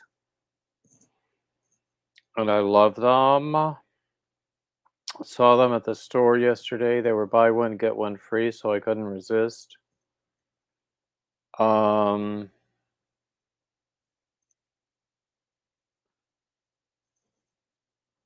uh-oh. Laurie, I understand the need for a nap. I could use one myself right now, but I'm sticking around for a while.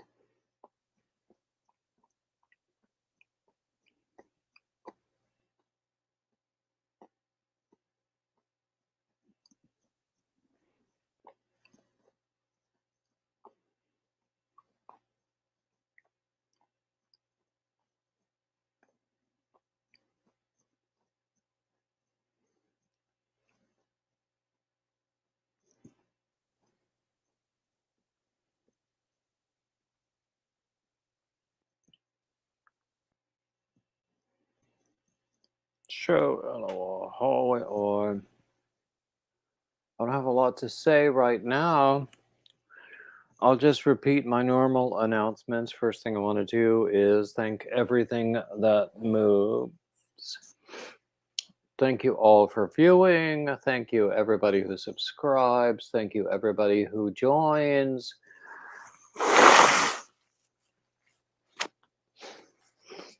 Excuse me for that.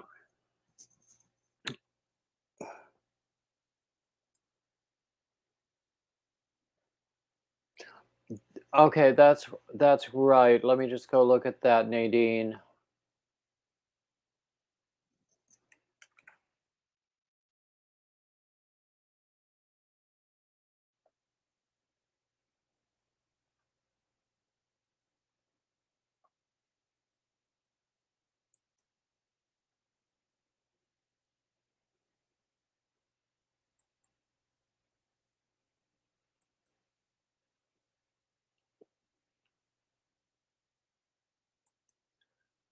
Okay, Nadine, you should be in now. Because it's a, you need to be approved to join.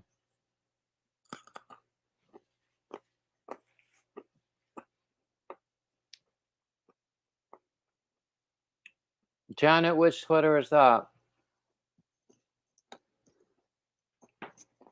I think all of my sweaters are beautiful.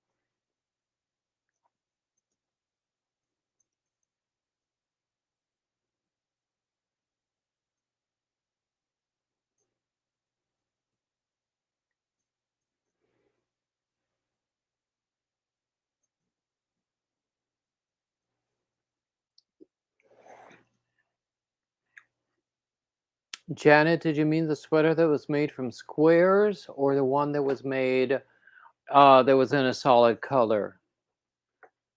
Cause the same guy um modeled both sweaters for me. Um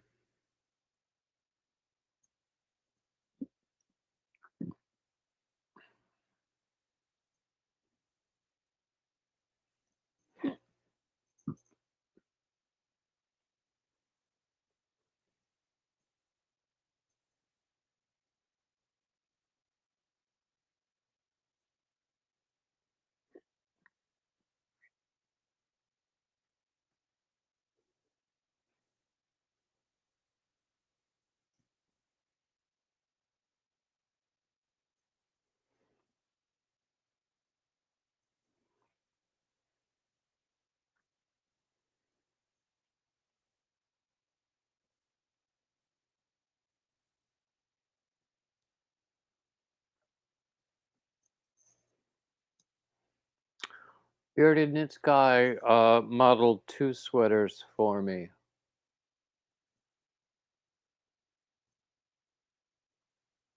Okay, that's my moth stitch sweater. That is on Ravelry.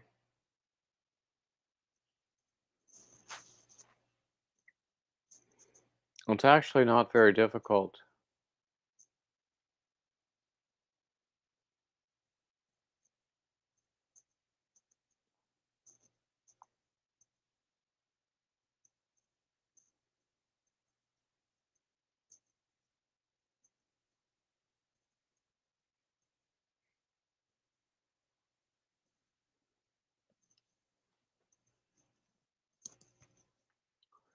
I wouldn't mind if y'all look at my Ravelry patterns and actually purchase some.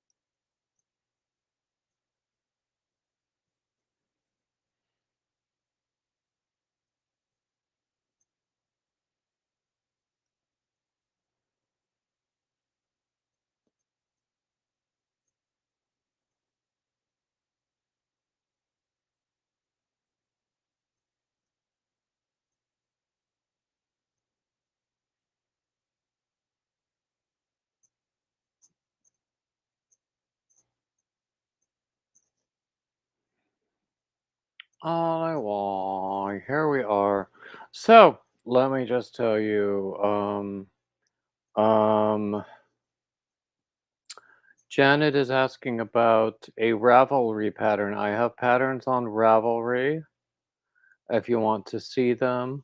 I also have patterns on my blog, beardedyarndudes.blogspot.com. My hat patterns are all 100% free in order to encourage donations. Also, Nightbot is from time to time reminding you about a parallel knit along, crochet along that starts January 1st, but you can start it earlier if you like. The crochet along um, uses one of my patterns. So there's a Nightbot will remind you of the link pretty soon. Um, let's see, and Gary, who organized the whole thing, he was on earlier. So if you want to catch like the first half hour of the replay, you could find out a lot about him and the whole project. Um, but the knit along, crochet along is all part of a large scale fundraising effort for age related causes.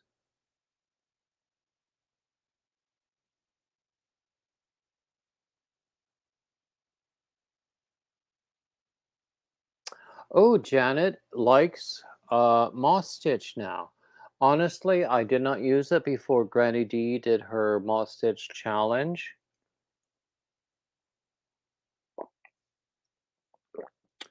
But now I can't stop. It's not for every project, but it works for a lot of them. Mm. I love those wasabi almonds. Yum, yum, yum, yum, yum. Sorry for the crunching sounds.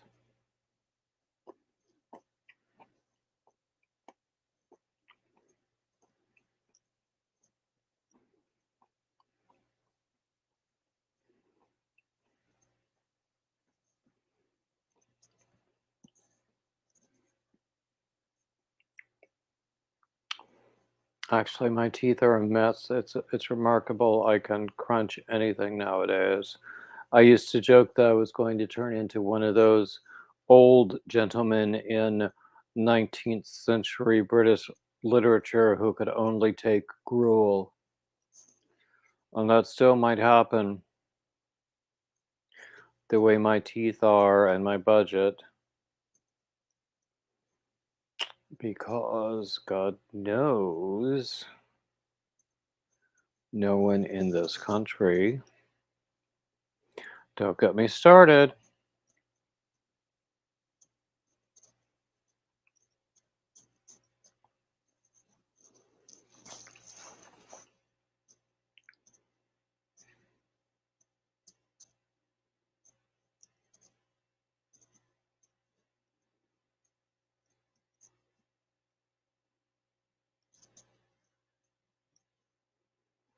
I do like the moss stitch though. So let's see, what else do I usually talk about? My normal schedule. Today is Friday. Saturdays, I usually don't post anything. Sundays, I do my Sunday readings, which are poetry. They're pre-recorded usually. Mondays, I have my Monday Men conversations with men in the yarn world. I think they're great. Um,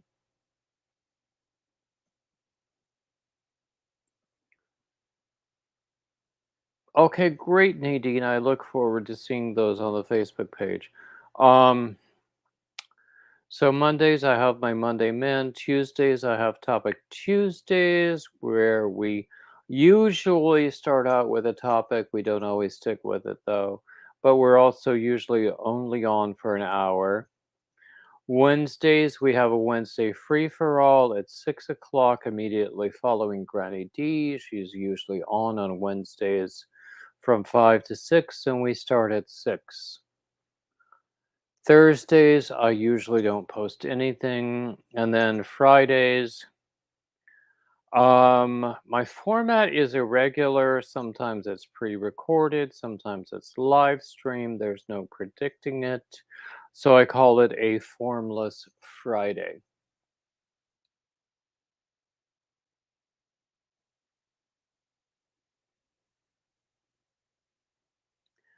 Yeah, Janet, I would agree with you. And it's not about the dentists, it's about the healthcare system.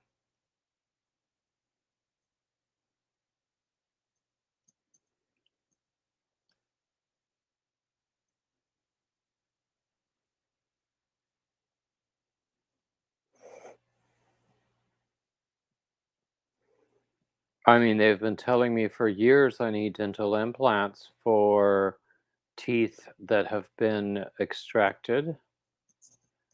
And I'm going, okay, who's going to pay for it? And they're going, not me. And so I'm going, okay, bye.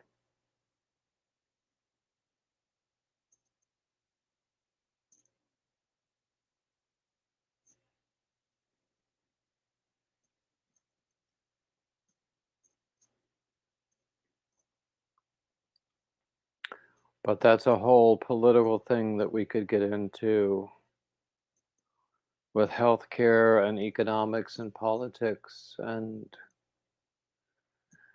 Let's talk about puppies. I could I could actually use a nap.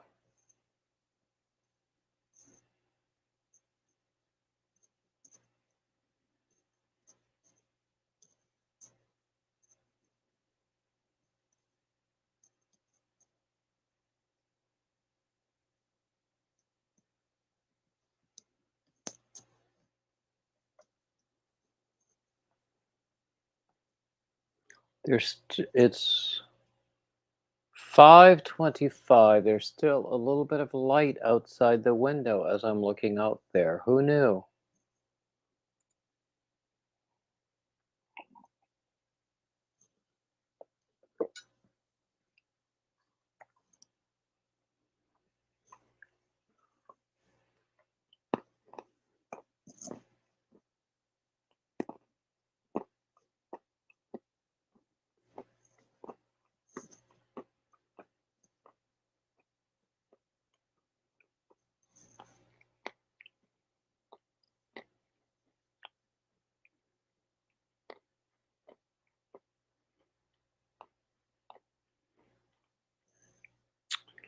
Yep, Nadine and Janet are both sharing stories about huge dental expense.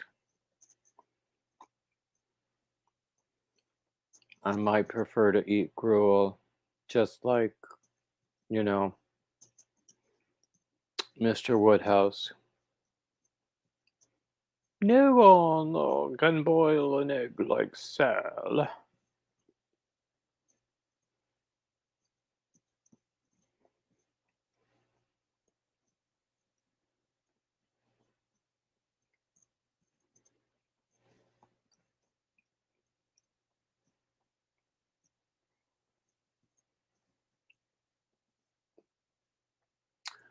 Yeah, I can't come up with that kind of money unless, you know, the lottery um, complies, but then I'd have to buy a ticket for that, and I have a poor history in terms of return on investment for lottery tickets, so I'm wary of doing that.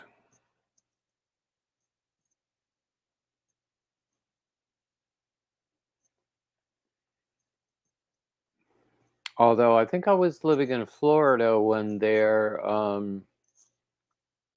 lottery slogan was "All it takes is a dollar and a dream." Maybe it was New York. I don't remember. Well, I've given them dollars. I've had enough dreams. I still ain't got no money.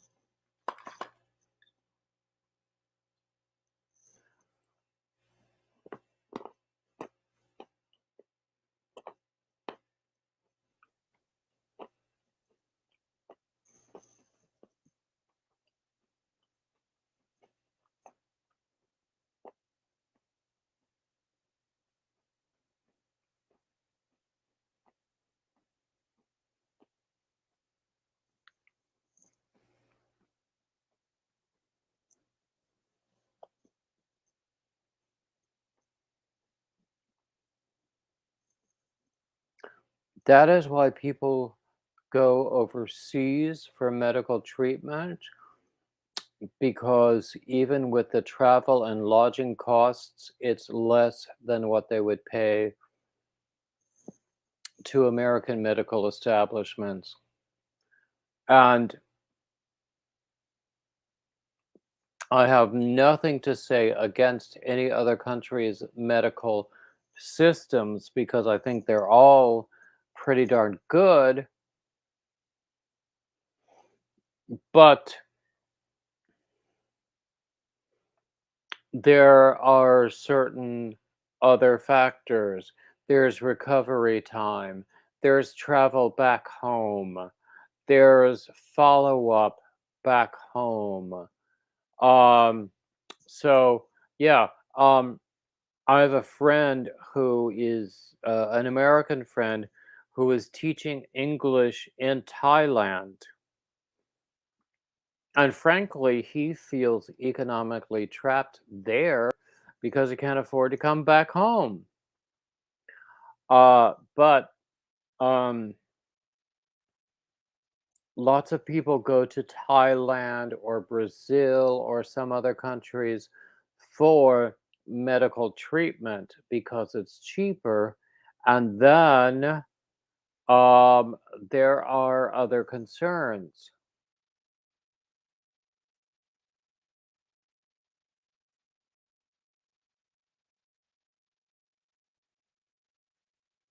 Nadine, I will look at your pictures when we're done here. I can't really do it right now while I'm doing the live stream. I hope you'll understand.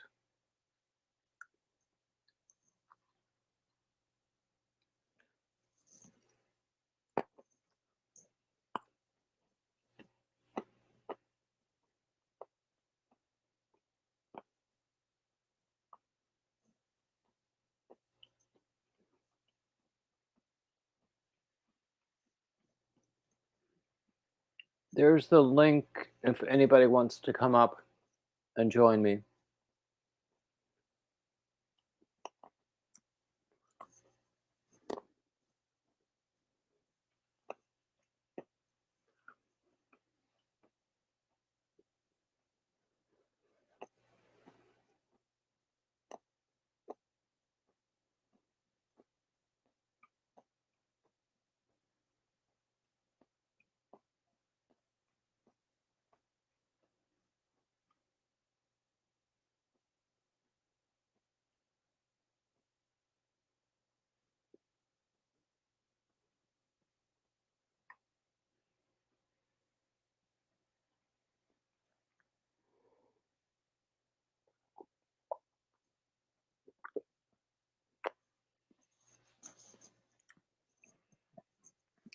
Anyway, honestly, I'm really enjoying these almonds. Damn, they're good.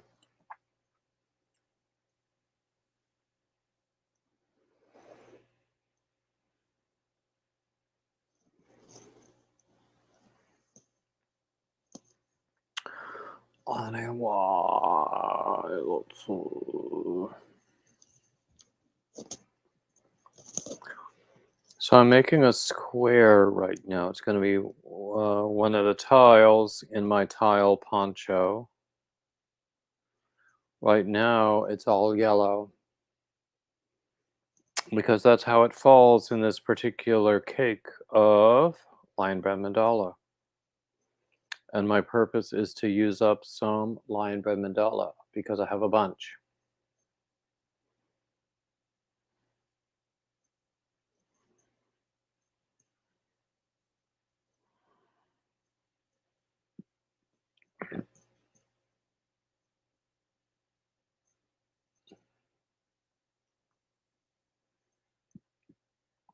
Thank you, Nadine.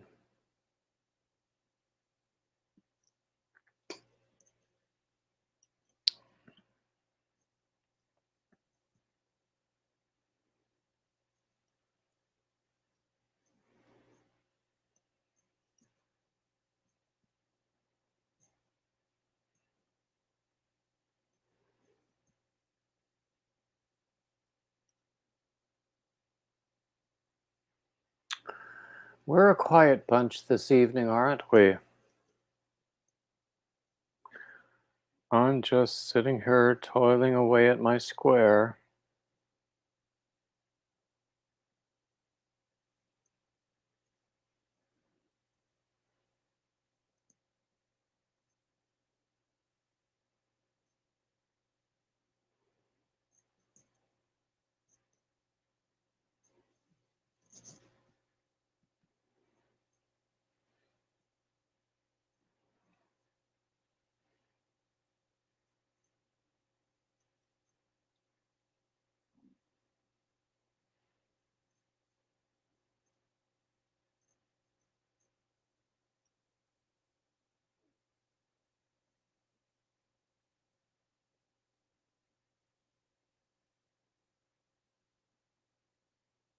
Oh, Nadine, that sounds wonderful.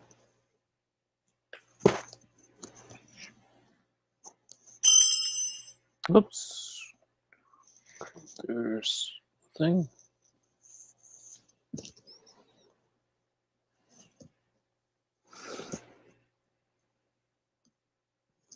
I love cookies. Cookies and I go way back.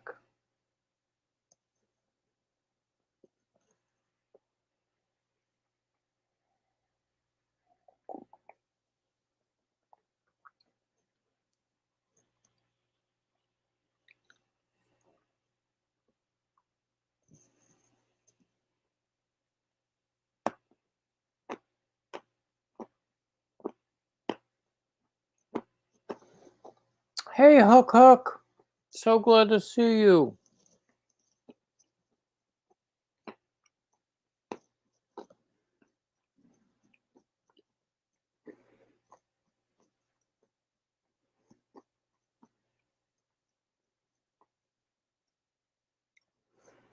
We were just having a slow period in our conversation because a lot of people have gone over to see Granny D. I think. I'm not sure if she's on this evening. But it's predictable that there are um oh no, Hook Hook. It's predictable that, the crowds come and go.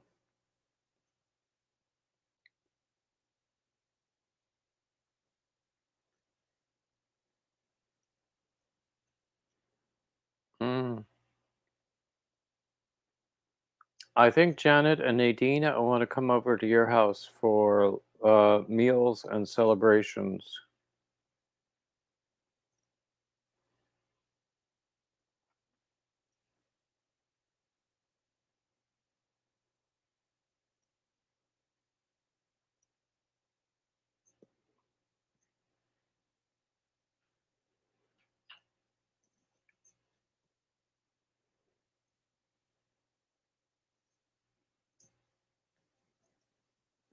Mm.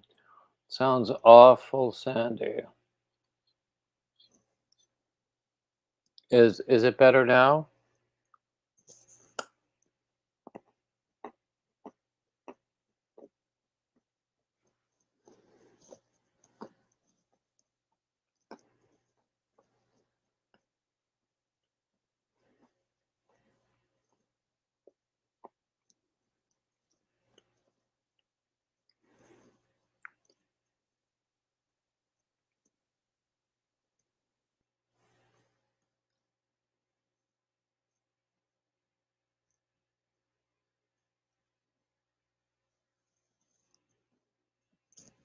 Ooh, yum, yum, yum, yum, yum.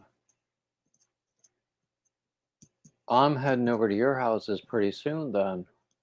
Both of you.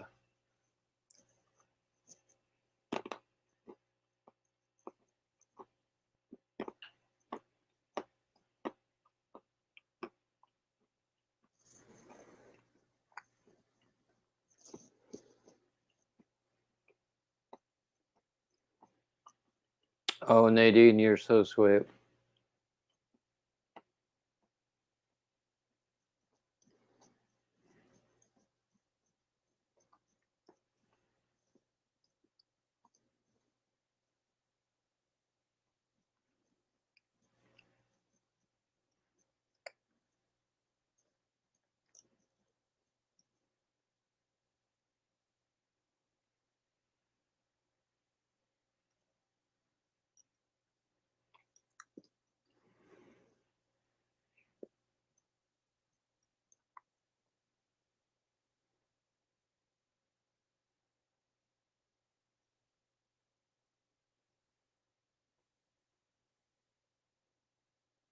Mm. Well, Sandy, I know you're a germaphobe already, so I'm sure you were very well prepared.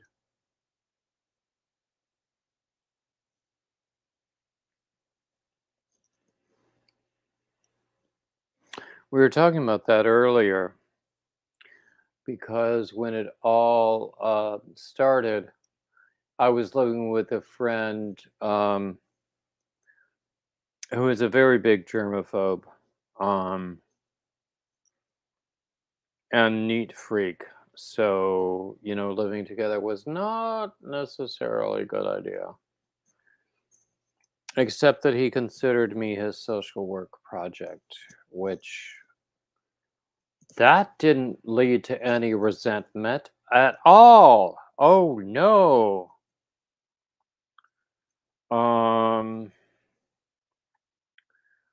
Anyway, so I wound up leaving there after I got very, very sick. And my sister came and got me, and I came home to Wilmington because I was in Dallas. And here we are.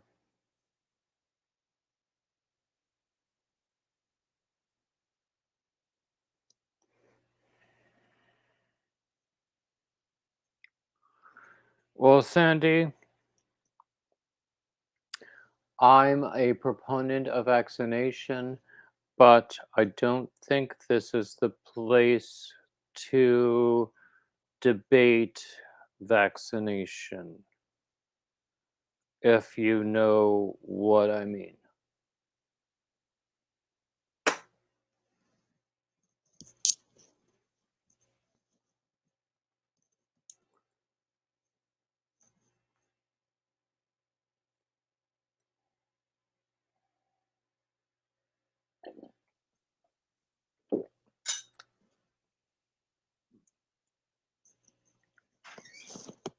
Ah,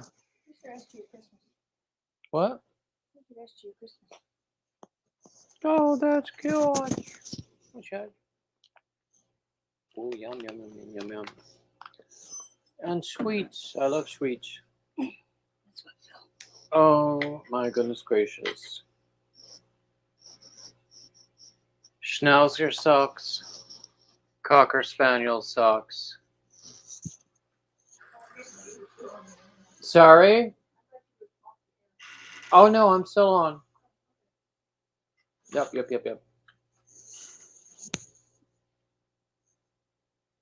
They're so cute. I love them.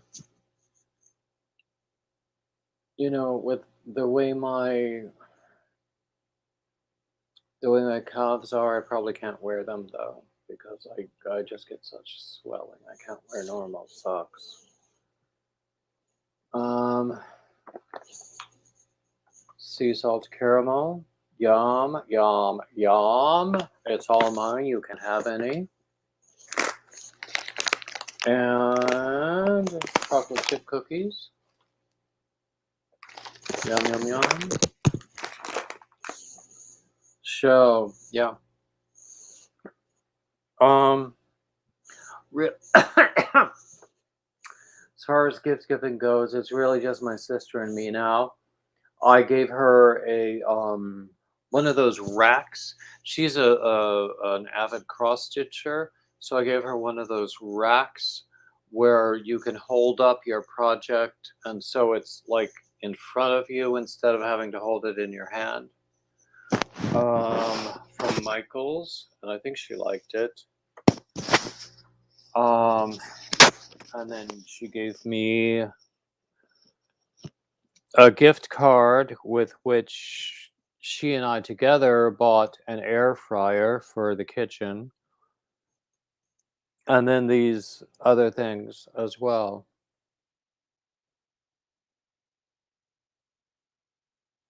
So, yeah, at this point, honestly, we both had birthdays earlier in the month, and that meant more than Christmas presents. Call me crazy if you will, and people do, believe you me. Oh, I'm hiccuping. But I don't need Christmas presents unless you're gonna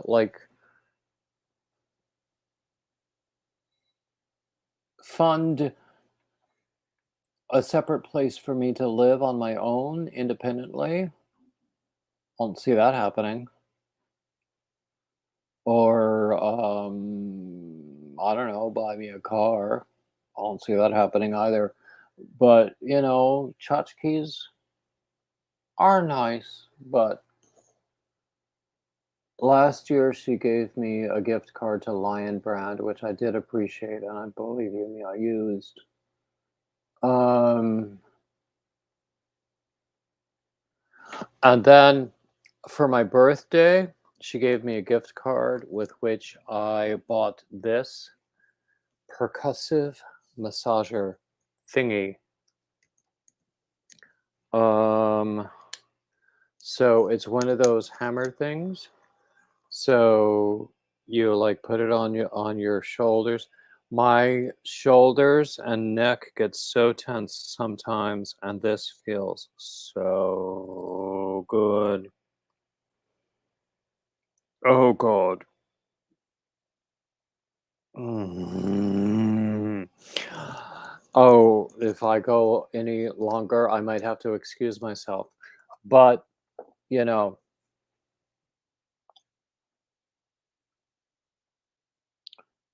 exactly, Nadine. None of us ever said we weren't, probably. And those of us who do say we're not they're the ones who should not be trusted. Um Anyway, yeah. So the gift certificate that she gave me for my birthday pretty much covered that massager. And I'm so happy for that. I don't know what I got her a gift certificate in the same amount, a gift card in the same amount for her birthday, which is a week after mine. I was born a week before her first birthday. There's 1 week of the year when we're the same age. But I don't know what she did, what she bought with that gift card. That's okay. I don't need to know. Um. Anyway, oof, I'm gonna do this again.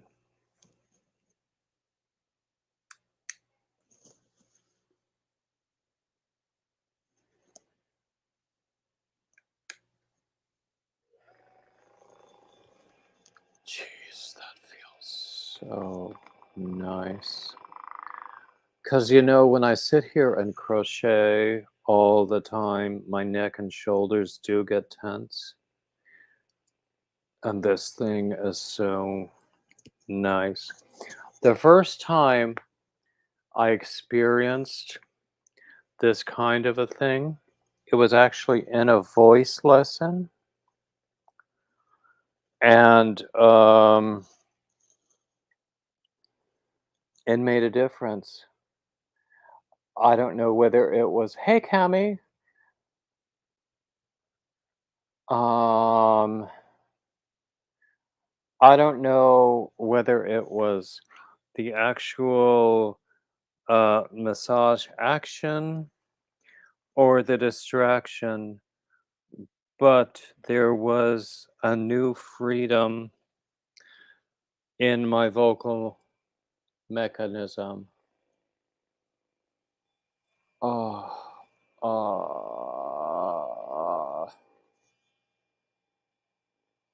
wow, Nadine. Yes, Divergent, that's exactly what it is. Oh God, I love this thing.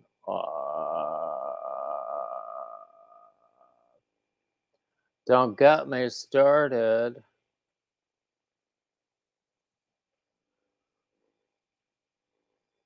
Oh gosh, this feels so good. Because my shoulders and my neck get tense, and I've always carried a lot of tension around in my shoulders and my shoulder blades. Oh gosh. Oof. And oh gosh. In fact, I have had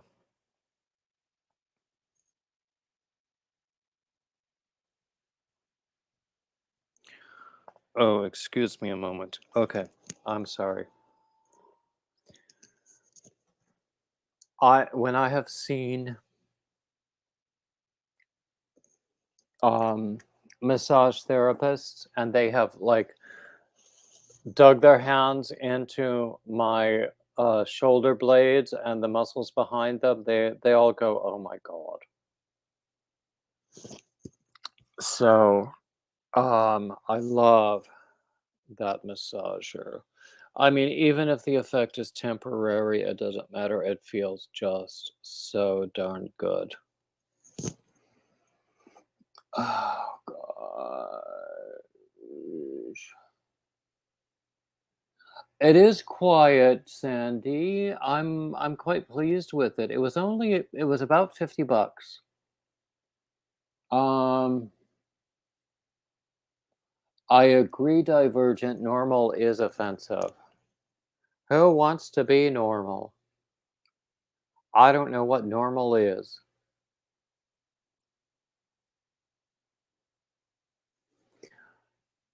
Oh, Kai, have I missed any interesting comments?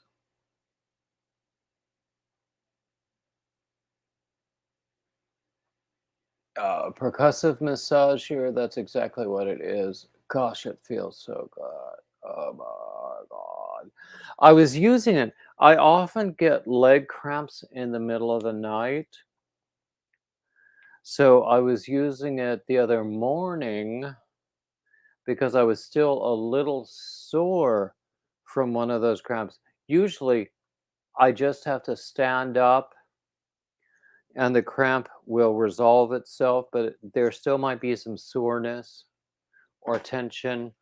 So I was using that on my calves the other night, and gosh, it felt good.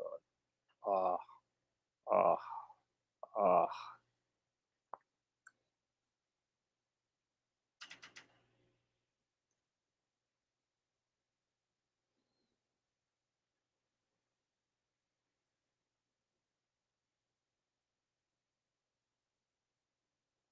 Yeah, exactly, Sandy. What exactly is normal? I mean, there's average. An average is okay. Um,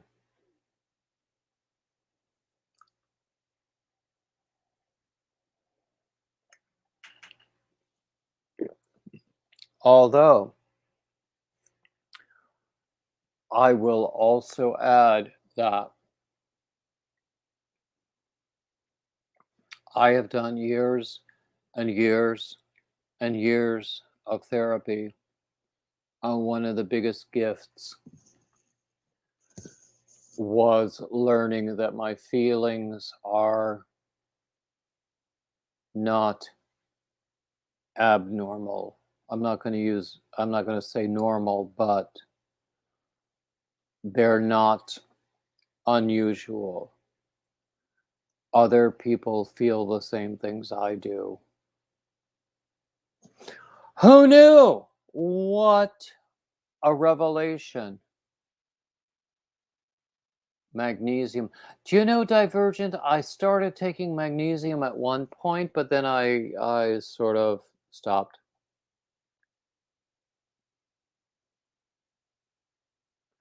Actually, I should take magnesium because it's also good for the restless legs that I experience.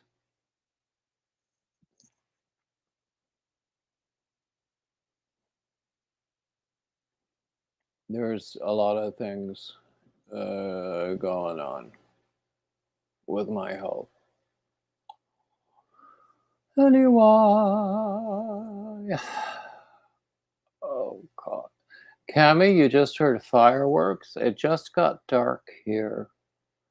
And you're in Central Time or the far west of Eastern Time?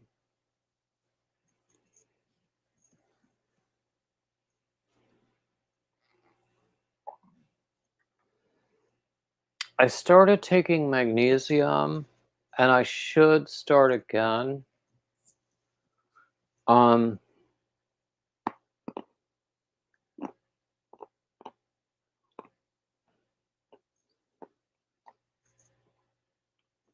Although who knows?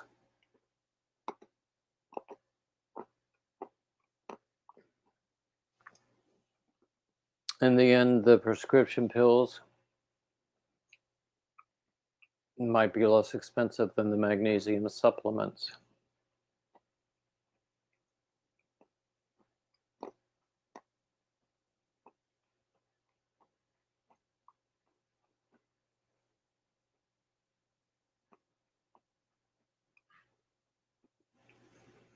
Divergent, that's exactly true. Feelings are not facts.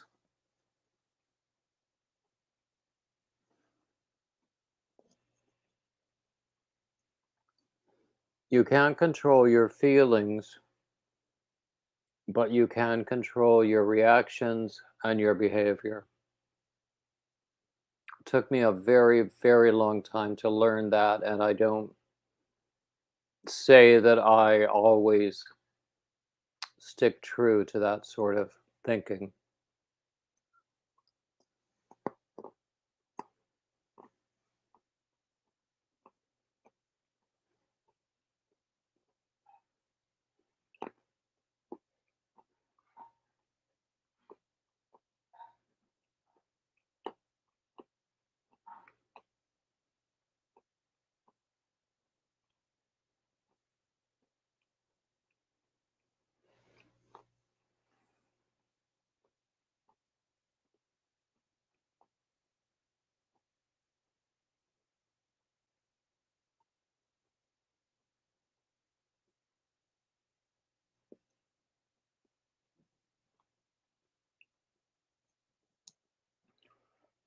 And also, feelings have only one logic, and that is to flow out. And if you try to block them, that's when you get complications.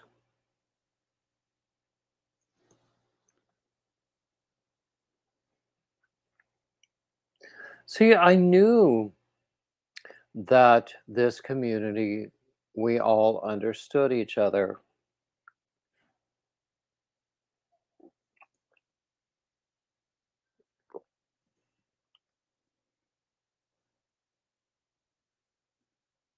Mm, Divergent, yes.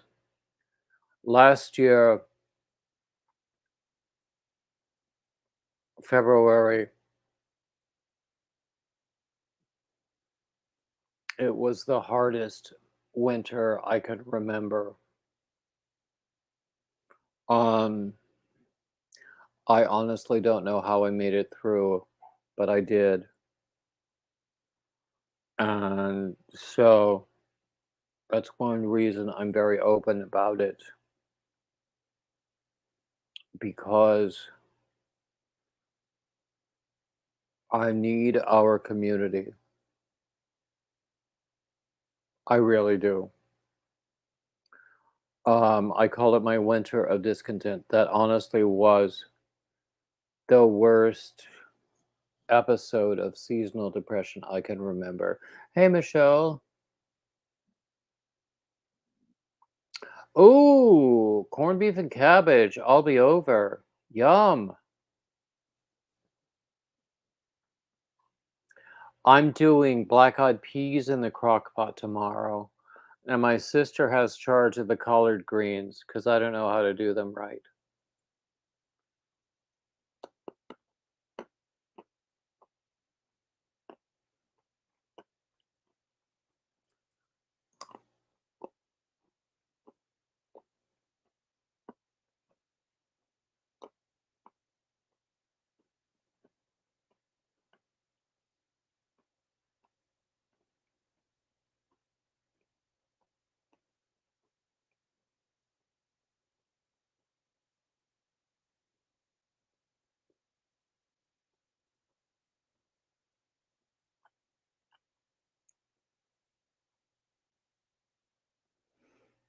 I completely understand, Divergent.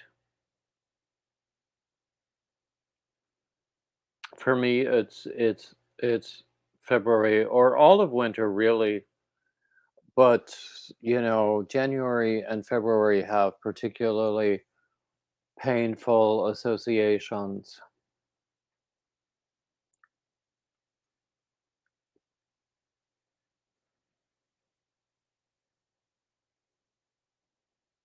So, Divergent, please reach out. See, I think I have undiagnosed PTSD and ADD and probably a few other things. Um,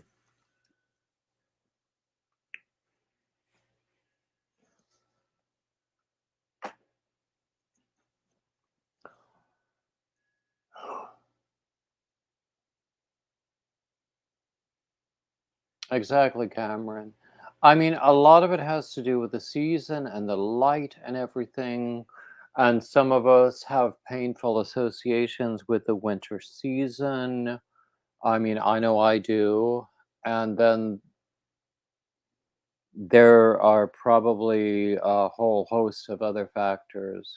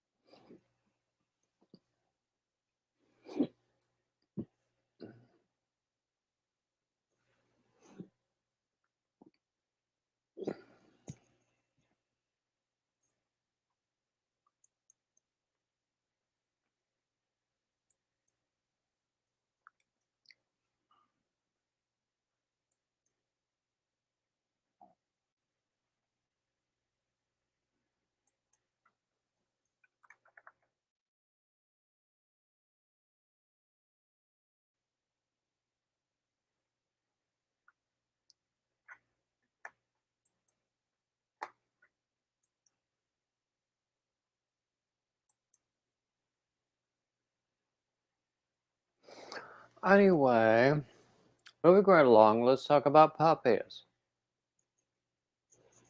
My puppy's in the other room. He doesn't really like to be held. His joints are old and painful. So anytime I try to pick him up, it's not a good thing. But he wags his little tail whenever I see him.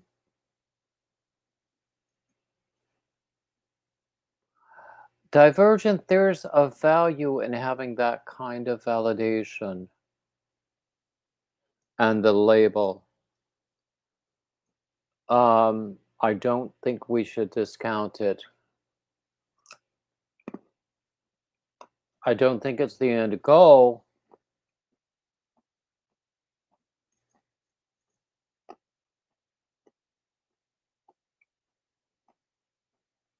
But I think there's a value. Mm, I understand that, Cammy.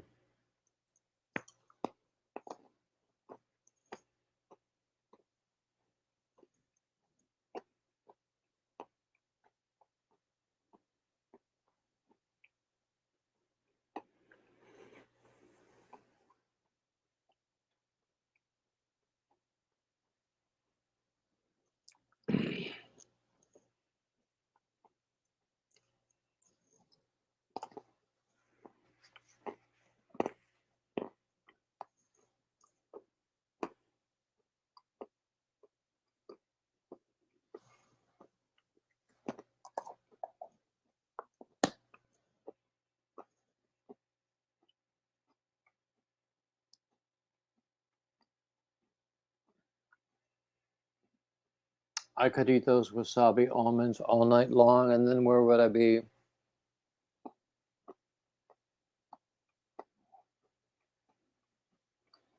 I'll tell you one place I wouldn't be, and that's the bathroom for a couple of days.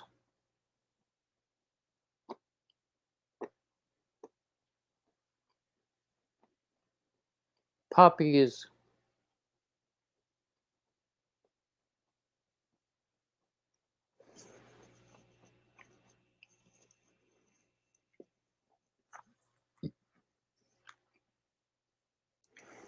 No, y'all saw these just a minute ago. I showed you these socks that my sister gave me. Cocker Spaniel socks. Oh my gosh. And then Schnauzer socks. Oh my gosh. They're so good.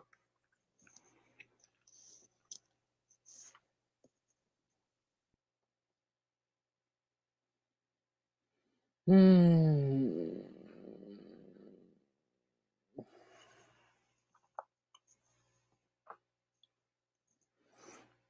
What shall we talk about next?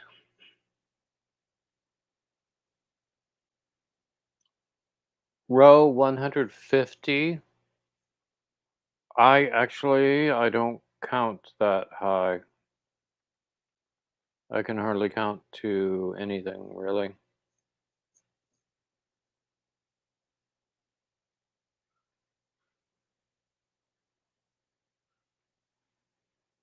Um,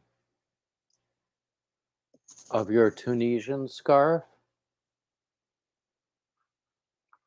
I think you were telling me about that the other day, but I don't remember. Tell me more. Is it all Tunisian simple stitch or is it something else?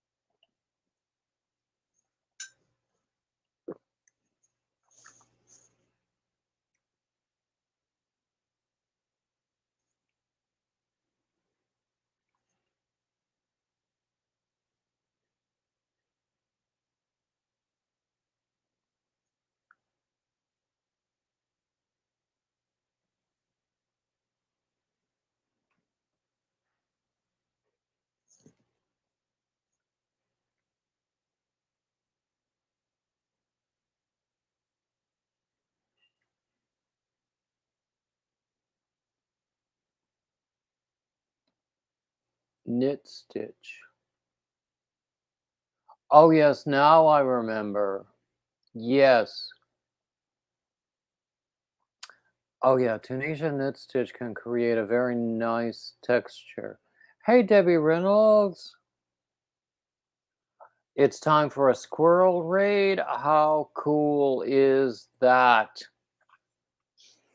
We were just getting a little pensive, so having new people in here is a good thing. Yes. Hey, Delphine. Delphine, you were here earlier, right? Have you been here the whole time? I don't know. Hey, Nana Michelle.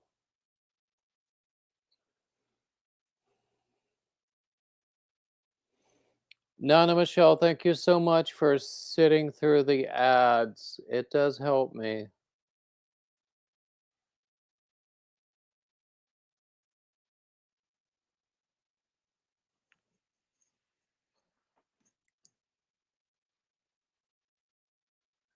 Exactly. A lot of people went over to see Granny, which I completely understand. Everybody loves Granny D, as do I. Hey, Jennifer. So I completely understand people going over there to see her, but I really appreciate everybody who has come back over here. Thank you so much. Hey, Tina. Oh, I think that's lovely. Everybody who's coming back. Yeah. We were actually getting a little pensive talking about seasonal depression and stuff. So then now we're talking about puppies.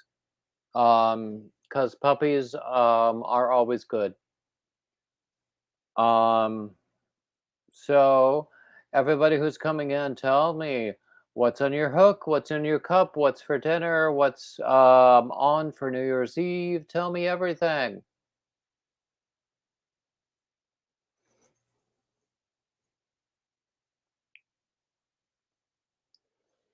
I was just chomping on these absolutely honestly, they should give me money. I love these wasabi almonds. It's wasabi and soy sauce. Hi, Debbie.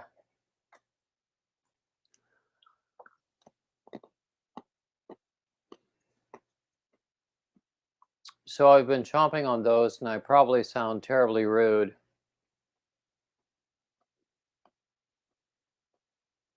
Hmm. A New Year's video?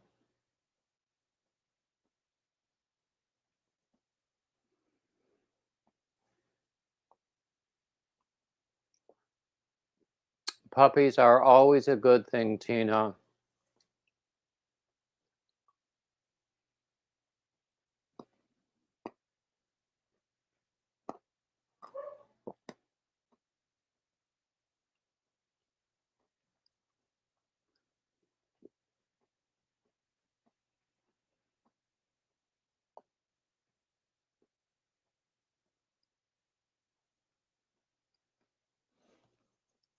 Goodness gracious.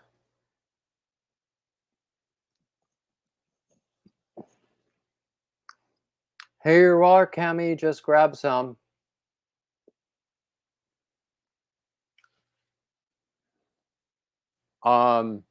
Nadine says it's New Year's in Denmark because it's like 5 or 6 hours ahead there.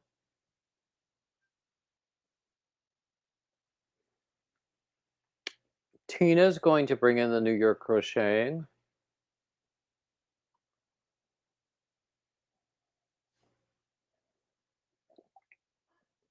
Nightbot says not to forget the like and subscribe buttons. These wasabi almonds are so wonderful. I love them.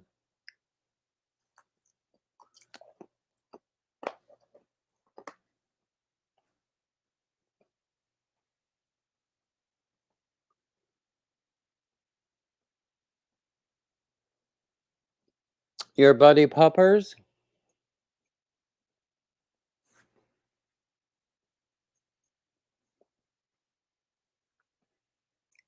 If you mean my pupper, I don't think you heard him. He's probably watching very, very, very closely everything my sister does because he gets people through food from my sister, but he doesn't get it from me. Tacos! Hooray for tacos!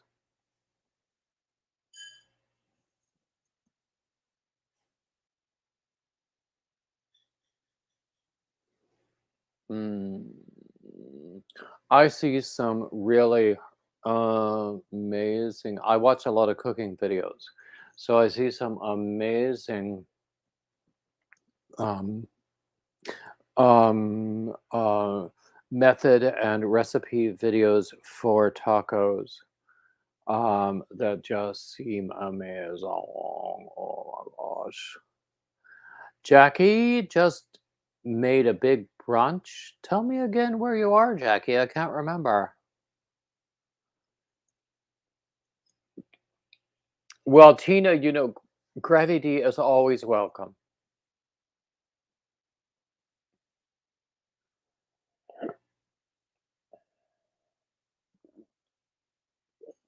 Brunch. I love a brunch, though. A good brunch, especially with mimosas or champagne.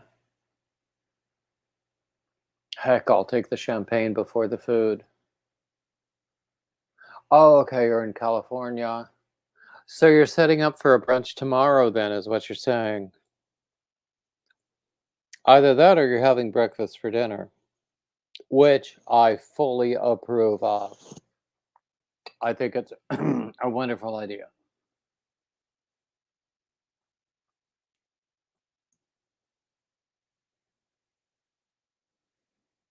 Tina, don't we all? Tina says she needs some good wine.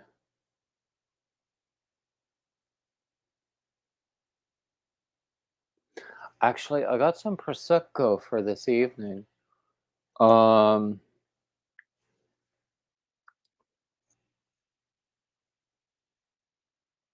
some point I will go and get it because it's in the fridge. It's in the outside fridge because we have the fridge that's in the kitchen. We also have a secondary fridge that's in the garage. and a secondary freezer too. Very useful. So I'll have to go and get up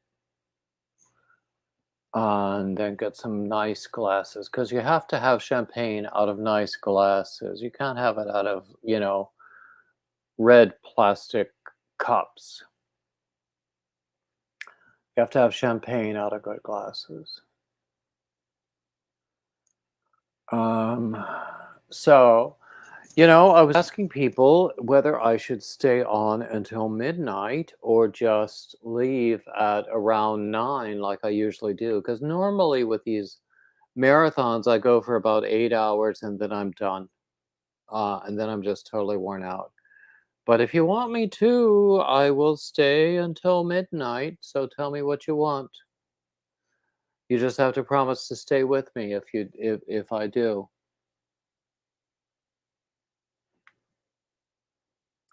Ooh, Jackie, I can't think of anything better than leftover soup.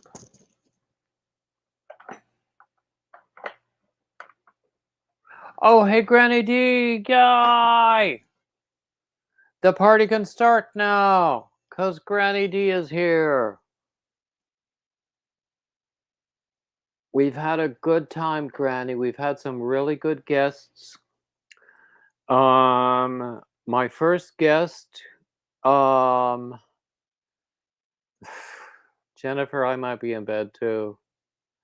My first guest was Gary Boston, also known as Gary Knits, Gary Rides, and he was talking about the parallel knit along, crochet along that he's organizing for, uh, I think it's for the first quarter of 2022. But anyway, the design is to raise funds for age-related causes, and he does a ton of work for age-related causes. And then we also had my amazing friend Mark, whom I met at the men's retreat I went to in November in Black Mountain. And he had a very long career as an educator, and then he now I think he does some consulting, but his main business is just being amazing.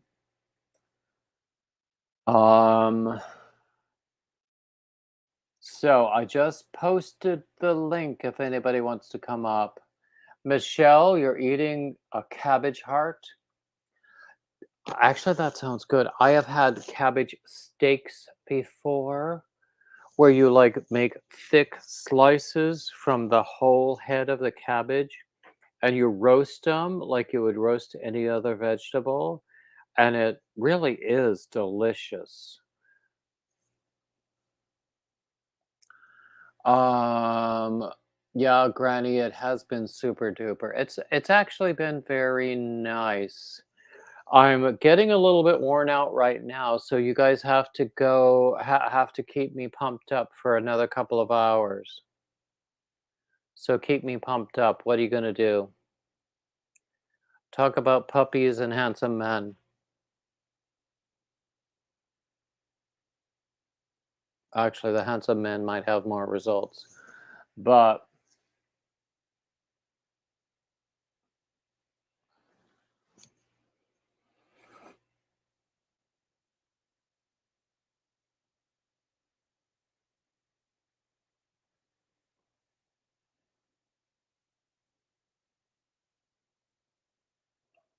Jackie, you rest when you need to rest.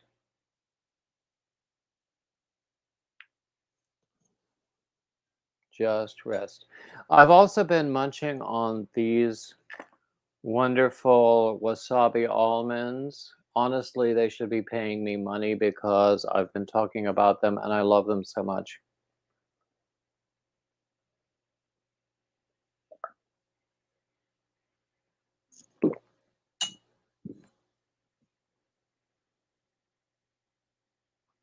So everybody else, tell me what's going on. What's on your hook? What's in your cup? What's for dinner? What are your plans for the evening? What are your plans for the new year?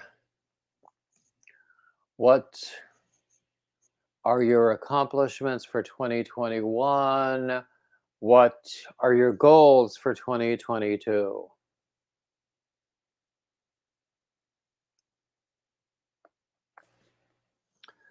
So hit me.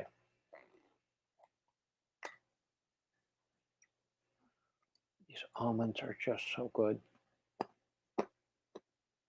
Uh-oh, storms, Tina? I don't like storms, but they're a fact of life.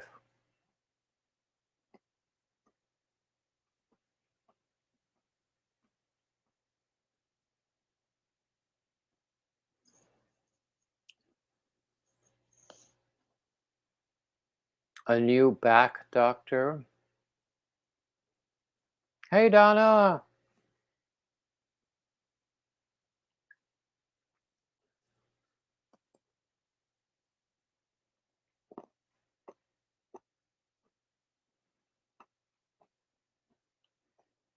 Forgive me if you can hear me munching.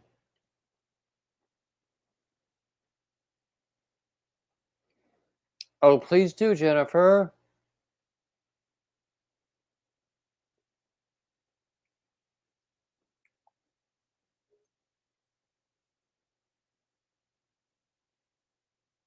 Oh, please. If I watch anything, it's probably going to be Jane Austen. You know me.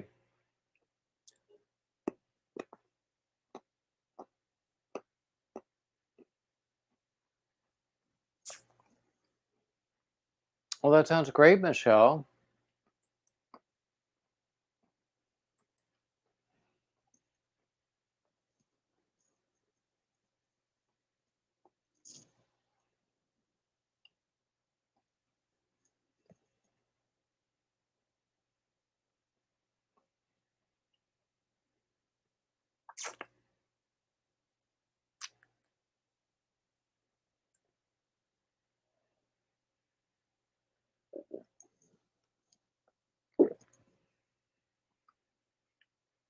Cupcake?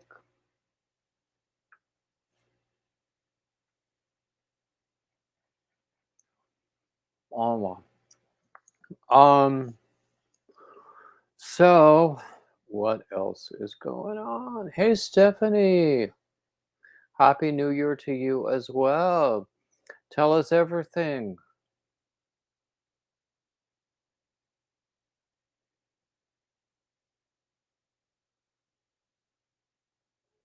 Oh, Cupcake is your puppy.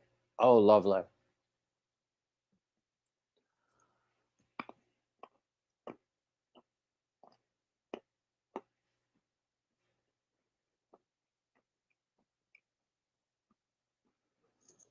Granny, I am munching as we chat. Please don't feel self-conscious about that.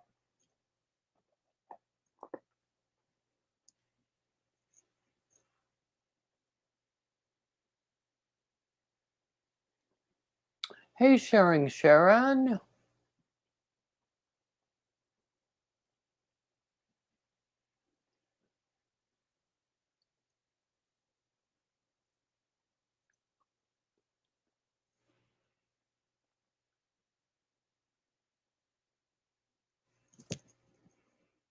Okay, I'll post the link again in case anybody wants to come up.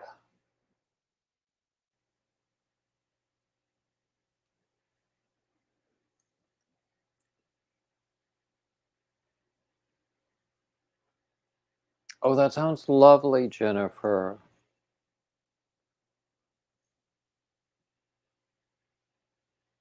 Mm.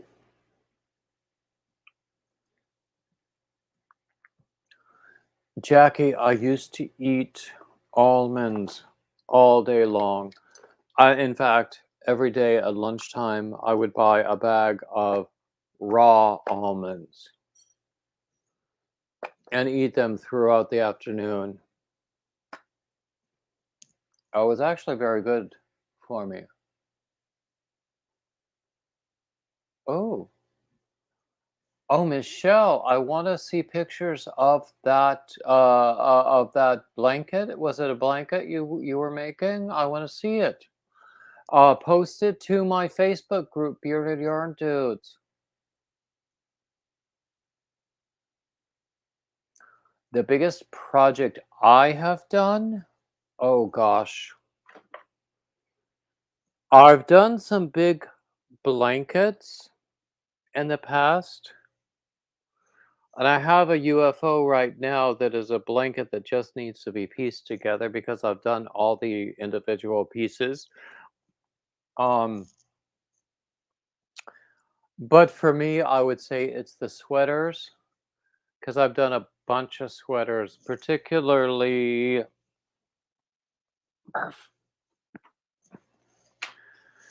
this one. I was wearing it earlier, but it was a little warm.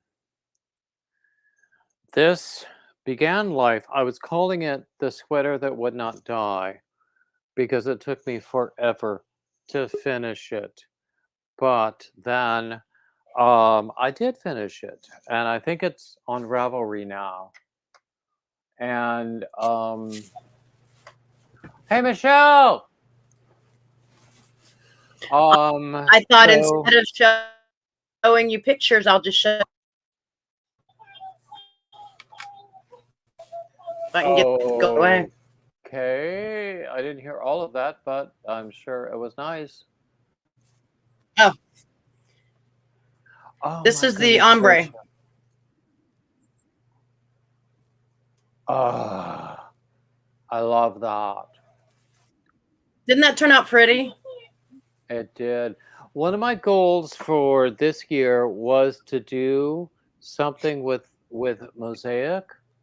And actually, I started something, but the design I was working on, it didn't really work for mosaic. Because mosaic was too fiddly and it was a very small, it was like a toddler cardigan. So I sort of abandoned it, but I did learn about mosaic from doing that. And so I consider it valuable. I would like to do more mosaic in the future. I don't have it on my queue right now. I'm just right now. I'm just doing baby blankets and throws. All the grandkids got twin size blankets, so all the adults are getting throws. I'm not making queen and kings. There's no way. I have a scrap blanket that I think is going to wind up being almost king size just because of the amount of yarn that I have to use up. And that's okay because it's going on my bed, which is a twin size bed anyway. Ha! So I'll fold it over and it'll be better than that plush blanket that I use now that sheds all the time. Yeah. But anyway, I also oh by the way, I have this. This was going to be a scarf. This is with some of that. Do you remember Karen had that Ogo packaging gimmick that was so awful? The donut thing. Yeah, the donut thing. The donut. So yeah, my sister got me some of that.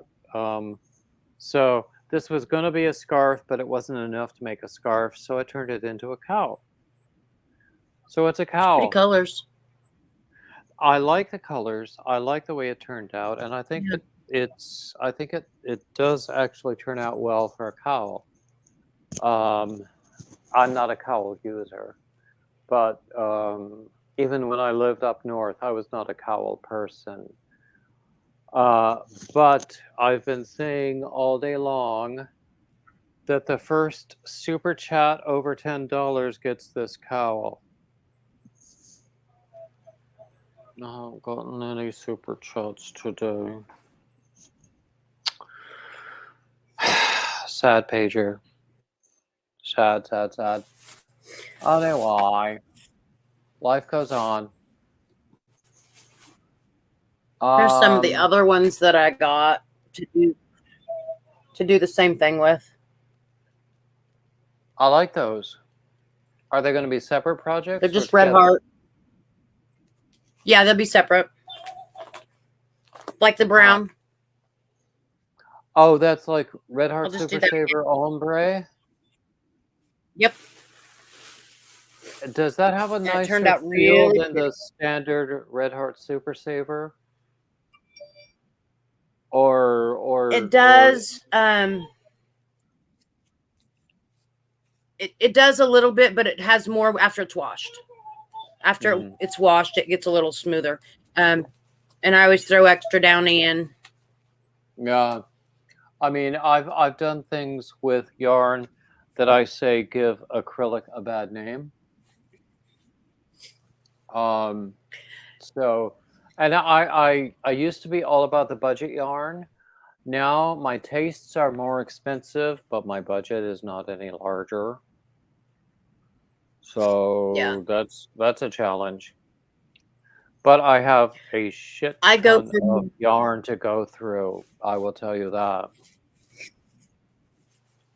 I go more for the color that I'm looking for to make my project look the way I want it to look, rather Mhm. than what brand it is or price point. I have learned over time not to order anything from an online vendor that I haven't touched before. I mean, there are some budget brands that I'm perfectly fine with and some that I'm not. And that's just the way it is. And I'm not going to Yeah. step back from that. But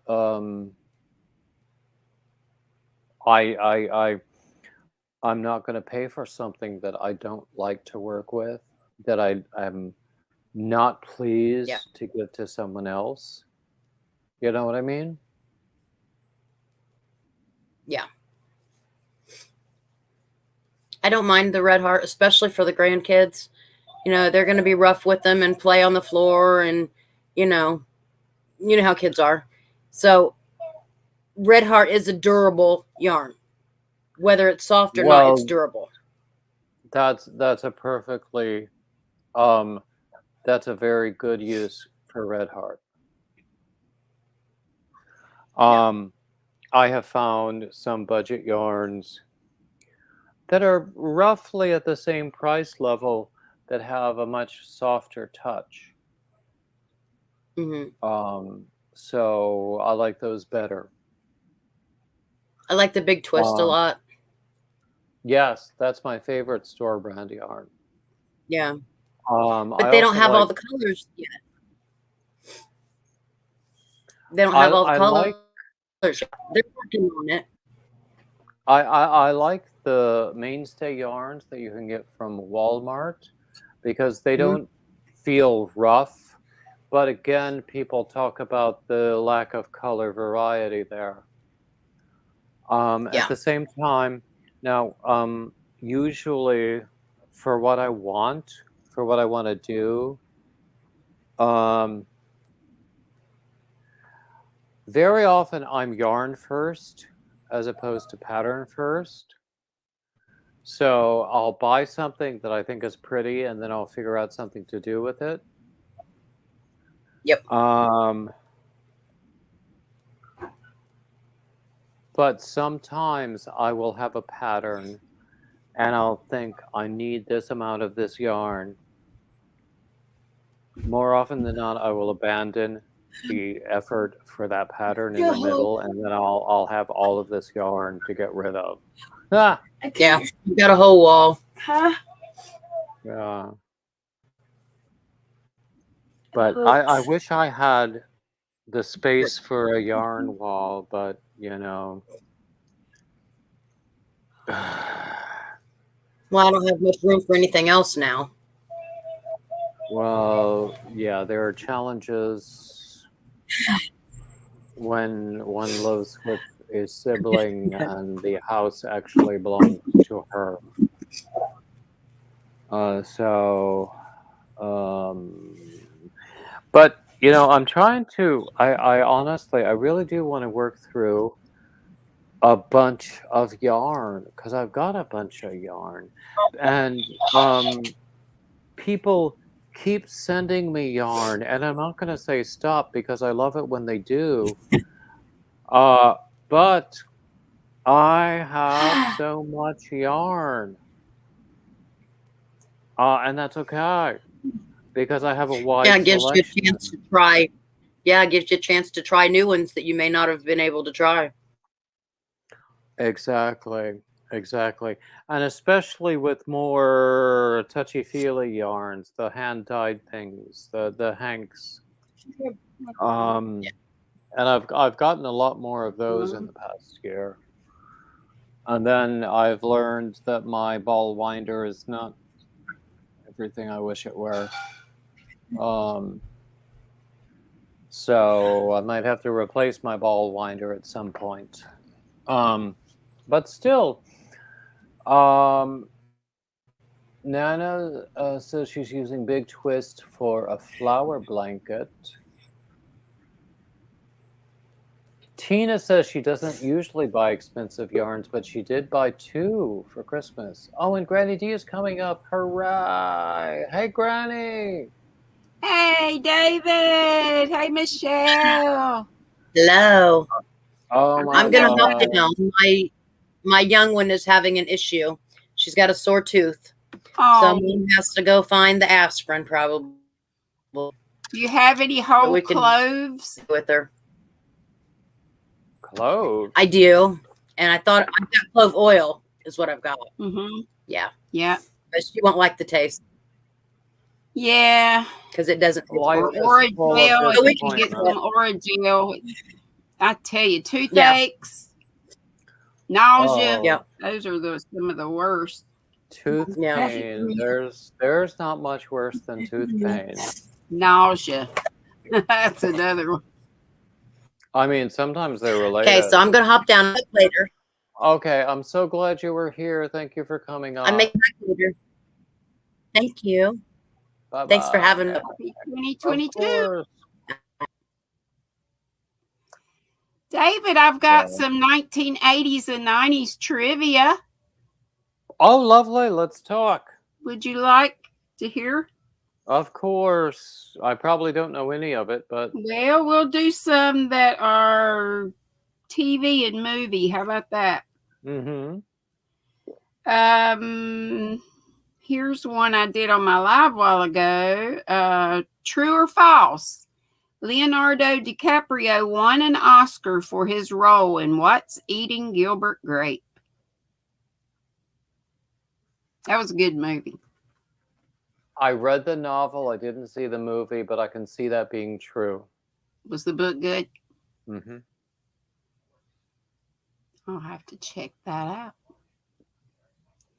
Anybody know? Let me get the comments up here. Nobody Have has a guessed guess? so far. Nothing yet. Okay. Stephanie says true.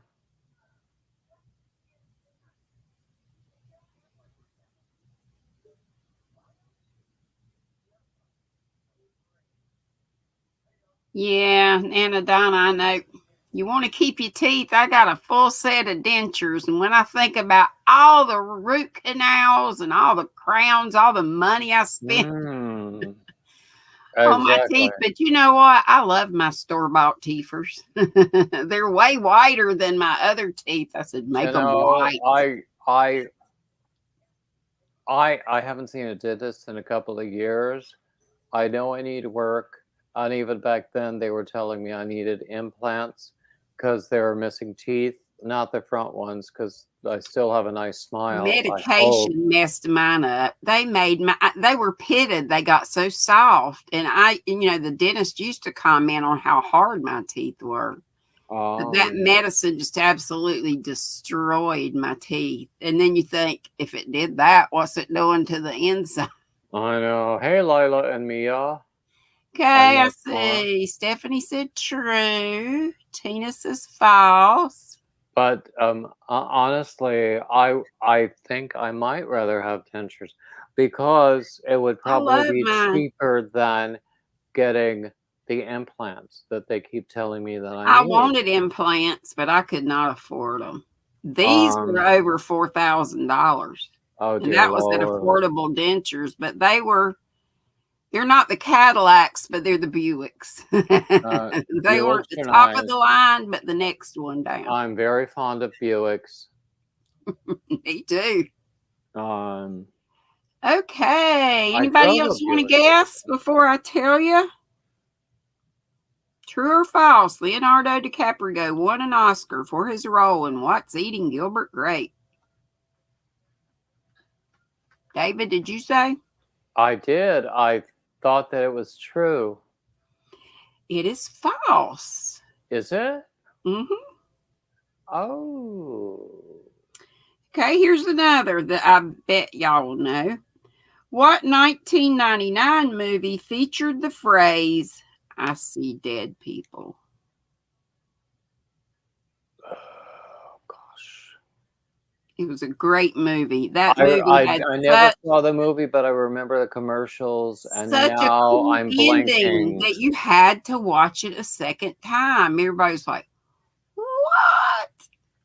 I love that movie. Oh gosh. I see dead people, 1999.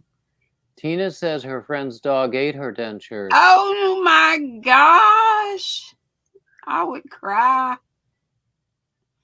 Arnie says six. I would Sixth open Sense. up the dog to get them out. I'd hate to see them coming out. I'm sure they were in pieces, I would hope. Yeah. Tina agrees with me. She doesn't watch scary movies. I don't either. I love them. Right now, I've got the Twilight Zone marathon. You know, it's the old one. They're just cheesy. But they used to scare me when I was a kid. I remember those. Yeah. Okay. I'm gonna step away. Will you like hold the? I'll entertain with the trivia. Okay, I'll be back in a minute. Sure. Okay, Arnie says Sixth Sense. Tina doesn't watch scary movies. Stephanie said Sixth Sense. Nana Donna, Sixth Sense. Anybody else? Nana Donna loves scary movies. It's so awesome to get scared and be on the edge of your seat. I love it. Even here by myself late at night. I don't care. Love them, love them, love them. But I don't like the slasher stuff. I just like the supernatural, haunted houses and stuff like that. None of that Freddy Krueger or, none of that mess. You Googled it. That's all right. He didn't swallow them, just chewed them up. They were hers, not yours. Hers who? Yeah, you don't like the slasher. Yeah. You're right if you said the Sixth Sense. That is correct. Okay. Keeping with movies and maybe some TV.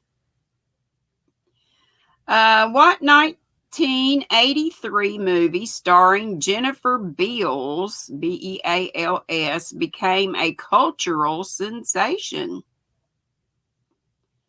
1983, starring Jennifer Beals, became a cultural sensation.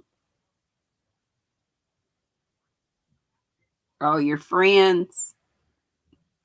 Tina, got you. Oh, no, Arnie. That's terrible.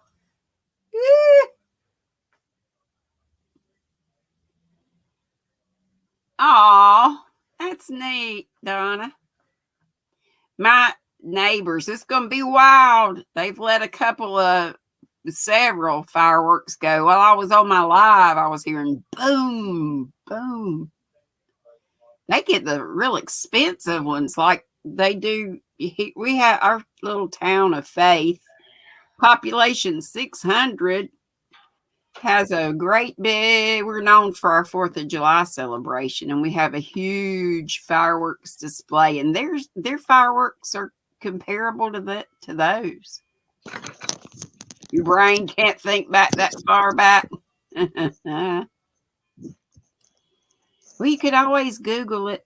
What 1983 movie starring Jennifer Beals became a cultural sensation? David's back. I'm back. Did you miss me?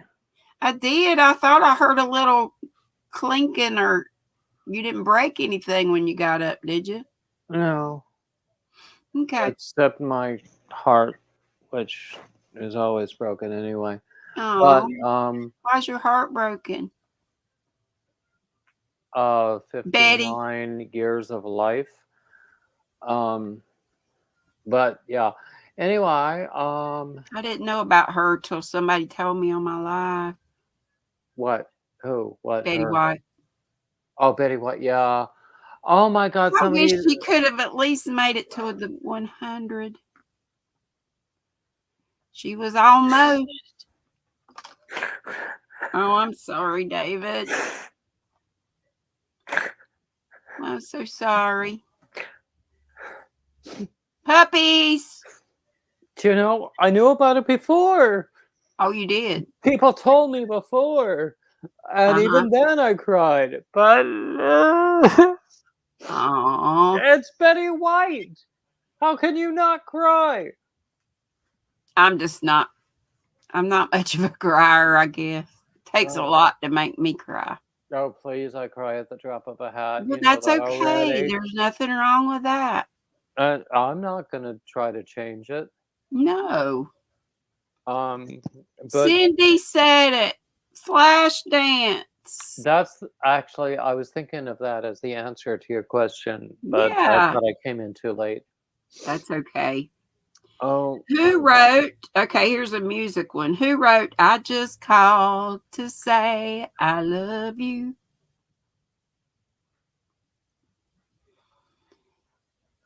okay. Who wrote that one? I mean, there's a difference between who wrote it and who performed it. And True, people don't but always the see person who that. performed it wrote it.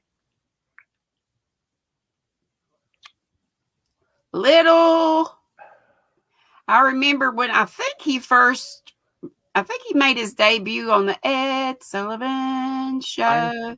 I'm thinking Stevie Wonder. He was a little tiny kid and played the drums. So Anybody know? David's uh, answer is Stevie Wonder. probably wrong, but that's okay. No, that's okay. Um, Nana Donna says, "Oh my gravy, I know just who it is. called to say I love you. I just called to say how much I care." I mean, part of me wants to say Paul Anka.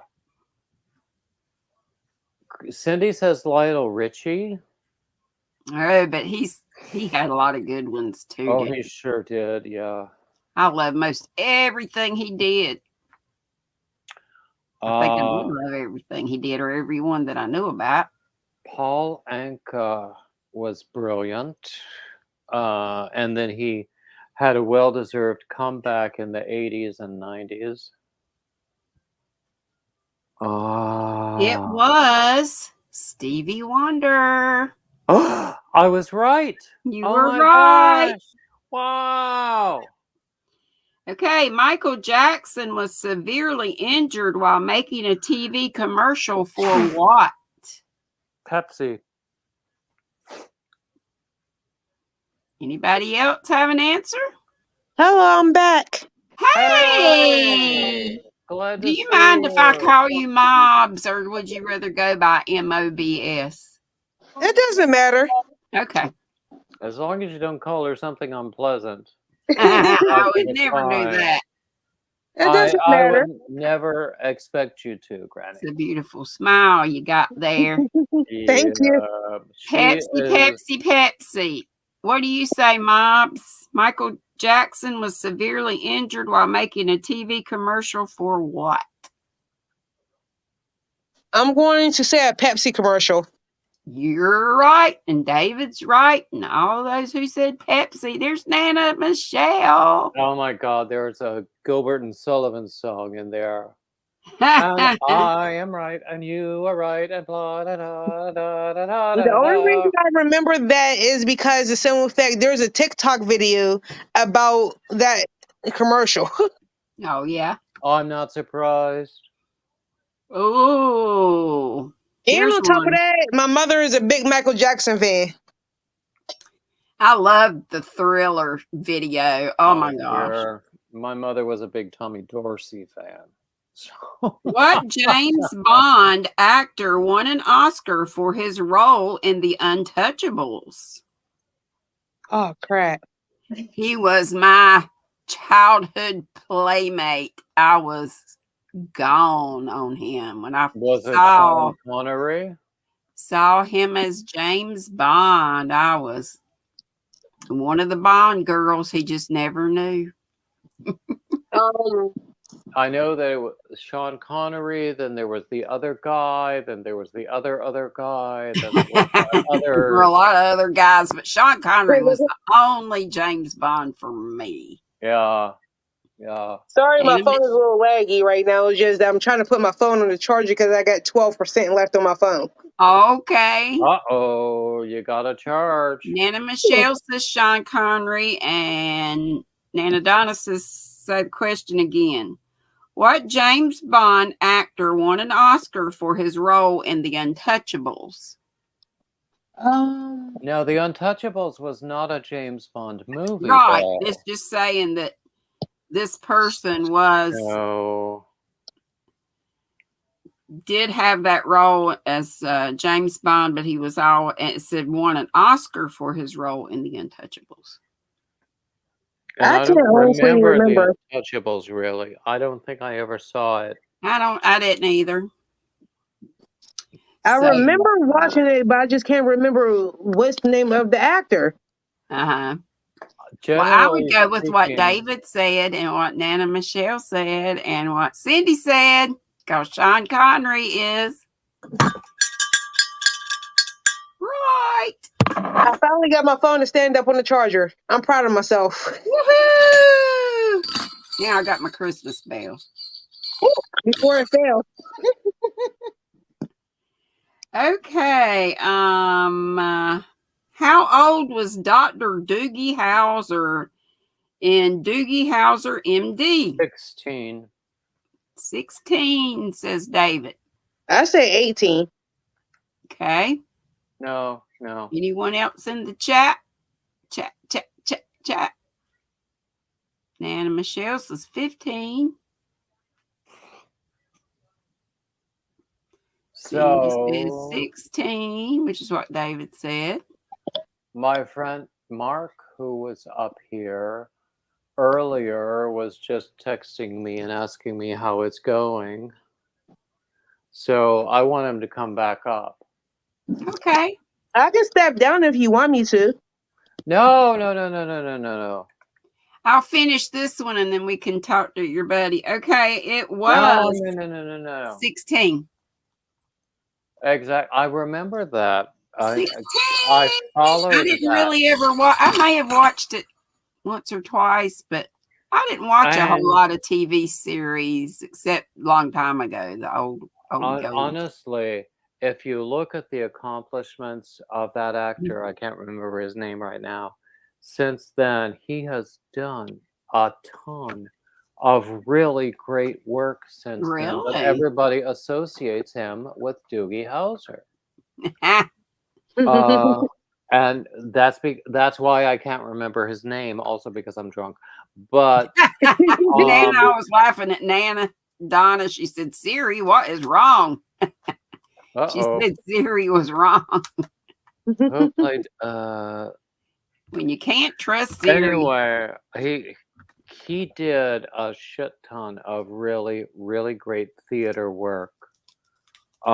He did some Sondheim, and if you can do Sondheim, you can do anything. Can do what?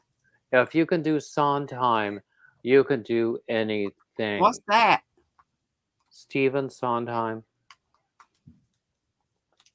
Do not tell me you have never heard of Stephen Sondheim, Sorry, David. the musical theater composer, the one who wrote the lyrics to West Side Story, Oh, the one who I'm not into wrote musicals. Sweeney Todd. Granny D, I am so ashamed of you. I do not like musicals. Oh my God. Hate them, as a matter of fact. Oh. Oh, happy The only New Year, one Granny I'm here D. Oh my for, God. kinda, is Sound of Music. No, I do love Sound of Music. Mm-hmm.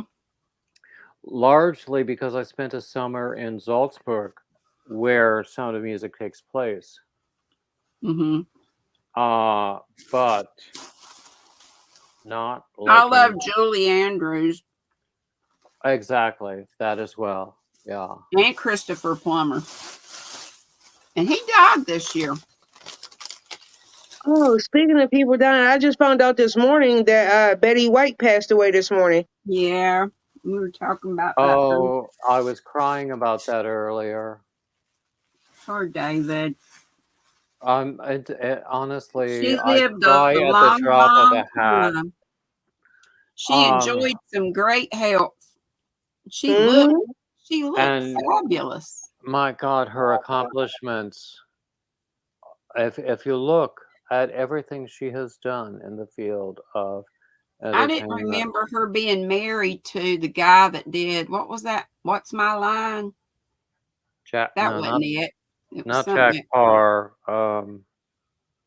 What's my line? I can't remember, but I do remember that maybe she was. Yeah, Steve Allen? No. might have been.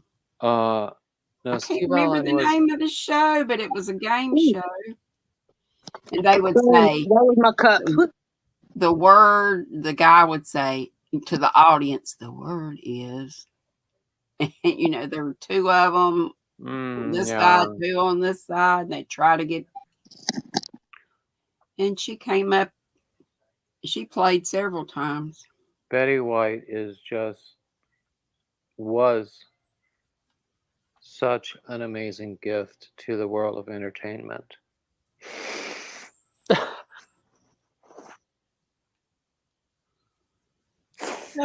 Puppies. Oh, I don't know if I told you, Granny, in your laugh or not, but Happy New Year's. Happy 2022 and beyond to you, my dear. 2022 and beyond. Oh God, what's going to happen next year? God, who knows? It's going to Oh, be God knows that one. good stuff. I'm working on just a rib portion of a cow that's going to go with my Exactly. big fluffy hide I made. All I can do is the work that I do and have faith that that's enough. Can you put us back a little bit, David? What do you mean? Like Do that? that thing with the, yeah. Oh, Then you can see more around us. okay. Thank you. And then I did another one. I love this pattern. It's the 1 hour beanie. I forget who by. I put it on my community tab. If I can do it, it's easy. Mm. There's another one, and it turned out a little bit longer, so I just rolled the brim up. Yeah. The brim up. So I've started my Hat Not Hate for next year. I think I've got 5 or 6 hats already. Do you have a goal number set, or? I want to meet or exceed what I did last year. Which last one? year I sent in 85. Wow. but in the end, I don't think numeric goals are always that useful. Right. I Just wanted keep to them at have it. a specific number of patterns on Ravelry at the Hmm. end of the year, and I didn't meet that goal, but that's okay because the patterns I have are nice. Mhm. Love your patterns. I think I have several of them. I was wearing this sweater earlier, my diagonal moss stitch Is sweater. that your newest one? I think so. Yeah. So I will have it on Ravelry very soon. That I'll have to check I got some into. feedback on it. You know, I have never So made a sweater, never made any kind of wearable. honestly, Granny, it's not that hard. Just shawls. If I can do it, anyone can. I love this sweater. I was wearing it earlier, but it was a little warm Show for it a again. sweater. Okay, this is the back. What yarn did you use? Okay, the gray, if I recall correctly, the gray was Lion Brand Pound of Love, and the Mhm. green was Lion Brand Feels Like Butter. I love butter. Butter. I love to So, eat it, and I love the yarn. but also then just I have a roast, actually two, in the Instapot, and this house is smelling yummy. my sister's making something that smells great too, and I'm getting hungry. So this is the front. So That is beautiful. now It is. the way I wrote it, you can do it as a solid color. You can do it with self-striping yarn. You can do manual color control like I did here. Don't you love, love, love mouse stitch, David? I do. You've got me hooked, Granny. Woohoo! So, this is what happened when I sewed two panels together. See? So yeah, so if you do My manual color seaming is control for the striping, terrible.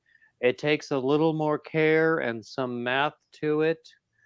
And I usually don't volunteer to do math for people, because I assume anyone who can read a pattern can do math. I have been told that I'm mistaken in that assumption.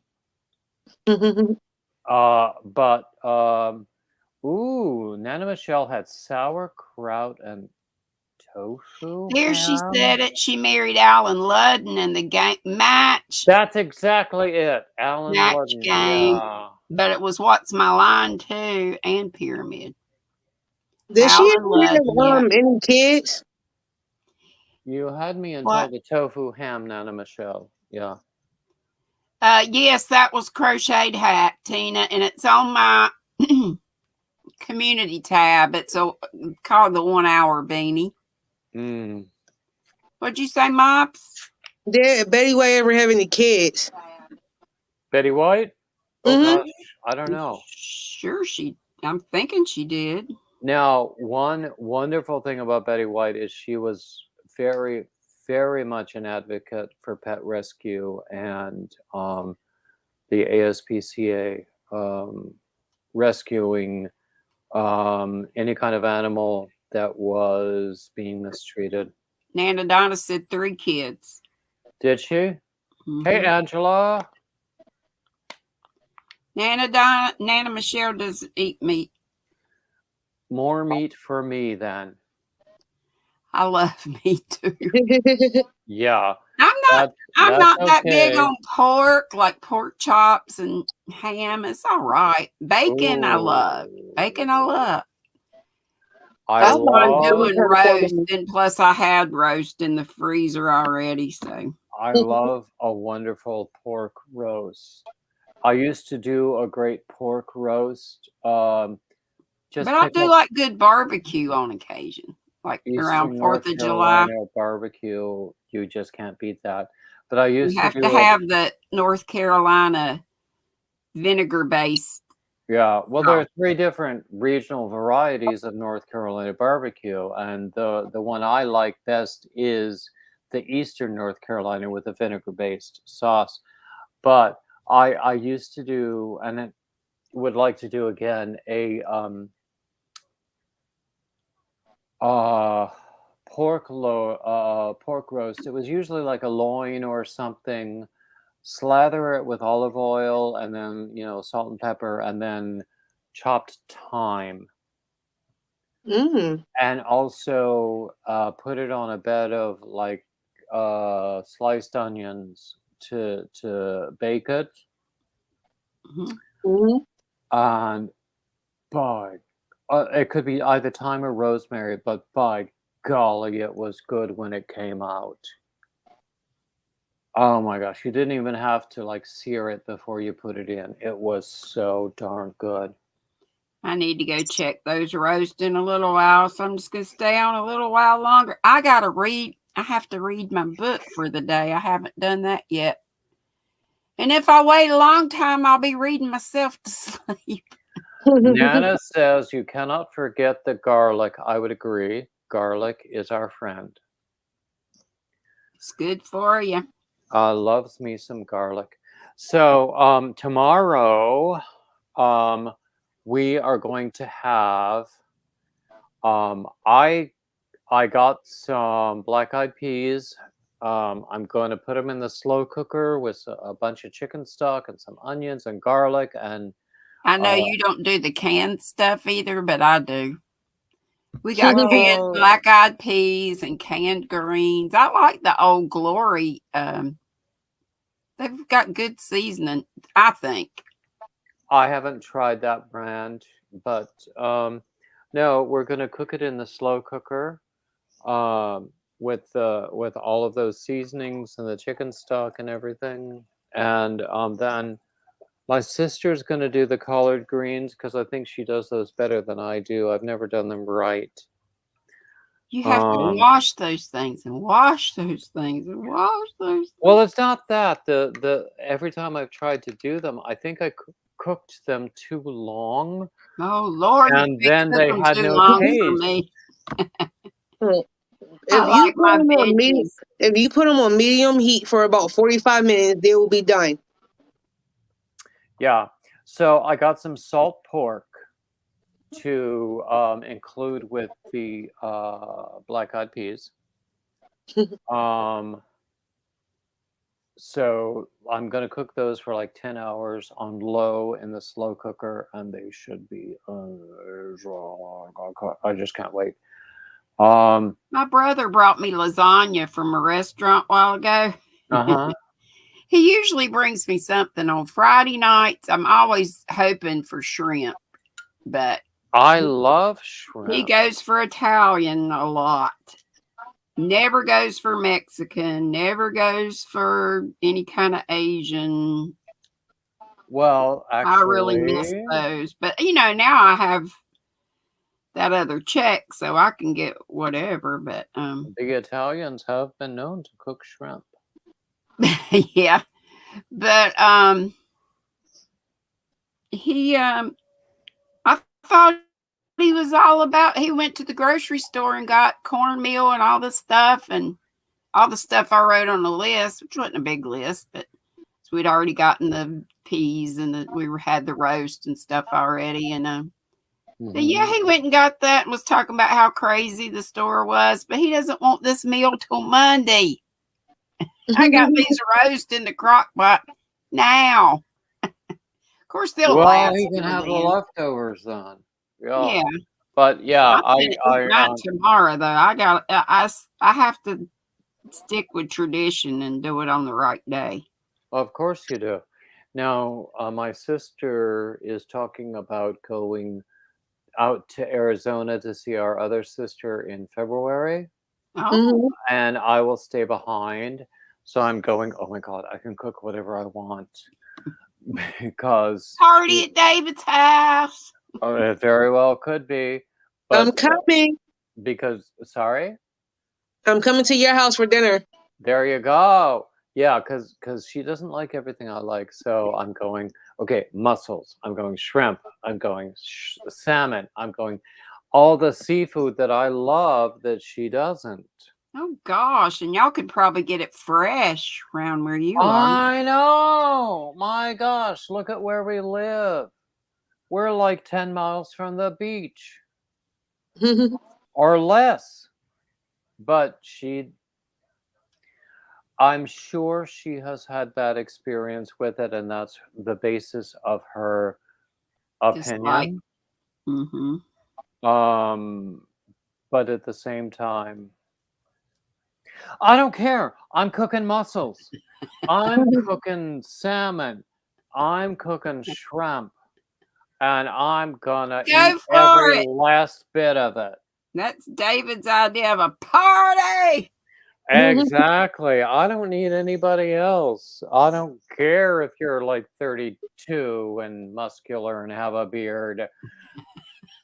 Yes, Well, you do. I might care then, but there are not that many 32-year-old men with muscles and beards approach me, so I think we're safe. But Yes. Oh, Nana Michelle just said she never thought to do sauerkraut and dumplings. Hey, that was a staple when I was a kid, but we only had it in the wintertime. now Fall and winter. I grew up with sauerkraut as a side dish, but my ex grew up with sauerkraut as a condiment, like on hot dogs. Yeah, we never So did I that. used to cook I used to, when like I was a kid, just eat the dumplings. They were like drop dumplings, and they'd just be like big fluffy biscuits. In I the never really cared that much for dumplings. oh, they were so good. I used to cook sauerkraut and Polish sausage together with various other seasonings, and nobody liked it but me. Oh, But I then did, I there did were not eat More other for things. sauerkraut. you. Sorry? I did More not for eat sauerkraut. That's Sauerkraut is one of the foods I would not eat. honestly, actually, I watch a lot of cooking videos, and I watch America's Test Kitchen, and they always do these comparisons, and they found, you know, um, you whenever usually in the refrigerator case where you see the Polish sausage or the whatever it's going to be, kielbasa, whatever they Mhm. call it, however they label it, you'll see a plastic bag with sauerkraut there, and they found that that was not as good as what you can get in a can or a jar, Oh, really? Mhm. So and I will that be is back. so I'm going to go grab something to counterintuitive. drink. Okay. I'm sorry, say that. I will be back. I'm going to go grab something to drink. Okay. Okay. So the sauerkraut thing, that is so counterintuitive because you think that if it's going to be pricier, it's going to be better. Or if you think if you find it in the fridge case instead of on the shelf, it's going to be better. But they found that the sauerkraut that was in the can or the jar was better than what was in the plastic pack in the refrigerator case. You know, I never liked the salads that are pre-packaged. I mean, packaged salads already made up. They smack. You open up the bag and the smell is like, ugh, like it's rotten. Ugh. Michelle says that sauerkraut brings good luck if you eat it on New Year's Day. It just like, oh, I thought sauerkraut, cabbage, and greens were all like for money. Yeah, I And I think thought I think it's a black-eyed regional peas thing. was for health, but then I heard somebody say black-eyed peas for luck. But whatever. It's a regional thing. I did hear that the reason that you always include pork is because pigs cannot move backwards; they always move forward. I heard you say that in was it Triple C's live? I think it was Kim's live in the middle of the night. Yeah, last night. Yeah. So, I had never heard that. I Oh, I don't remember where I learned it, but it, And you said, "Yeah, I'm full of useless knowledge. what I said is when it comes to useless knowledge, I'm I'm full of full it. of it." Yeah. Yeah, Well, hey, exactly. that useless knowledge comes in handy sometimes. I love Sometimes it trivia does. stuff. Yeah. Useful knowledge, I don't think I have all that much, but Yeah, you useless, yeah. do.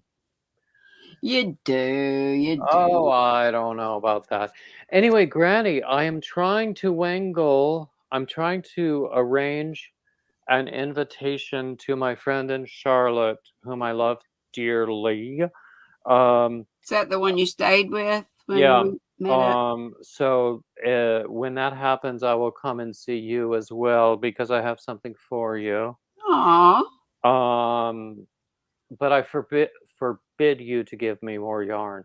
Okay. Um, I had to tell unless Christy it's that blue. too. I got such great yarn from Christy in Tennessee, but I'm drowning over here. And I was gonna, Exactly. I said after I had my yarn room cleaned up, I wanted to have lots more giveaways. But Oh, look, y'all, Nisi is here. hey, Hey. Niecy.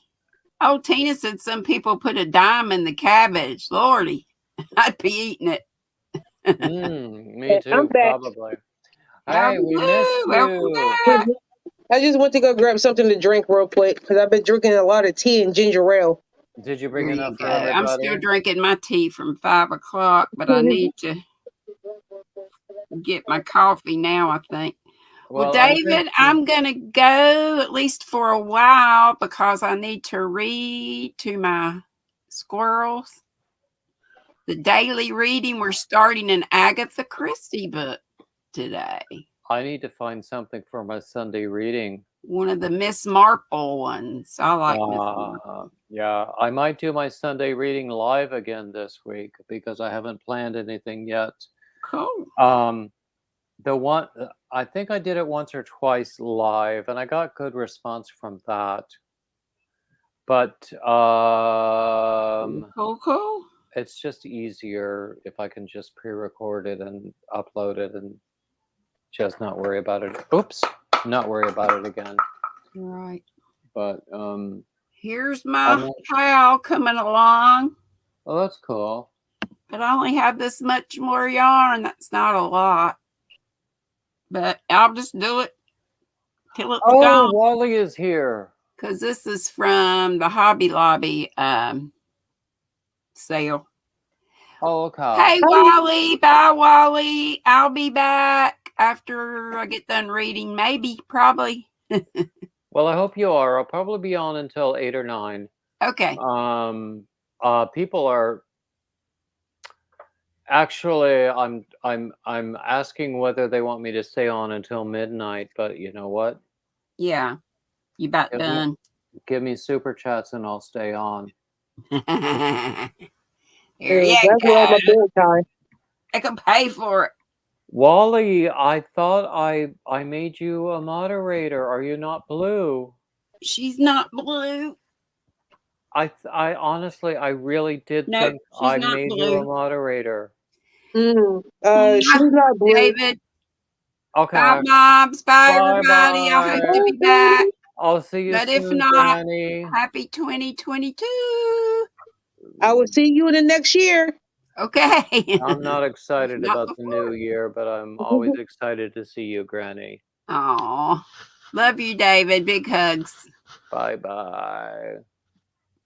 Now, how do I get out of here? I'm going to be up for a while, so I'm going to continue talking to you. Oh, I think that's a good thing. Okay, now that it's just the two of us, we'll both be big. Because normally my bedtime ain't until like 9:30. Okay, yeah. Honestly, I have some sparkling wine in the fridge for midnight, but most of the time I'm asleep at midnight. It doesn't matter what the day is. I'm asleep at midnight. Because after I'm get done drinking this tea, that I found this cheap wine over here by my local beer distributor. Mm-hmm. that is actually really good. That I'm gonna open that up at like 11:45. Mm-hmm.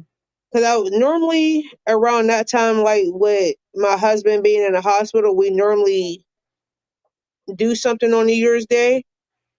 But I had did something earlier when I was gone for a little bit. I was still in the chat that me and my son had played Uno, Oh gosh, I remember playing Uno.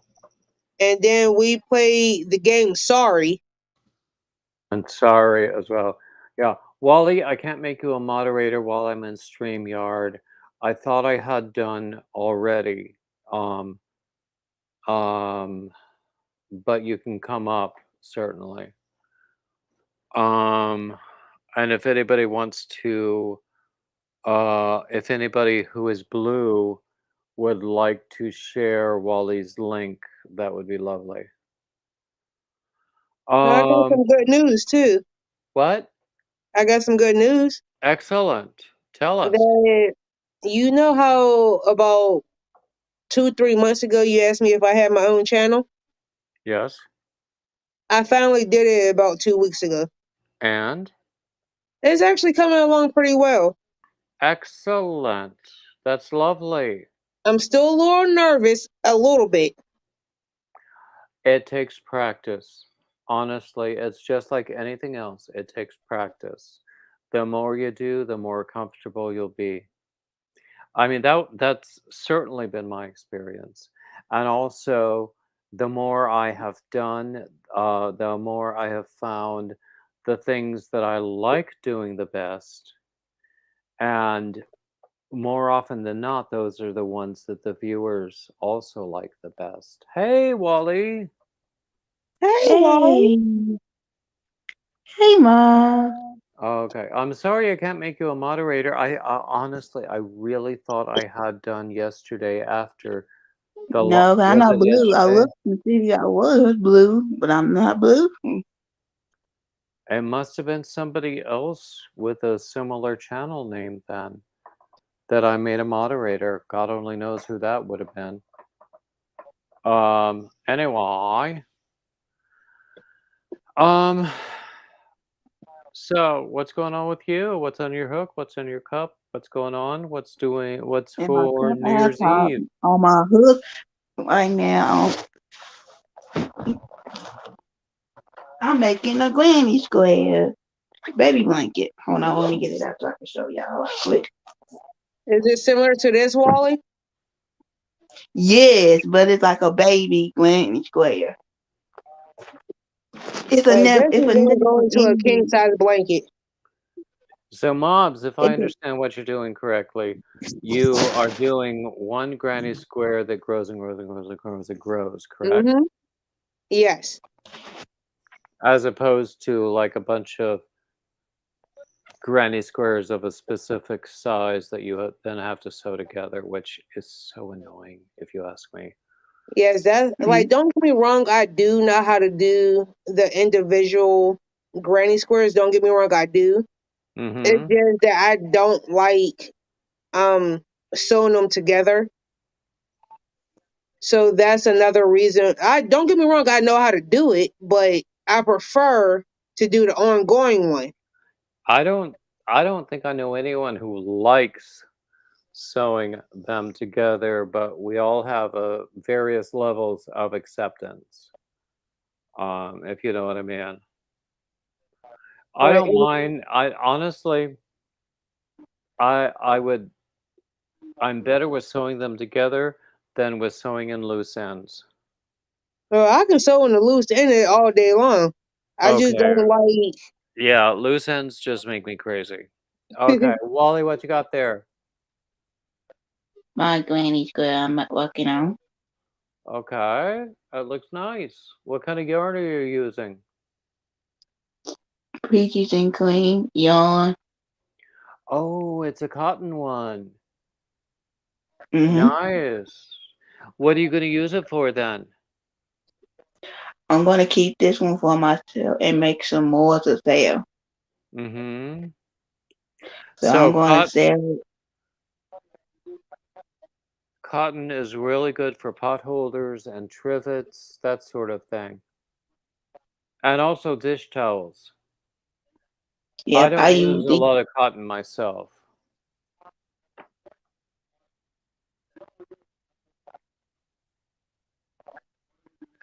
yep, I use cotton to make my baby blankets out of. Well, there you go. To tell you the truth, David, I love it when you do your marathons. Because I I get do more and too. more This is my relaxed first time as being the home. time goes on. Okay, I'm listening. I I'm just love it doing when something. you go on one of your on your marathons. Cause like sometimes that I be at work and I be like popping in and out while I'm there, Mhm. and then like when I be on my way home, I be listening, Mm-hmm. even though like sometimes that I be typing in, knowing dang on well I should not be typing in while I'm driving, but I normally do it at a red light. Yeah, be safe. Be safe always. Also today, at the very top, at the very beginning, I had Gary Boston, who on Instagram is called Gary Knits, Gary Rides. He's the one who is organizing the parallel knit along, crochet along. He does a ton of fundraising for AIDS related causes, and that's what this um, knit along, crochet along is about. And he's using one of my patterns for it. And so we had a perfectly wonderful conversation for like the first half hour. And I think it was great because people who come up and just watch the replay, um, they're more likely to see that than anything else. Was he on when you first came on? The gentleman that came on when you first came on live. Yeah, yeah. Okay, because I had watched the first 15 minutes of it because I was at work and I watched the first 15 minutes of it, like that, like in and out of it. The first 15 minutes. That's when I Hmm. had popped up and said, "Hey, everyone." Yeah, yeah. And I remember him saying something about one of the retreats or something like that from a couple years back or something or recent. Well, there was another fella who was on a little later, who has become my BFF from the men's retreat that I went to in November. And he was on, and we chatted, you know, we had a lovely chat, probably a lot longer than we did with Gary. Um, but yeah, I mean, he's just wonderful too. So yeah, I mean, for people who catch it on the replay, well, I'm sure that nobody who catches it on the replay is going to see this actual moment, but it was good to have Gary at the very beginning because we were able to talk about that knit along, crochet along, and the fundraising effort. Mm. And that was my intention, and that's why I asked him to come on at the very beginning. He seemed like a really nice guy. Well, all of my friends are really nice guys.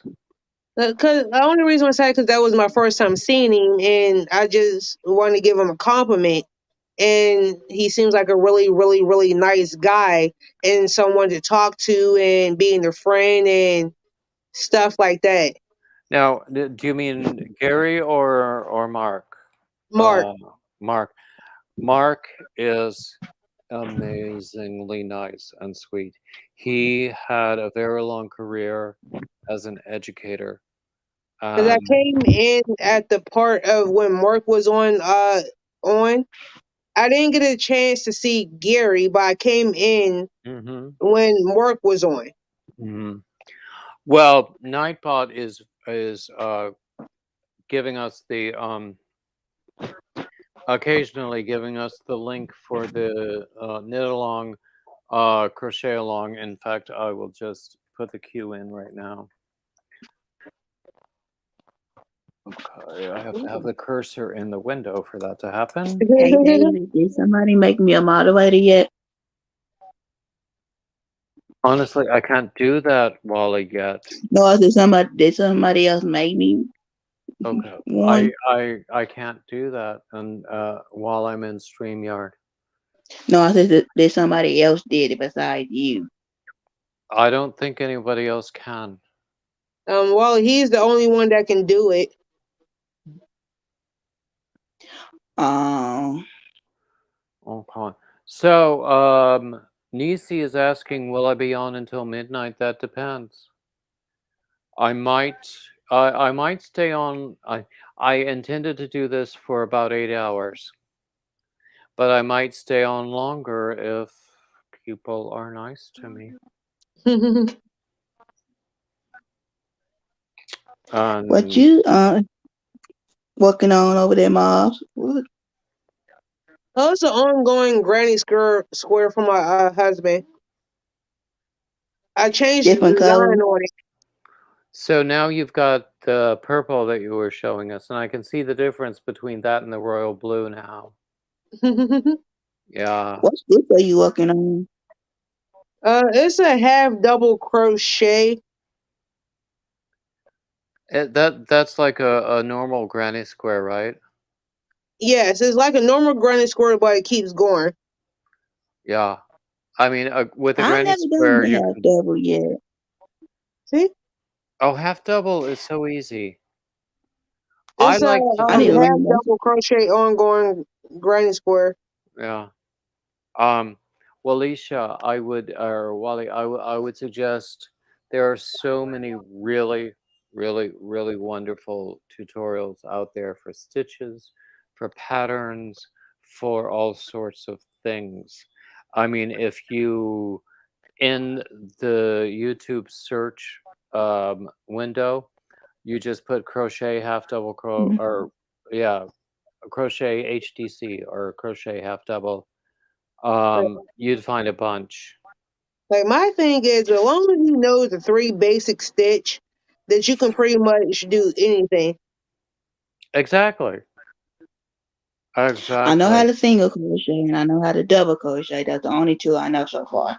The Okay. half double crochet is between the single stitch and the double crochet. It's like right in the middle. It's the one of the easiest stitches that you can ever do. Nana's Crafty Corner Donna says that Creative Grandma has some really good stitch tutorials. I would agree. Yeah, Creative she Grandma does. is amazing. I love her with all of my heart. I normally watch her videos on some of the yarn that she buys in the Oh morning on yes, my way to work. she's been doing these things about different yarns with different Hmm. stitches. I love that because I'm not a first adopter for new yarns or any kind of new technology either. I mean, the computer that I'm using is probably 10 years old. So, I'm not a first adopter in any sense of the word, but learning what she says and what other people say about new yarns is useful because there Like are a I lot of. don't. Go ahead. Oh, go ahead. Sorry. I don't know what I was going to say. Something I about a normally lot of new yarns all the time, so you can't keep up with them. I can't keep up with them. like what her she be having so much like yarn in her stash, and every time I'm like go on her page, it's like, oh my gosh, like I'm like, I and know. she always have a different pattern for every single type of yarn that she has. Yeah, yeah. I don't even enter anyone's giveaways anymore because I can't keep up with all the channels. So if I ever win anything, which is extremely unlikely, I could completely lose it because I will not know until way too late. You know. Hmm. So So is that what were you saying, Wally? So the half double granny squares is this faster to make, or is it more difficult to do to make a granny square out of it? More difficult than what? To do a granny square out of it, Out of what? because I never made a granny square out of a half double before. Okay, I see what What she's are trying your to say, David. She's trying to ask if it's much easier to do a half double or a triple crochet doing the granny square. So me personally, it's much easier and faster to do the half double crochet doing a granny square compared to a triple. I myself, whenever I've done a traditional granny square, which I honestly I don't like the traditional granny square, I have done a double crochet, a That's standard what I'm doing now on mine, the uh, double crochet. double crochet.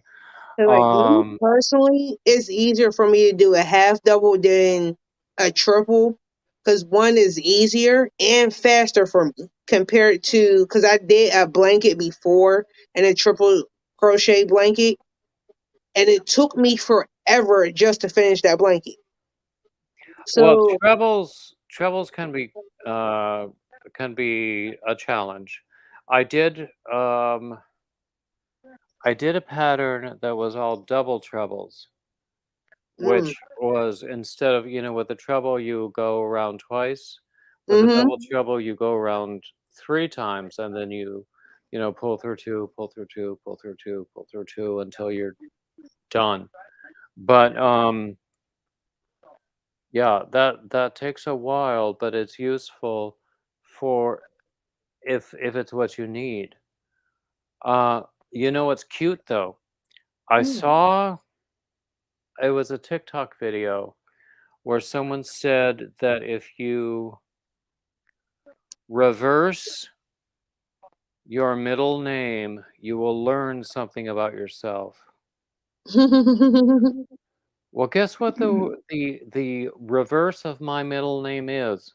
mm. Trouble. My middle name is my grandfather's name, a very old Southern name, Elbert. So the reverse of that is treble, and I never thought of that until just the other night when I saw that. Oh my gosh! So I feel like inspired more now because maybe even he understands what I'm doing. Sorry, I'm Uh, counting the count. I'm listening, but I'm kind of counting my rows right now. oh, I understand. Yeah, because when you're a guy who crochets and has failed at everything else that you've ever done in life, you want someone to understand. So, knowing that the reverse of my middle name is treble, it sort of makes sense now. Sorry about that. I had to make sure how many rows that I got so far. Well, when Because I if I do my don't granny count, square, Okay. I'm sorry, I have not been paying attention to the chat. What are people saying that I've missed? Nana Michelle is going to be right back. Tina is going to eat her tacos. She didn't bring enough for all of us. That I find that extremely Nana cool. Crafty Concern says she'll be right back. well, when I do my granny square, it take me a month and a half to do my granny squares. It's a matter of practice. I was saying earlier, I was quoting a very British phrase, patience and perseverance made a bishop of his reverence. But all it takes is just stick-to-itedness, as we would say here. But that ain't bad. At least I get it done quicker. It take me a month and a half, but it ain't.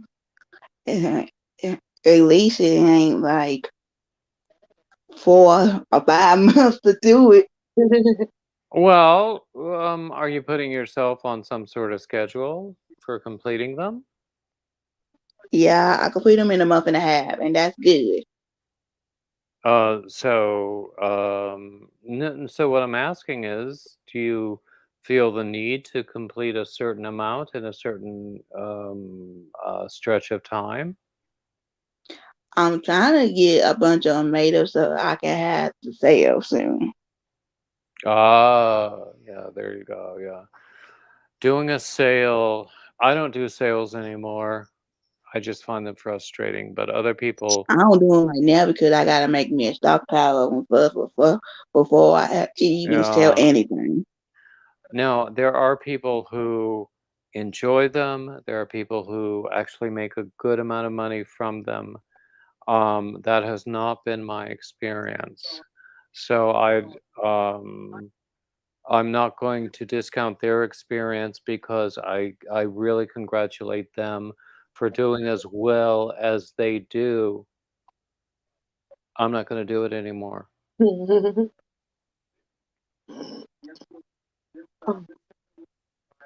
sorry I had to stop for a second. My hands had to start to cramp up. Oh, I thought you just wanted to show us your boobs there. No. I know I what you mean, the mean. way I you know were what you mean. you were posturing yourself there. Like my between my hands and my back, it's just like the way I'm sitting. It's just I had to like crack my fingers and my back because like if I don't, my scoliosis will like really bother me, and I have to crack it every so often in order for my scoliosis not to bother. Your squirreliosis? I Yeah, like that word. I can't pronounce it right. Scoliosis. Yeah, Yeah, that's it. I can't. It's some words I can't pronounce I right. like the way she says it better. Squirreliosis. Anyway, let me I know what you show mean. I you. need to get I that. mean, I was showing this a little bit earlier. This is a massager that I got. My sister gave me an Amazon gift certificate for my Hmm. birthday earlier this month, and it just about covered this. It's a percussive massager. So basically, this little tip, it pounds whatever point you're at repeatedly, and it feels so good. Oh my god. I'm sorry, David, but Man, the way you said that about that, it reminded me of something that I cannot say on your live. It's probably inappropriate, and that's okay.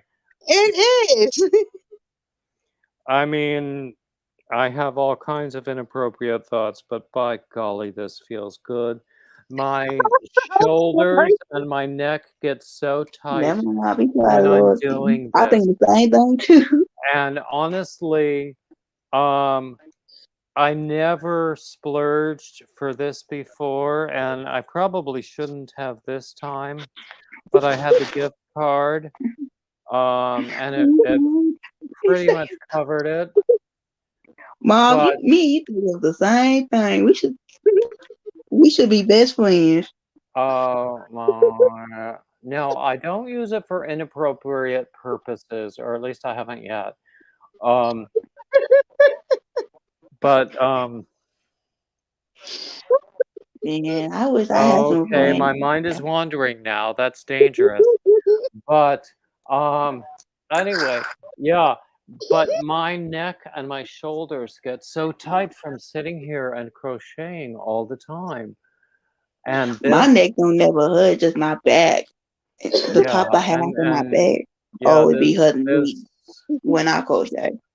this David, massager thing. Honestly, the first time I ever experienced something like this, I was in a voice lesson, and the teacher I was working with had one of these, and just using it like released so much tension that there was so much new freedom in like the whole throat and vocal mechanism that I didn't know what to do with it. Um, God, David, I'm sorry, but I think this will be part of the best lives that you will ever have. I'm sorry. Say that again. I'm sorry, but I think this will be one of the best parts of your life that you will ever have. Oh Mm-hmm. God, it feels Because what so I'm good. thinking, what you got going on over there, Mm? I can't stop laughing. I know what you're thinking.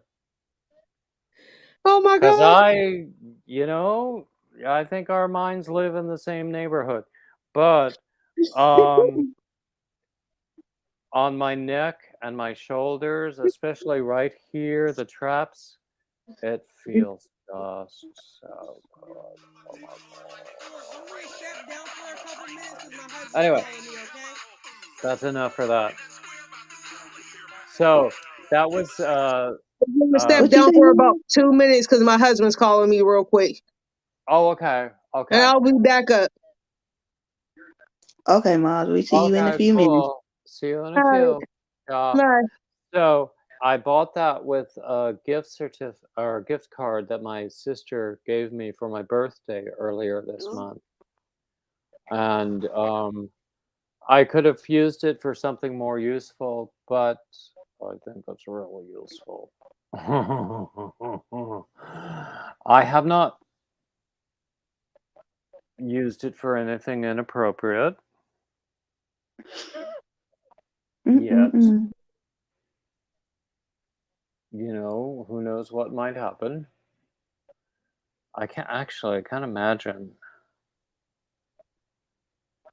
Then again, I'm open to learning. Yeah, me too. But I ain't gonna say I keep to myself. I know exactly where your mind is. So, yeah, exactly. Anyway. Oh, gosh. Do you need any more testers? Because I'm looking for testers. To Oh, somebody. do you want to test any of my patterns? Yeah. Email me and I will send you some. Do you do Tunisian? Tunisian, I started learning how to do it. I know how to do a little bit of Tunisian, but not a lot of it. Okay, yeah. The most recent one that I've done is Tunisian. The one just before that was regular crochet, and I'm almost ready to publish that. But if you want to just give it a read, I mean, the most valuable thing is for people to read through it and tell me whether they understand what I mean, whether or not they actually make it. You know what I mean? Mm. Um, so I still want some of Tina Madden's tacos. You need somebody to read over your patterns? I can do that for you. What's that? You Oh, need read somebody the to read over pattern? your patterns? I can do Well, that for you. certainly. Yeah. Well, I will email me and then I'll reply with this diagonal moss stitch pattern that I was showing a little earlier. But I might publish it very soon, and then if other people have other kinds of suggestions, I'll update the PDF, and then when I do that, I can update it through Ravelry, and anybody who has already bought it will get an updated version. Okay, I'll check over and see if it's good or not good for you. I'll do that for you for now on to give me something to do. Okay. Nana's Crafty Corner had some burritos. Did you bring enough for everybody? Because I could use some burritos or some tacos. My What you fish, making over there? me, Yeah. on my hook. Okay, I was Mm-hmm. showing this earlier. You might have been here earlier when I was showing this. And I wasn't This is here earlier. I was gone earlier. okay. This is a Tunisian pattern that I'm working on with some exquisite yarn that I got Is from that the one from Daniel. yesterday? Sorry, yeah, I'm sure you saw it yesterday. So yeah, this is Oh the yeah, I the seen it yesterday. I remember now. I remember. yeah, and this is yarn from Daniel of Paw Ply Yarns, And isn't that gorgeous? And the stitch is the Tunisian mesh stitch. I did a proof of concept with worsted weight yarn, which was a hell of a lot easier, I will tell you that. Ooh, what is that one you made? And this is how that turned out. Yeah, this is it. Oh wow. Isn't that cool? Yes, I like that. This is some sparkly. It's wool, but has Mhm. sparkles in it. I have lost the label. This came from Carrie the Yarny Elephant. I hope everybody knows her channel. She was destashing when she moved recently, so she sent me that and some other things. So that's one thing. I have another thing. It's going to be a tile poncho, but I can't really show you because it's all in pieces right now. And it wouldn't make any sense. And then I also have a like a scrap blanket that I brought in to just work on while we're sitting here because it's easy, but I haven't. I can't do the Tunisian while we're sitting here and I'm on live. Where'd you go? I can't do the Tunisian while we're sitting here and I'm on a live because it just takes too much focus and I'll mess it up. So I have to focus on the Tunisian. My latest square for this tile is this, but it's really just the way that this particular cake of yarn has worked out. I'm gonna use as much Lion Brand mandala as I can with this What you because making with that one?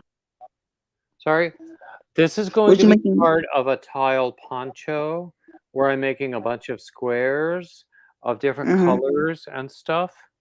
And I'm going to use as much Lion Brand mandala, which I have a ton of, as I can. And so really, the only thing I can show you right now is a couple of squares. So it's not really going to make any sense until I'm able to put it all together. Nana's Crafty Corner Donna is making a baby sweater for her baby doll. Ooh, nice.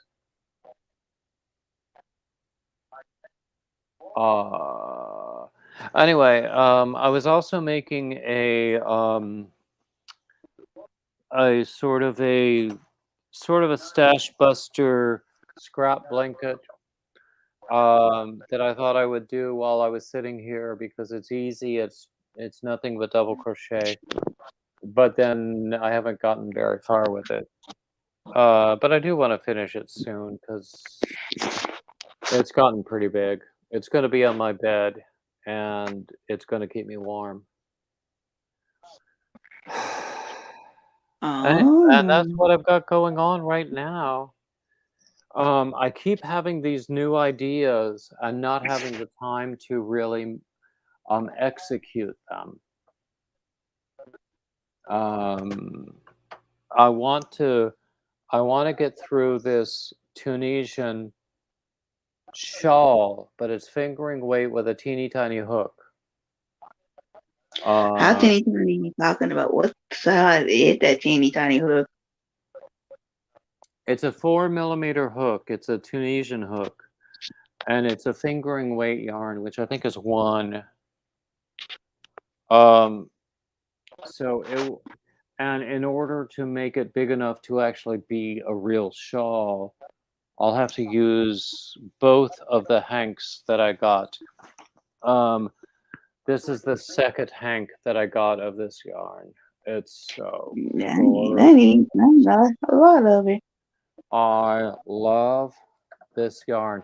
It came from Daniel of Paw Ply Yarns. Where'd you go? Did I do something that that messed things up? You dropped me down. Okay, there we go. Okay. Anyway, yeah, it came from Daniel of Pawpaw Yarns. You should see his link in a second. Through Nightbot. There you go. But yeah, it's gonna take forever to get through that.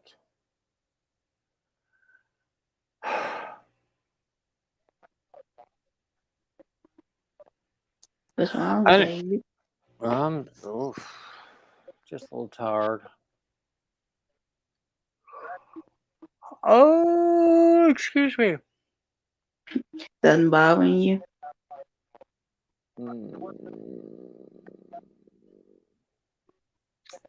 So let's see.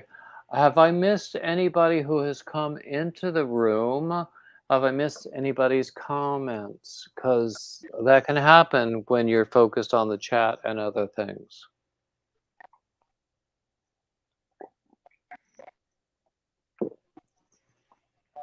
Yeah, so I make 2 different size grannies because I make a small size and a big size with my grannies.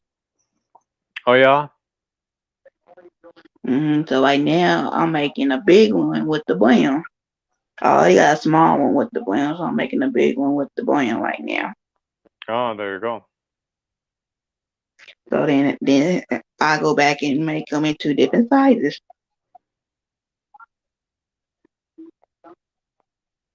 Because you never know if people want a small one or a big one.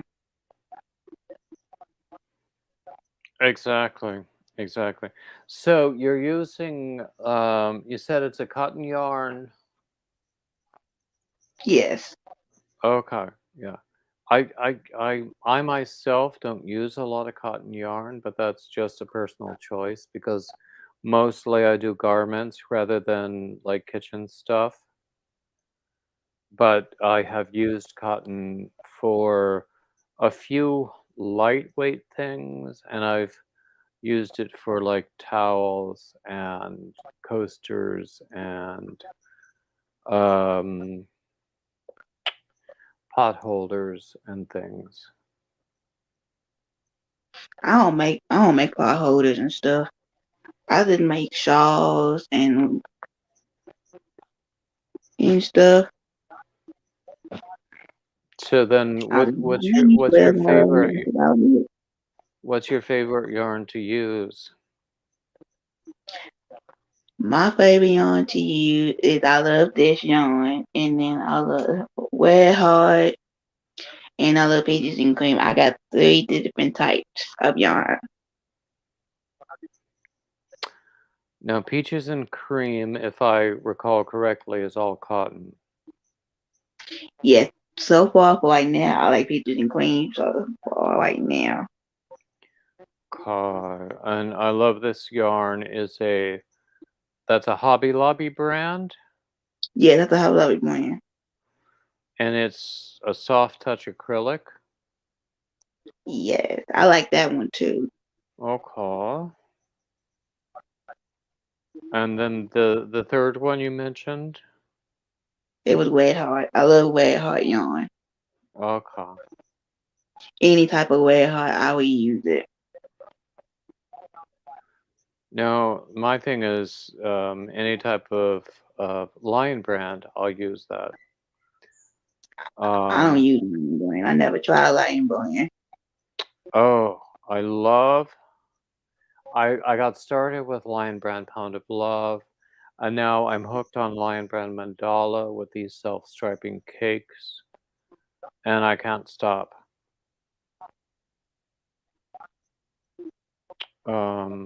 So, even though my tastes have become more sophisticated and more expensive, my budget hasn't. So I still like the Lion Brand Mandala when I can get it on sale. And I was very fortunate. Someone gave me like a whole bag full of Lion Brand Mandala. So So I'll I think plan my to next work my way week, through it.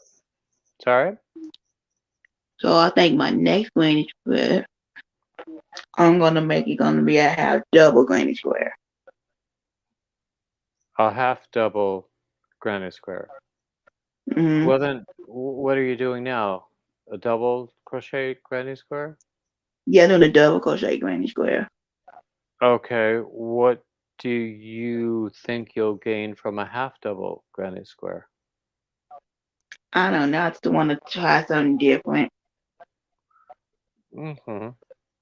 I mean, as far as like especially with cotton, if you're doing like pot holders or something, because it will be a little bit more dense, I think there's a gain there. Hey, Denisha, welcome back. Oh, Um, okay. With the double crochet granny squares with the cotton yarn then. but so I think with a half double crochet, I would love to hear what you think of the two granny squares when you're done, after you're done with both of them. With the half double and the double crochet one. Yeah, exactly. Okay, I'll make Because I another would one. love to hear your comparison. Okay. I'm gonna make a half double one next after this one. Okay, call. I'm back. There Can you you hear me? go. I can hear you fine. Yeah.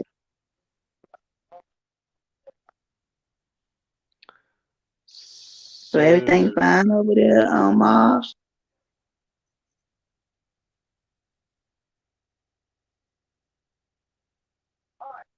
Can you hear us okay? Yeah, I can hear you. I just want Okay. to make sure that you can hear me. Yeah. Everything's fine over there, Mars. Yeah, my husband wanted to see what the heck I was doing. Ah, there you go. Husbands can be so annoying. He's not home right now.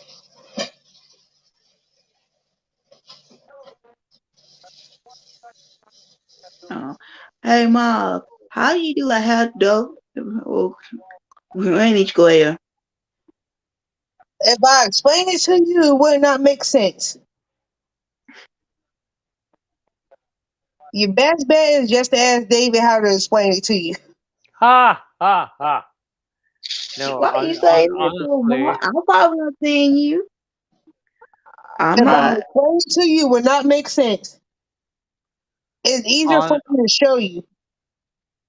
if I were to explain the difference between a double crochet and a half double crochet, I would say where when you insert the hook and you pull through two and then you pull through two, instead of Mhm. doing that for which is the double crochet, you insert the hook, pull through, yarn over, and then pull through all three loops that are on the hook. And Oh, so you add 3 loops and then yeah, you go through all 3 of them. that's your half double crochet. Okay, I might look that up and see I can make a granny square out of that. And yeah, it will give you a different texture. So if you do a granny square with half doubles instead of doubles, that's why I say that I want to hear what your impression of the difference is, because you are learning. Do you know what I mean? Yeah, I know what you mean. Yes, I probably do one and a different size hook. Right now, using a 3.75 hook. It's an F hook I'm using so far right now. And what size yarn is it?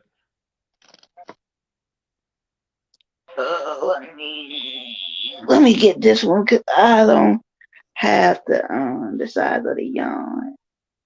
The yarn is 14 ounces and 400 grams. Do you see a number in a black square?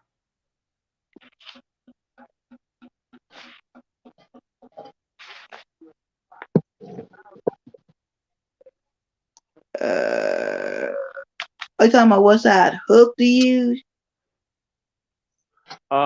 It might be near that, but if there's a number in a black square um, that will be an indicator. If it's like a 4, Oh yeah, yeah, yeah. It's a 408 meter. I know what you're okay, talking about now. that is a small hook for a 4, in my opinion. So you could do just as well with a 5 millimeter, which is an H hook. That's what it With recommends, the H hook, but I'm not using the H hook. I'm using the F hook. Okay, well that's okay too. I mean, if it works for you, it works for you. That's fine. So when you move over and you start doing half doubles instead of doubles, I really want to hear what you think of the difference in texture, because there will be a Okay. difference I in texture. might like doing a half double better. Never Sorry? know. Never know. No, I mean there is no right or wrong in this. It's whatever you want to do. So I just want to know your experience of the two different stitches. Does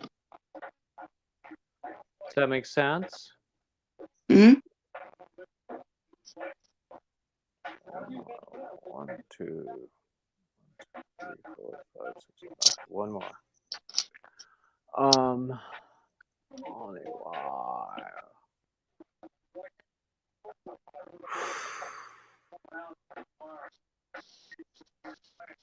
Sorry, Something, I'm making myself a steak. a steak. Hmm. Now, earlier when I left the room, the whole house smelled really good because my sister was making a broccoli casserole. So I really want some of that with some of the leftover turkey that we have. How cool would that be? Um, I'm making myself a steak right now. say that again? Right now, I'm making myself a steak while I'm talking to y'all. Oh my goodness gracious. That takes a lot of attention. That's Hmm. the way I do it.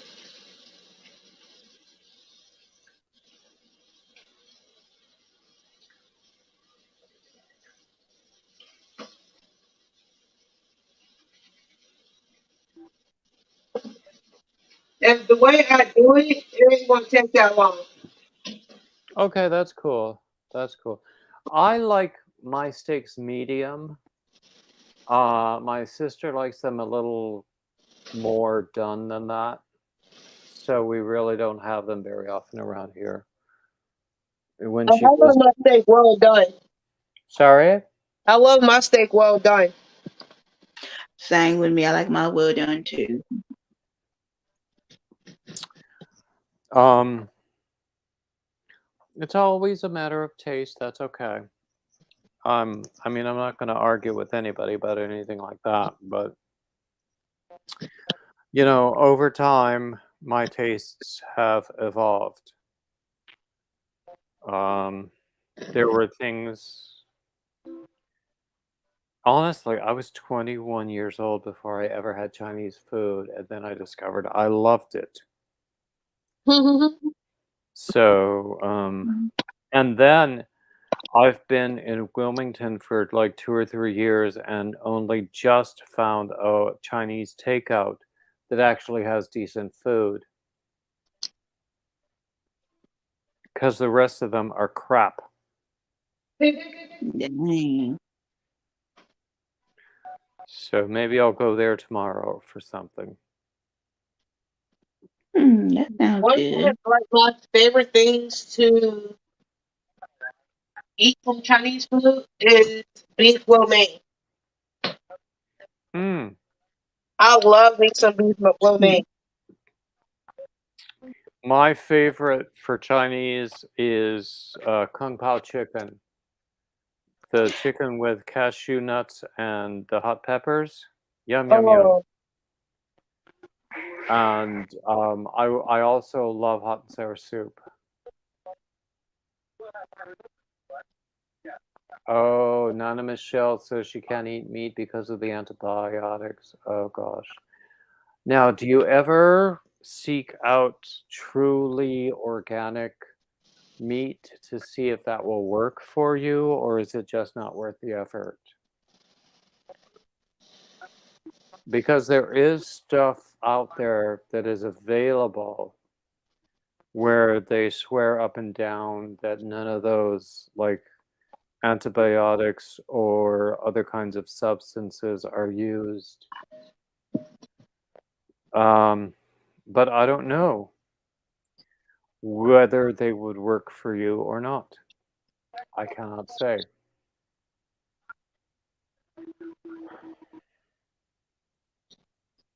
oh my God. They're blowing off fireworks over here by my house, and it scared the mess out of me. For the Oh, New Year? Yeah, it's common down here where I live at. Every year for New Year, they do Mm-hmm. fireworks. And me personally, it scares me because the neighborhood that I lived in before I moved to where I'm at now, Mm-hmm. that sound like gunshots to me. And I That's what they do when I was in Hoptown. it On scares 4th me of a little bit, and then I realize like it's just fireworks. You know, most of the time I'm asleep at midnight on New Year's Eve. Well, on the I 4th of July, they shot guns on that day instead of fireworks. They do fireworks and guns at the same time. I And don't And understand guns. I don't understand why people need them. I think that the people who play with them think that they are like extensions of their own penises. And I will never stop saying that until the day I die, because I think they're completely stupid. like where I yeah, used to so live at before, about until 10 years, almost about 10 years ago, that the neighborhood I lived in was nothing but gang affiliated. Gunshots, drugs, people dying, and stuff like that. That's another reason why I moved to where I'm living at now. That's And a good reason to every move. and like every time I hear fireworks, it brings back flashbacks of the gunshots, the drugs, and stuff, everything else that was dealt in front of my house. That is uh, completely understandable. Yes. So I chose to, like, when I had, like, if it was just me by myself, I probably would have stayed living in that area. But when I started having kids myself, I did not want my child to grow up experiencing the things I seen, the things that I went through growing up. So I chose to move because of that reason. And then on top of that too, that every time that I hear fireworks in my neighborhood, it triggers me in my past life. Like I seen a close friend of mine get killed in front of my house, dude, as an innocent bystander. That's awful. And it just That is mhm. that's the sort of thing. If you have access to that kind of health care, I think talking to people would be very helpful for you. But again, I am not a medical professional. I'm just giving an opinion. But I Mhm. mean, I think that everyone wants a better situation for their children than what they knew and that's the themselves. reason why I moved to the neighborhood I moved to in my area, because of that reason. Because where I live at now is a good Mhm. area. Nothing Mhm. really happens over here about where I live at. The only thing that you really see is nothing but kids playing up and down my street. And it's just like around, especially around like the 4th of July and New Year's, it kind of like bothers me a little bit Completely understandable. because of the fireworks, because of the neighborhood I grew up in. Like, even though I wasn't part of that life, but it You brings still back so memories. experienced it. Yeah. I mean, your experience is completely valid, even if you were not, part of that community. You witnessed it, and yeah, there's, your experience is completely valid, and there's, And your like feelings and are a lot of completely people that valid. I know ask me how come like a lot of people that I'm friends with and family members ask me how come I don't want to go back to certain areas down to where I live at. And I'll explain to them why I don't. And they'll give me the third degree about it. But they don't understand why I feel this way. That's the reason why I left. Because I got sick and tired of my friends, especially close friends. I never had a family member die from gang violence or drug related, but it was mainly friends, close friends of mine that got killed by innocent bystanders or whatever the case may be. I got tired of seeing friends of mine die by that way. And that is completely valid also. And, you know, there's no reason you should have to put up with that line of questioning at all. I mean, there's no reason that they should question your decisions, because you are making decisions to improve your own life and your children's lives.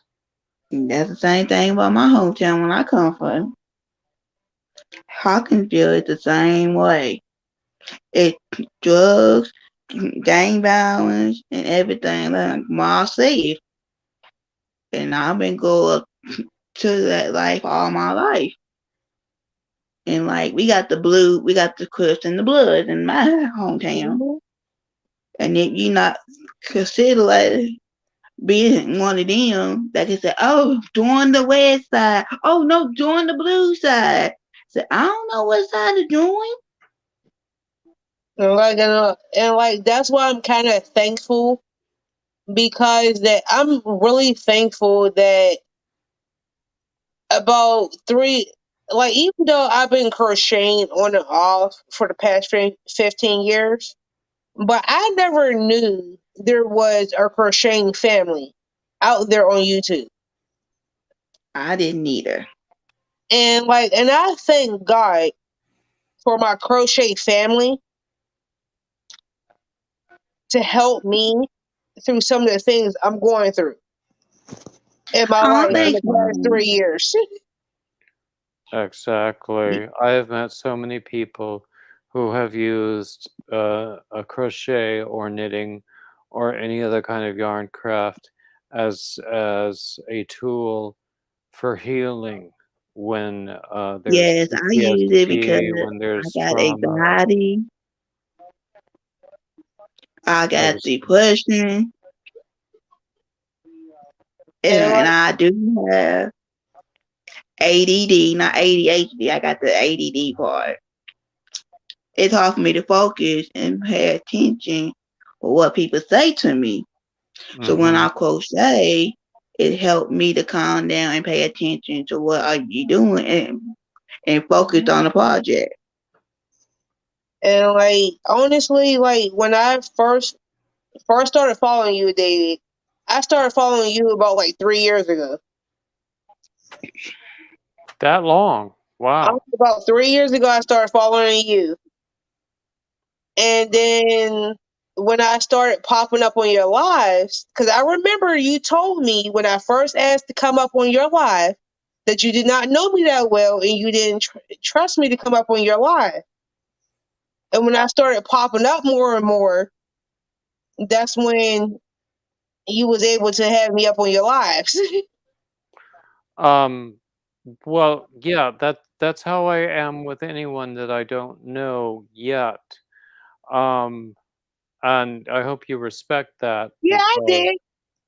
But I at am the same thinking time, if it too. wasn't for you, at the same time, you helped me from like watching your lives and stuff. hmm And some of the things that you said do on your lives and a few other people, I wouldn't be where I am today, helping me get through where I am today. And I Oh, appreciate you for that. I was asking I somebody to do You're that part of uh, too. my I family. didn't, I I think didn't that's want a nobody that is a when I was perfectly growing up. beautiful. I'm sorry, what? You're part of my I ain't family. had Okay. Yeah, that's a perfectly beautiful thing to say. I don't remember what I might have said or done in the past that would have been so influential, but the fact that I am just does warm my heart. Yeah, and I I love probably you, David. I love the mess out you. You part of my family now. Well, there's a lot I'm of not mess from in the me to love, family. so there you go. Look, Um, my family, my actual family is dysfunctional. I think you'll fit in just fine. You part of my well, family now. I think all Who? of our families are dysfunctional, so we Who, know a me or lot about David? that. Me, 'cause I ain't in nobody family yet. Well, you can be part of our family, Wally. Look, David, I Oh, love you. You part of my household. Oh, you are thank so you. sweet. Oh my gosh, we Am I part of yours now definitely. too, Mom? Since I came on here.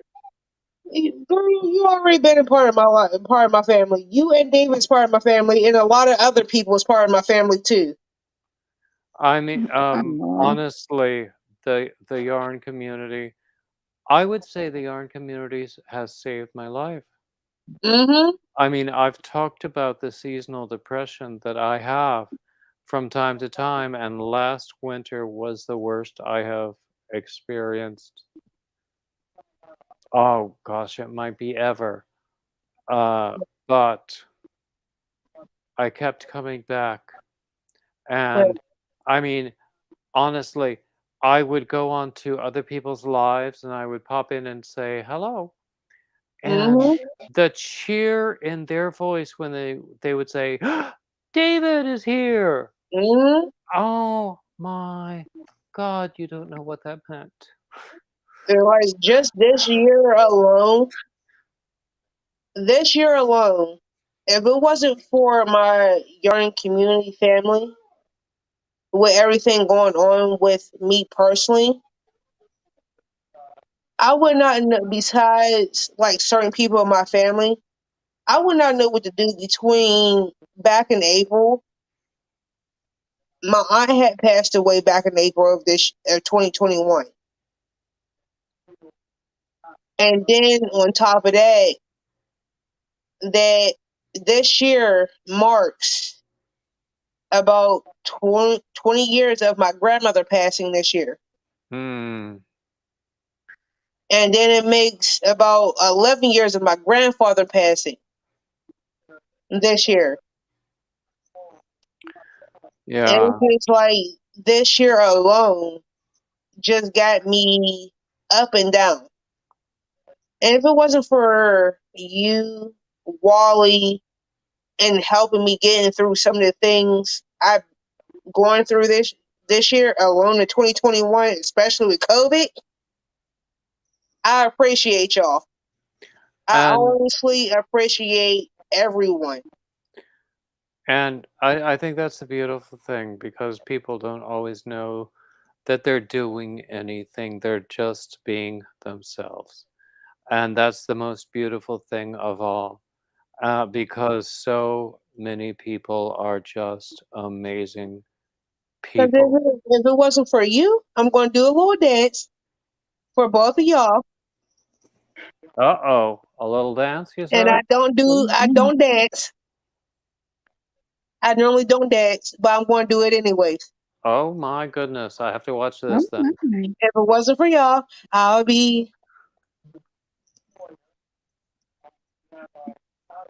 want to say thank y'all. Oh gosh. Oh, Oh, I think that's the best thanks I've ever gotten. yeah, me Honestly. too. And I would say the same if it were not for the YouTube yarn community. I want to say thank y'all very much, very much, very much, very I much. exactly. Thank you Exactly. very much. There's a song in that, but I'll refrain. I know what song you're talking about, but I'm going to keep it to myself. That's fine too. Yeah. Anyway, so I just finished another square. I might have You done. finished? Let me see the finished product. Sorry? Let me see the finished product of your granny square. Oh, this is a solid granny square. Oh wow, that is cute. I like it. Yeah, and this is just the way the colors in this particular cake of mandala um or line brand mandala worked out. It was just all yellow, and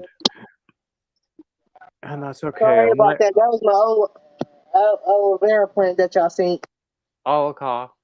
That's Because okay. I have an Mm. aloe vera roller plant up in my house, in my kitchen. And I'm surprised I kept it alive this damn going long. Nana Michelle says, "We love you, David, and all your mess. I am a big mess. I am completely a big mess, and there's no escaping it. And I completely own the fact that I'm a big mess, and I'm not going to apologize for it. I am the messiest mess you might have ever seen,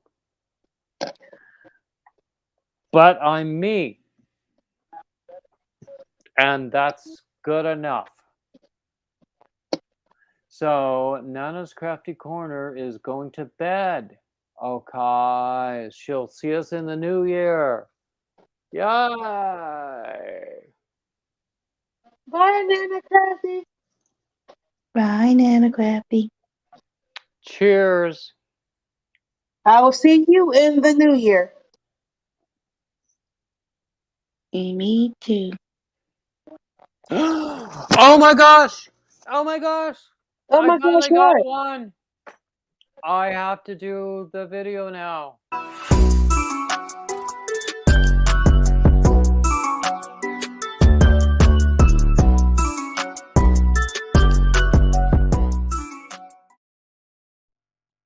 You know, David, every time you play that, I dance to it. Do ya? Yeah, I do. That's the only time you'll ever see me actually looking comfortable dancing because I'm so awkward physically. I honestly I really can't dance.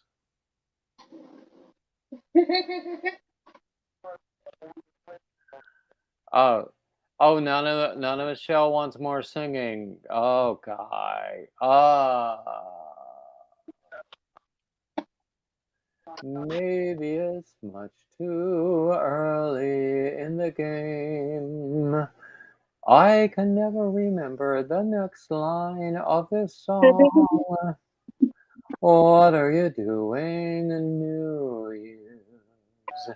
New Year's Eve. Oh, there you go. Wow. Oh my gosh. You finished your steak. Was it Oh, done? Was it you finished cooking your steak? Was it done right? yes, it is the way I like it. Oh, Tina says the rain has gotten her feeling blah. What can we do to cheer you up? You're breaking up, David. Am I? You're breaking up. Okay. Anybody else? Am I breaking up? Is my sound okay? It's Yeah, okay. I'm gonna leave and come back, okay? Okay.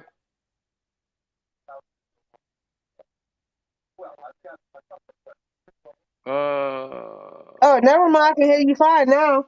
Oh, you can hear me fine now? Okay. I don't know what was going on there. It was kind So, of staticky a little bit. That's why I said I would leave and come back. oh, okay. So then you finished your steak. It was done right for Yeah, you? that's just the way I like it. Oh, excellent. Gosh, I haven't had a nice steak in a while. I should get some. Haven't either. Uh, And it got onions too.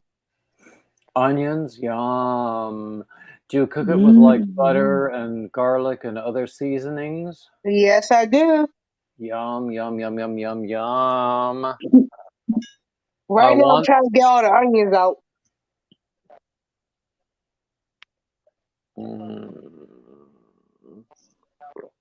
actually, so I was mentioning earlier that my sister was talking about taking a trip in February. Mm-hmm. And I was going, oh, I will cook everything that I love that she doesn't while she's away. So it might be a steak because we like them very differently. I like them medium. She likes them well. But I'm also going to get like some mussels and some salmon and God only knows what else because I love me some seafood. Depends on my budget at the time, actually. I love my steak well done. That's you know, I used to do that too. But you know, I don't mind it that way, but I do I find that when they're medium, they're a little more tender, a little more juicy. But that it's a matter of personal taste, and I'm certainly not going to criticize you for that.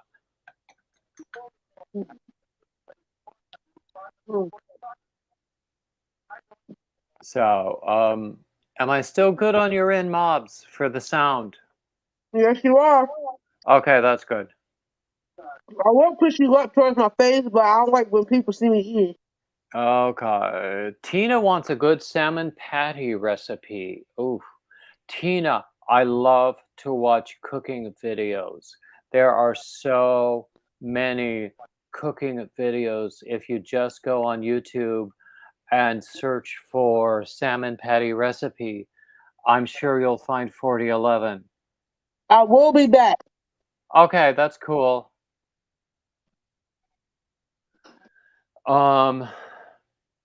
I love salmon. Do you know how I love to cook salmon? I'll wrap it in foil so that it steams. Put a little bit of lemon juice, some herbs, some salt and pepper on it, so it just steams in the foil, and you just cook it, and it comes out totally steamed and so delicious that way. I mean, there are other ways to cook salmon that I enjoy as well, but I love that one. I I love to cook, actually. I really do, and anybody who watches me regularly will know that because I'm always talking about food. Um, Another thing I want to try that I haven't done yet. Oh, Tina. I'm back. So you're comparing what you have seen to your grandmother's salmon patties. Then perhaps you could actually um, figure out what the difference is between those and your grandmother's. Um, honestly, my ex, while we were together, he went through culinary school, and he's now a completely qualified chef. He's never worked in that facility, in that function. Um, and I think that all of us agreed it would have been disastrous had he gone into a restaurant situation because he's much too sensitive for that. But I mean, he has such a sensitive palate. He knows things from tasting a dish that I cannot discern. But at the same time, I have extensive training in music. So, I mean, he would say that the same way that he has that tongue of his, there are things that I can discern with my ear because of my extensive training that he doesn't. So it's strange. Uh, hey Susan K, I'm glad you're back. Nana Michelle loves salmon, don't we all? Salmon is amazing. Um, um, I once on I'm always watching these BBC TV things on YouTube.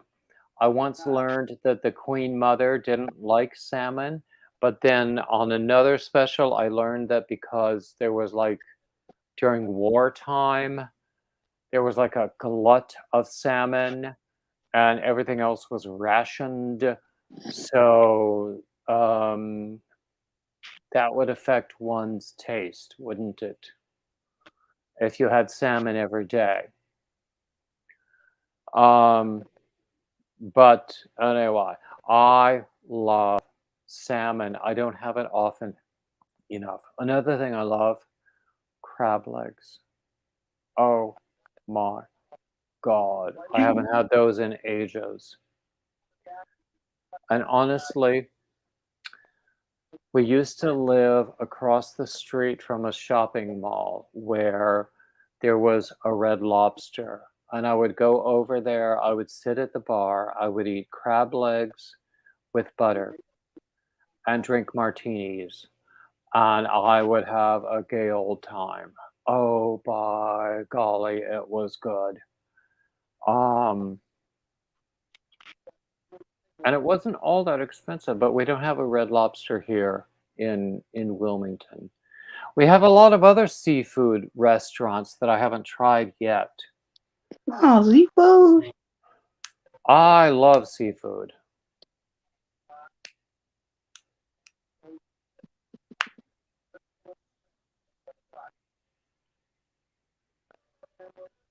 Ooh, Nana Michelle hasn't had crab legs in forever. Tons of garlic butter, exactly.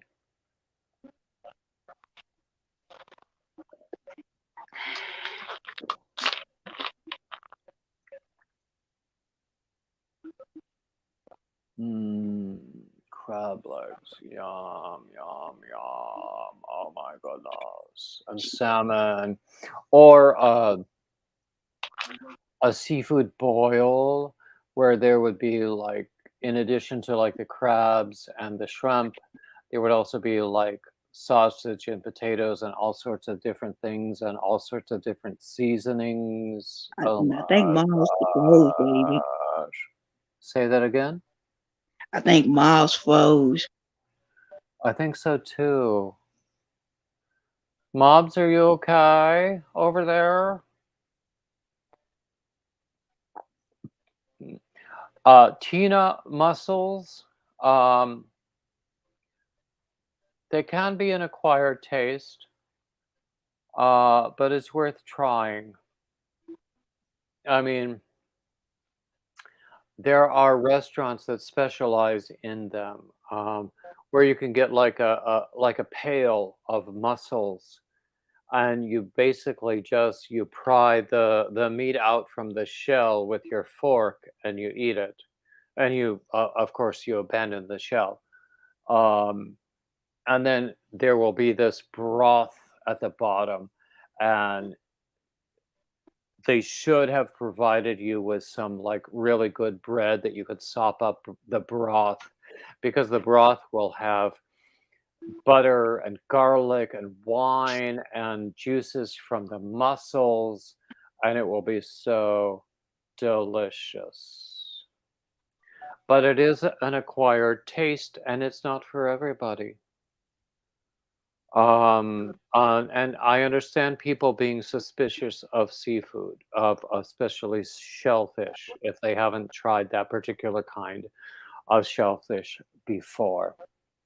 I mean, there's some shellfish that I don't like. I don't like oysters. I'm suspicious of clams usually. Okay.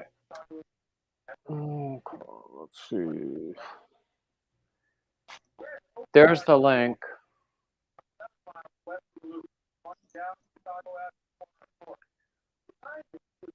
So, on a why.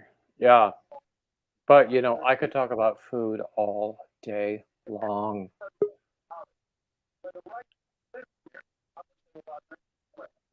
Mm.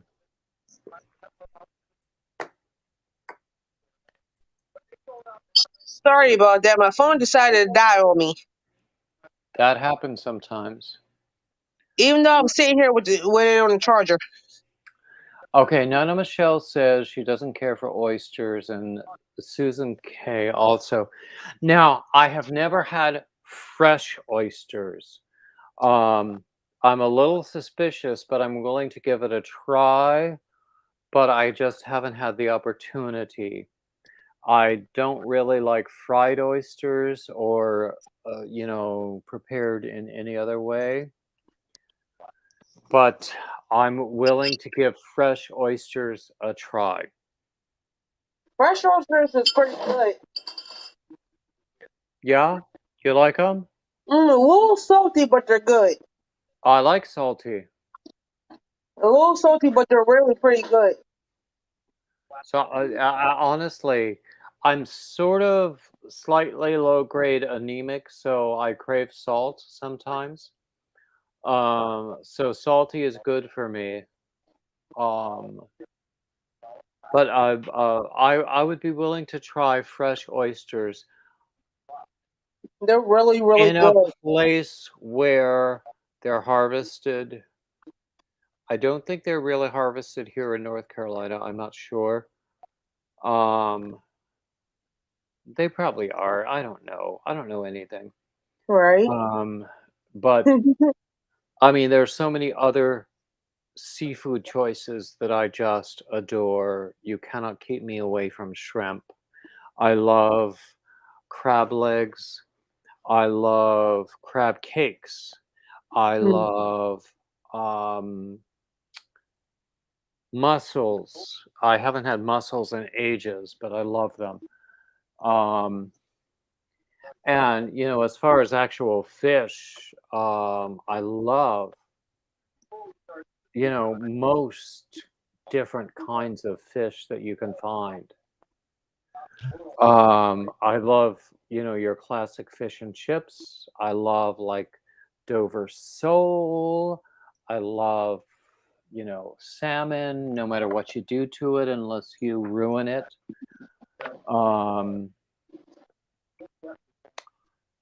You know, you can't go wrong with me in seafood. There's a restaurant close to us. What's it called? Oh gosh. And it's usually so good. I wish I could remember it. Anyway, there are so many seafood restaurants close to us, and I need to just pick up some stuff and bring it home and cook it. Because I would love to do the mussels with the white wine and butter and garlic and parsley and everything. Yum, yum, yum. That I sounds would, so good. or the crab legs. I've never done crab. I've never cooked crab. You never cook crab? No. Oh my god. That is so good with a seafood boil. Now, I love a seafood boil. I love crab. I just haven't cooked it myself before. Oh my God. So I need to, maybe I'll find a video about it because God knows there's a video about everything. But yeah, seafood. I could talk about seafood all day long. Salmon. I was talking before about my favorite way to do salmon is it's sort of poached, sort of steamed in a foil packet. Mm-hmm. But I've seen it done other ways that is just as good. Dover sole, you get a nice tender bit of white fish, whether it's sole or something else, and you cook it with butter, and you cook it carefully so it's not overdone, and then you do a sauce with the butter and the parsley and the garlic. Yeah. My mouth is watering now. Oh my God, that sounds so good. It does. It does. Oh my God. And I love cooking videos, and I've watched so many. I can't get enough of Two Fat Ladies, Barefoot Contessa, America's Test Kitchen. There's a series, it's under the umbrella of Real Royalty, but it's where they do these historic recipes for royalty. Ooh. And some of it includes seafood, but it's a lot of other things that are really, really fascinating. I saw one today that was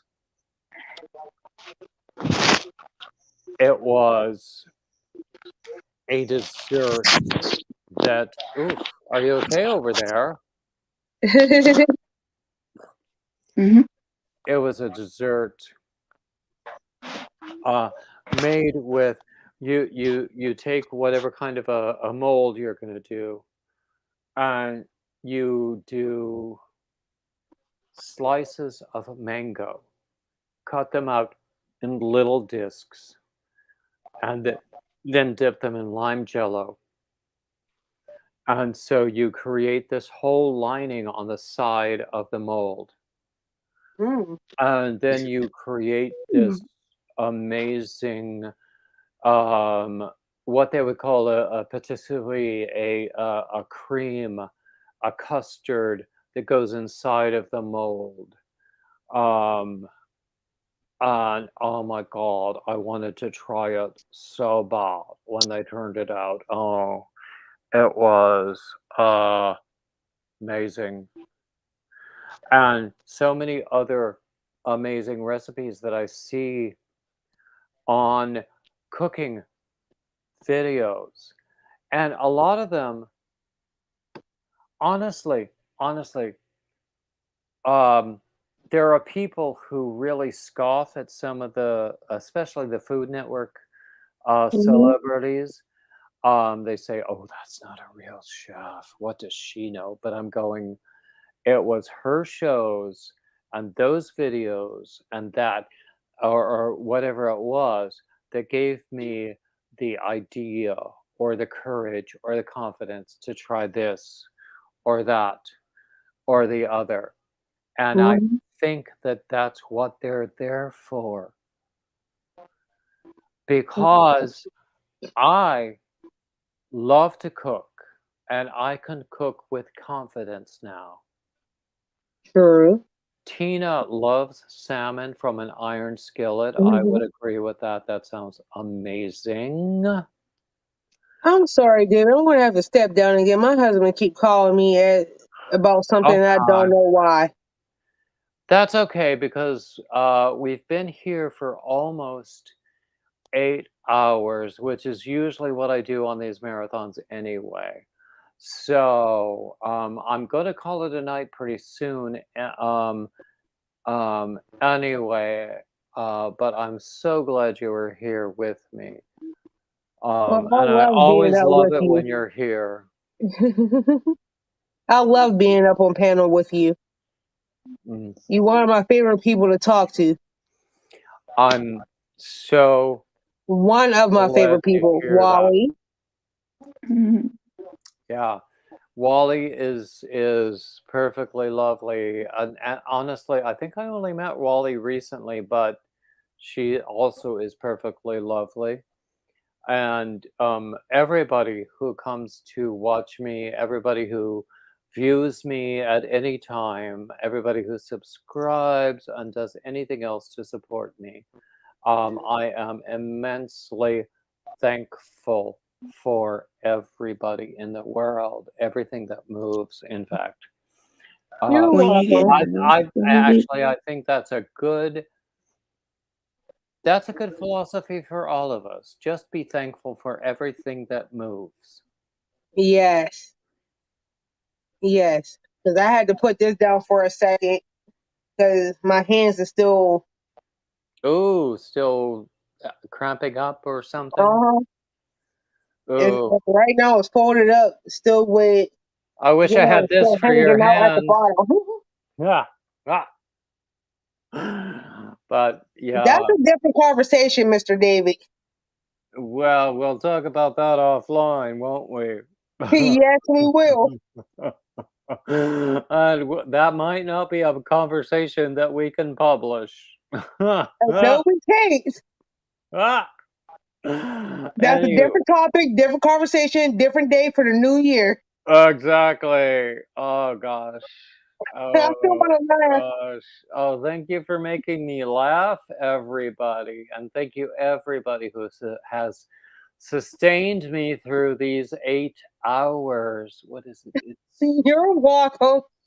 I It think is actually, I'm sorry, say that again. that conversation, we're going to have it in the new year, different start. Indeed. Indeed. Reach out to Just me between and me and you. I will have some very frank conversations, just as frank as you like. Because I have a broad vocabulary. So do I. And I'm you'll be kind of sure scared you with some of the do. things I have to say. I probably would not be surprised, but I'm sure I will be highly amused. Anyway, I want to thank everybody. Thank you, thank you, thank you, thank you. Oh, David, when you get off, can I'm sorry. you make me a moderator? Honestly, I tried to before. Let me see if I can do it again. This But David, I would talk to you and I'll IG you and stuff like that later on, probably sometime this week. Okay, great. So Great. I'm going to hop off here. Good night. Happy New Year's. Okay, thank you so much Love for you. joining And love me. you, Wally. Good night. I will see y'all in the new year. Kisses and everything. Bye-bye now. Bye-bye. And as soon as we're done here, Wally, I will try to make you a moderator. I was sure I had done it before, and I don't know why it didn't work. So I will try again.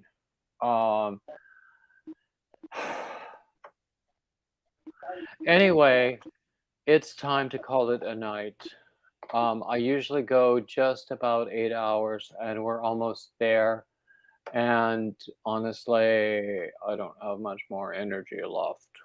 So I'm going to call it a night, and I'm so thankful for everybody who is here now and everybody who has been here throughout the whole thing. And of course, as always, like, subscribe, um, comment, share, all the standard YouTube crap, and keep coming back. Bye bye now. Bye. Bye.